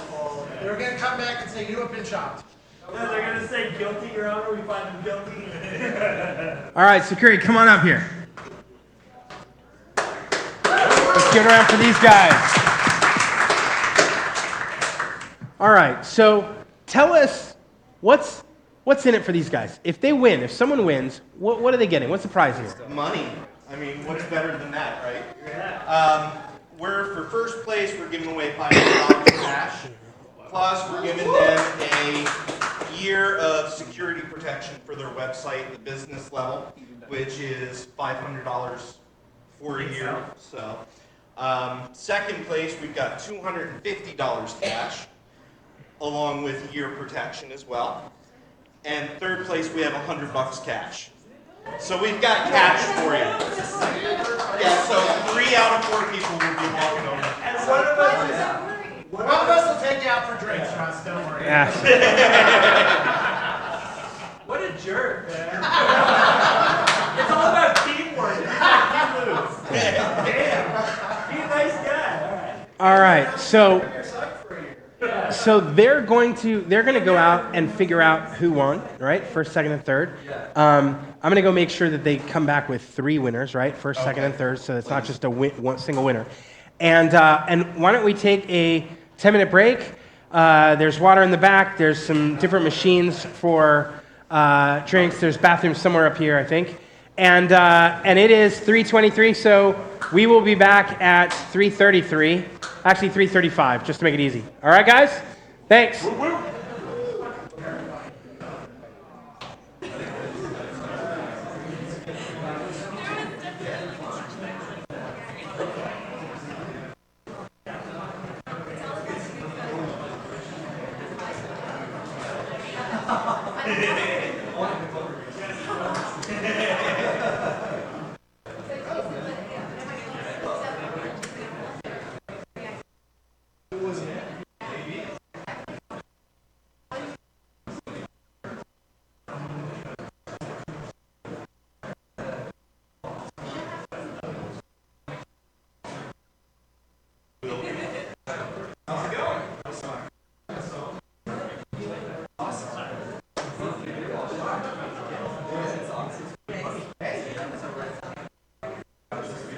You do? I do.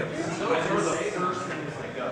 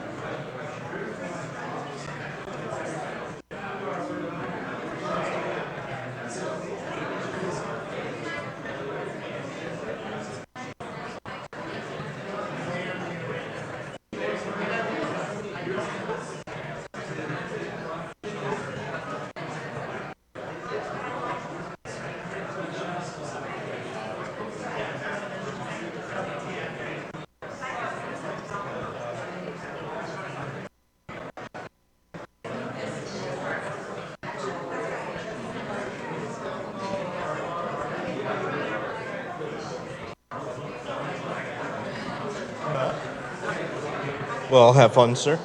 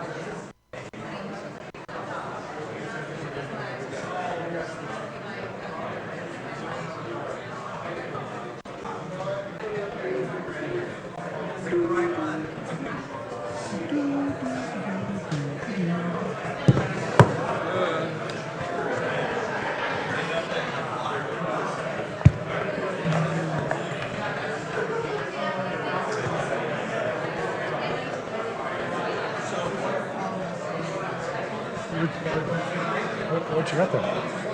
Like a Rice Krispie treat?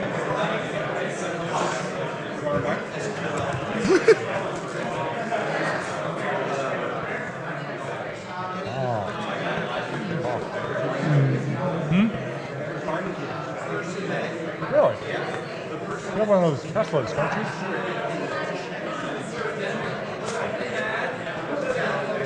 -0. We're gonna go -0. Did you review any of it? No. Oh. You might want to. I know you should be up here for sure.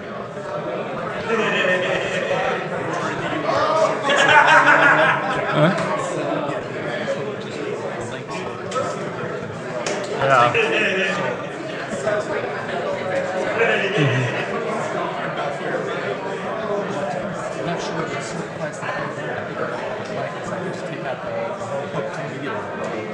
Ready to take it all out.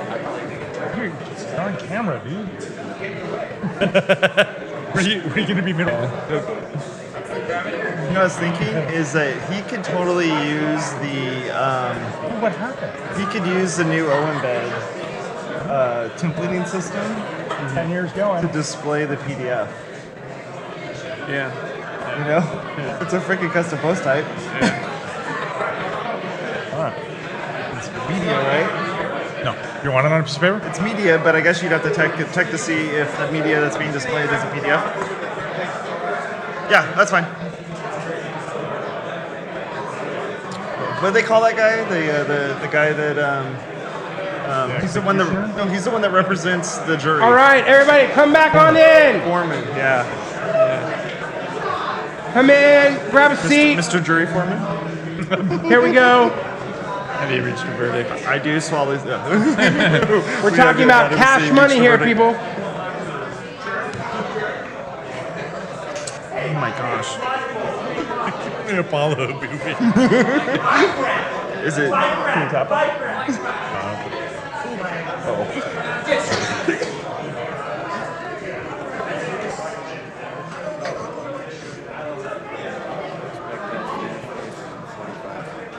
Somewhere that's planned. All right. Maybe for the tech to go. So, we sent our judges out. We asked them to give us a first place, a second place, third place, and a fourth place. But it turns out, even though we said there are only prizes for first, second, and third, we actually have a prize for fourth place. See, Russ? So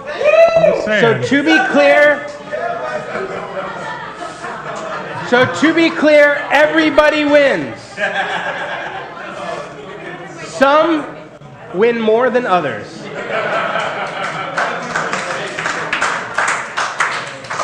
This is not a participation trophy. No. Whoever gets fourth place gets to drive home in the carpool lane with Darth. Okay? That's not consolation. That's some serious prize right there. All right. I want you to know that I was tempted to just keep that prize for myself, but no, I thought We have a fifth entry. everyone should be a winner. All right. So, fourth place, and the folks that get to go home with this amazing Darth Vader stand-up, which also folds so it can fit in the car. Do you have who came in fourth? John Brown. John Brown. Won it. John Brown.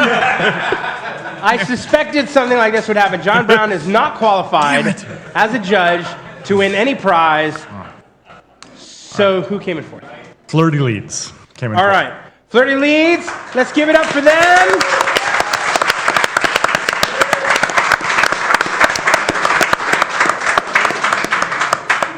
Darth is yours to share. I mean, you can go back and forth each week or each month. Yeah. Oh, I got my joke. Oh, you have. She's got her joke ready. Here we go. Okay. You probably know it, but why can't you send a Jedi email attachment? Why can't you send a Jedi email attachment? I don't know. Because attachments aren't allowed. Because attachments aren't allowed. Well done. Well done. All right.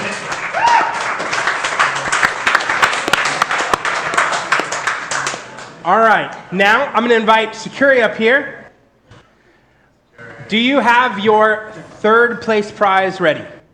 Okay, he's got it right there. There's cash money in there. All right, and do we have third place winner? Third place goes to the Embed PDF Viewer plugin. Embed Andy PDF, Clark. bring it up for Andy. All right. Now, let's bring up our last two contestants. Come up here. He's prettier. Both of you. He's way prettier. All right. Both of you in the middle here. All right. So, We gotta be like on the pageant. okay. So Russ, you spent a lot of time talking to folks about trying to be the winner of the People's Choice, and the feedback I heard was that they liked what you did. So that's good news. They didn't understand what Roberts did, but that's its own thing, right? Fair. But how do you think you did? You think you got first here? Okay, don't answer yet. All right.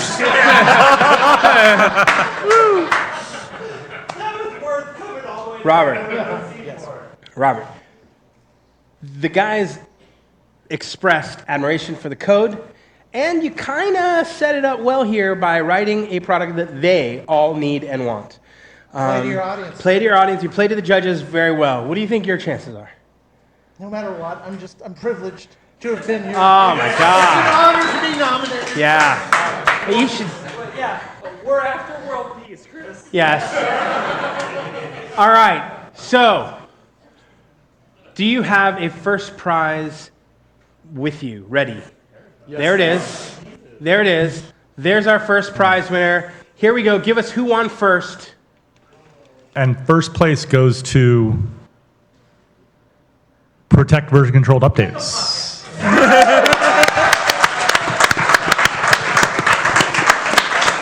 All right. And that means that in second place, Russ with query all the post types. Let's give a round of applause to all the contestants. And another round of applause for Sakuri for sponsoring the event.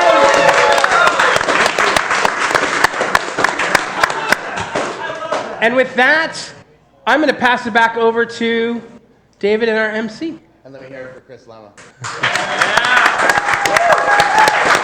All right, we're done here. Oh, hey, one more round for the judges. They did all the heavy lifting. All right, what's next,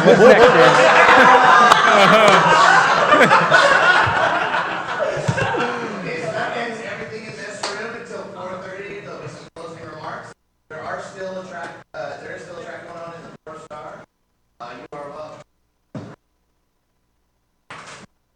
Red Dwarf? Not Red Dwarf. So feel free to meander. You can come here and do whatever you want. Before we have fun. Make sure you grab all of your cables and attachments. And if you would like some extra tumblers or t-shirts, they're lined up now right by the exit. Feel free to grab as many. Thank you guys very much. Thank you. No problem. I'm a Shakespeare. I'm not Ross. Thank you.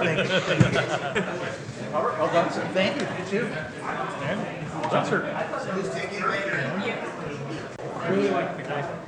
I heard you say that they just. So I don't know if you've seen that.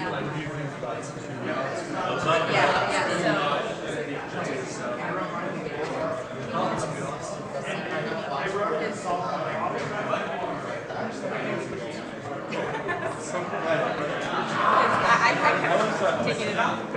Robert. Yes. Come here.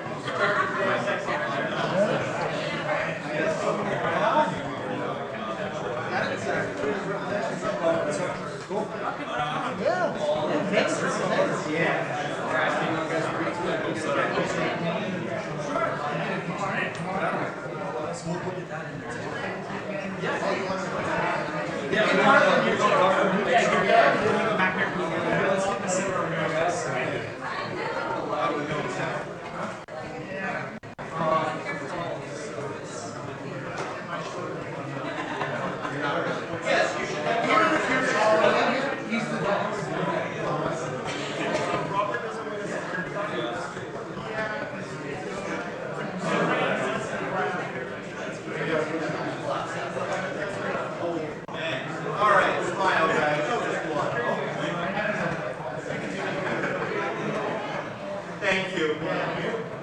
Awesome, guys. Congrats again.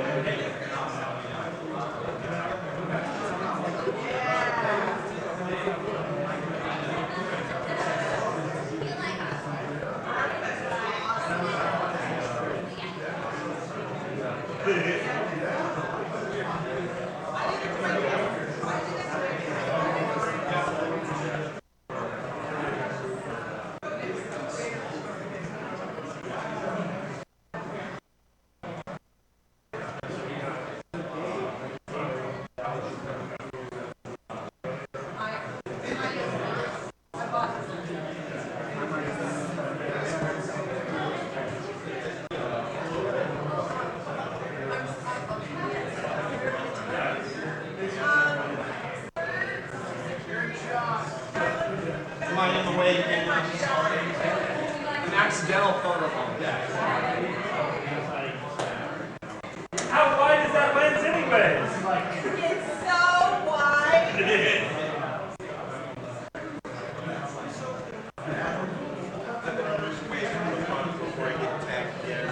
Yeah, right.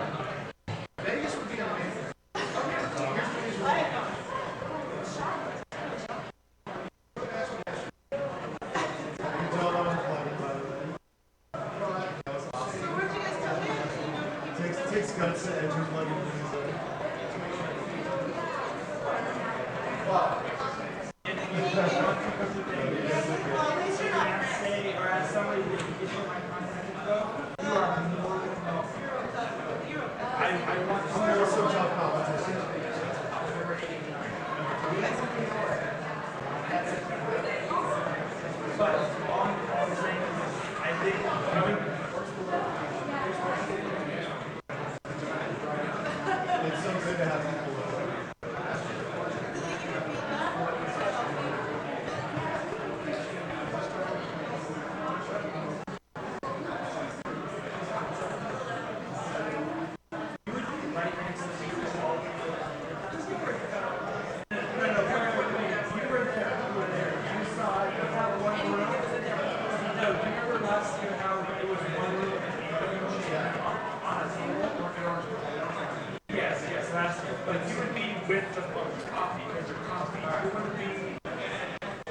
only stipulation is, do you need power? Maybe that's why you're using it.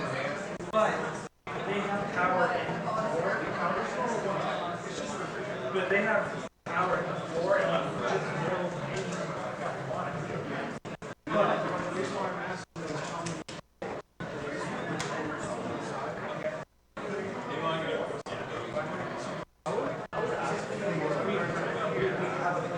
you can store it at there, and they're a server company, which means they're built.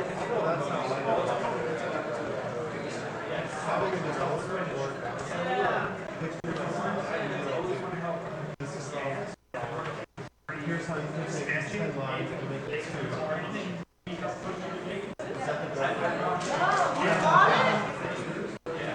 Honestly, that was the best.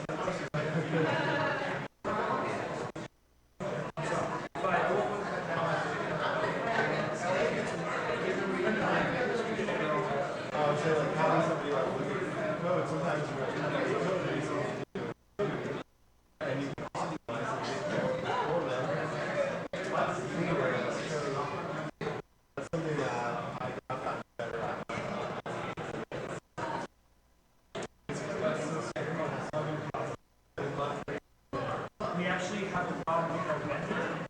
We're going to have regular ones like this, but I would love to have something that's not just regular. I probably drink so much. I think the joke, I don't know if you've heard it, I drink so much, I've heard it. That's right. Do you have an actual dog?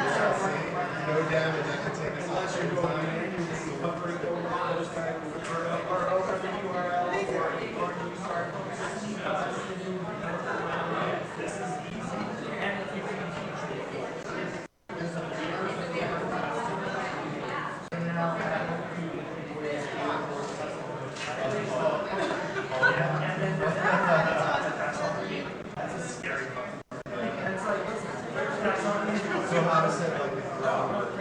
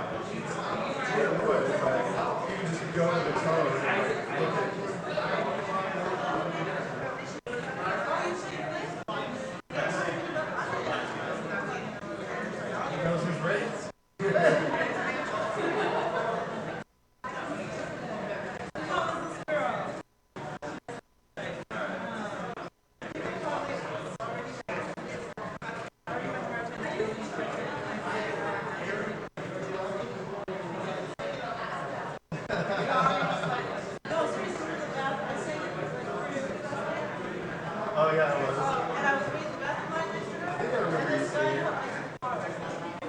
Oh yeah, yeah. You have a tray?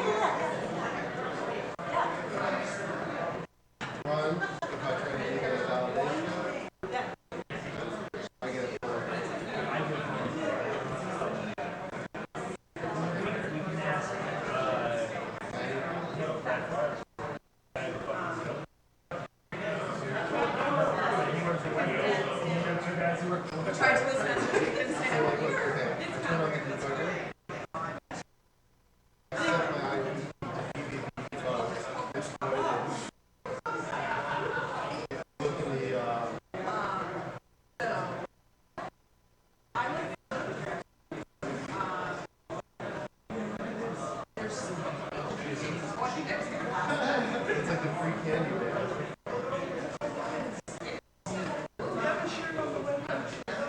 So I know next debug remote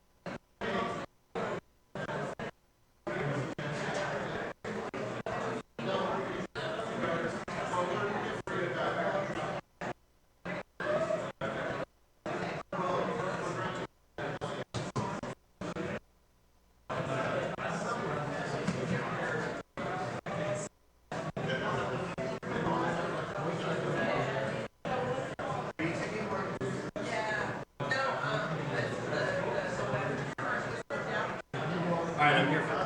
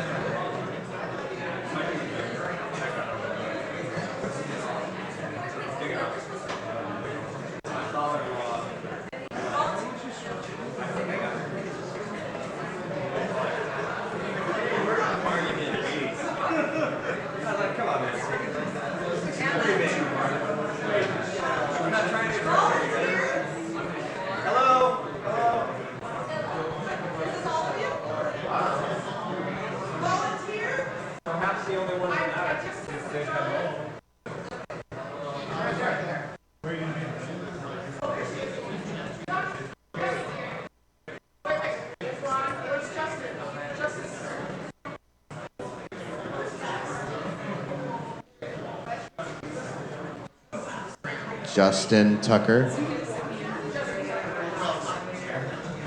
Justin Tucker, please report to the nebula. Justin Tucker.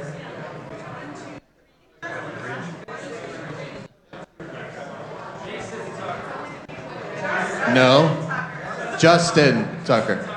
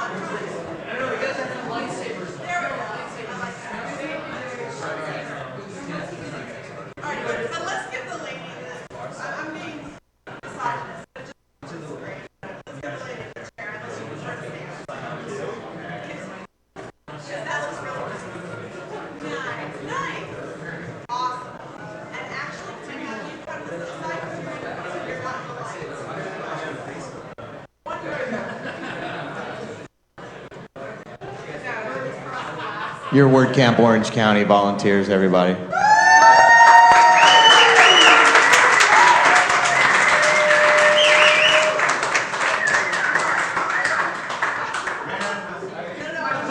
No, you gotta keep clapping the whole time they're there.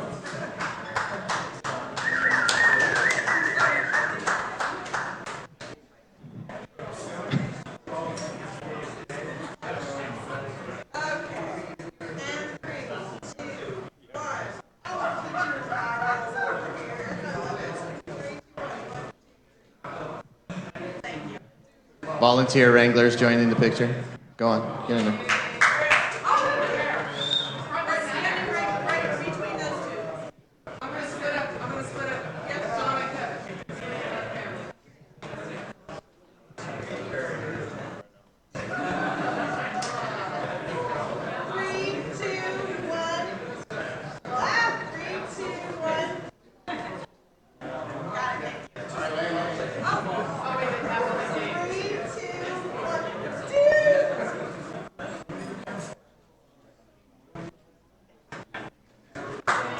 Thank you, guys.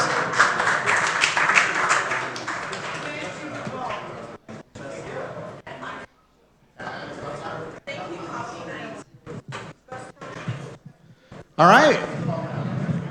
That's about it. WordCamp Orange County is done. We have a few last-minute pieces of business.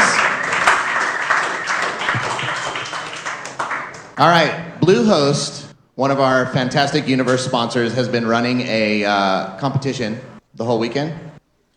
Pretty much, right? For this gigantic television set that is behind me. We have a winner. You do have to be here to be present. No, wait.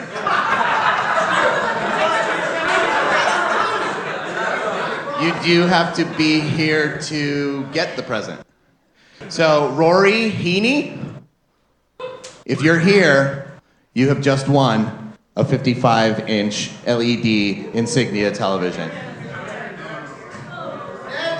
How long do they have to claim it? Like, should I count to 30 seconds or what? Rory Heaney. You're the next... Oh, sorry, wrong show. All right. The next person is here. I know them. David Sotoyo, you just won a TV set.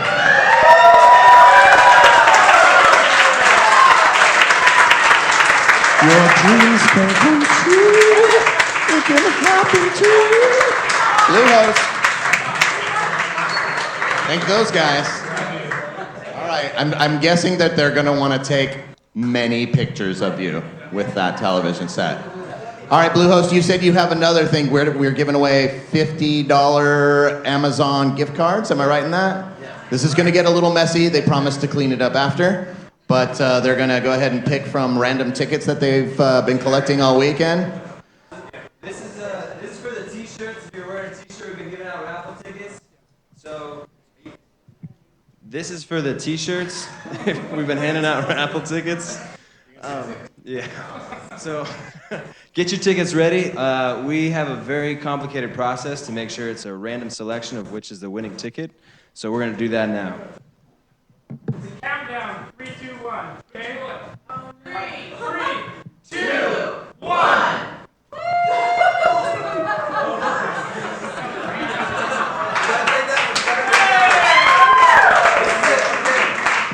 Okay, Vanna White here.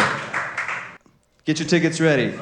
3873. Most people probably have that. 4.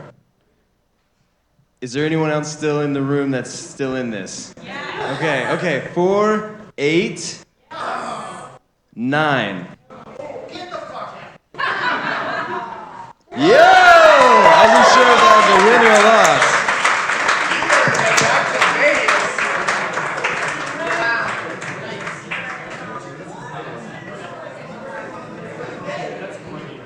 This is your lucky weekend, mister. Robert Gilmer, winner of the Plug-in a Palooza, in case you missed that. It was Reg. It was totally Reg. I had fishing line. If I tell you how it's done, it's no longer matching. Okay. I hope that everybody had a great time. I hope you learned something. I hope you made a new connection. I hope you had fun. We hope to see you back next year. I want to thank my organizing team, David Arsenault, Priscilla Christian, Brandon Dove, Dave Massa, Robert Ninehouse, Jamal Tasham, Sarah Weefald, Steve Zanget, and Jeff Zinn. If you got what you wanted out of WordCamp this year, it's because of them. If you didn't, it's my fault. Next up in the local WordCamp scene, WordCamp Los Angeles. It's September 10th and 11th. Tickets are going to go on sale very soon. Steve. No, I'm have nothing to. Okay, safety officer. I hope to see you guys all at WordCamp Los Angeles. Thanks for coming.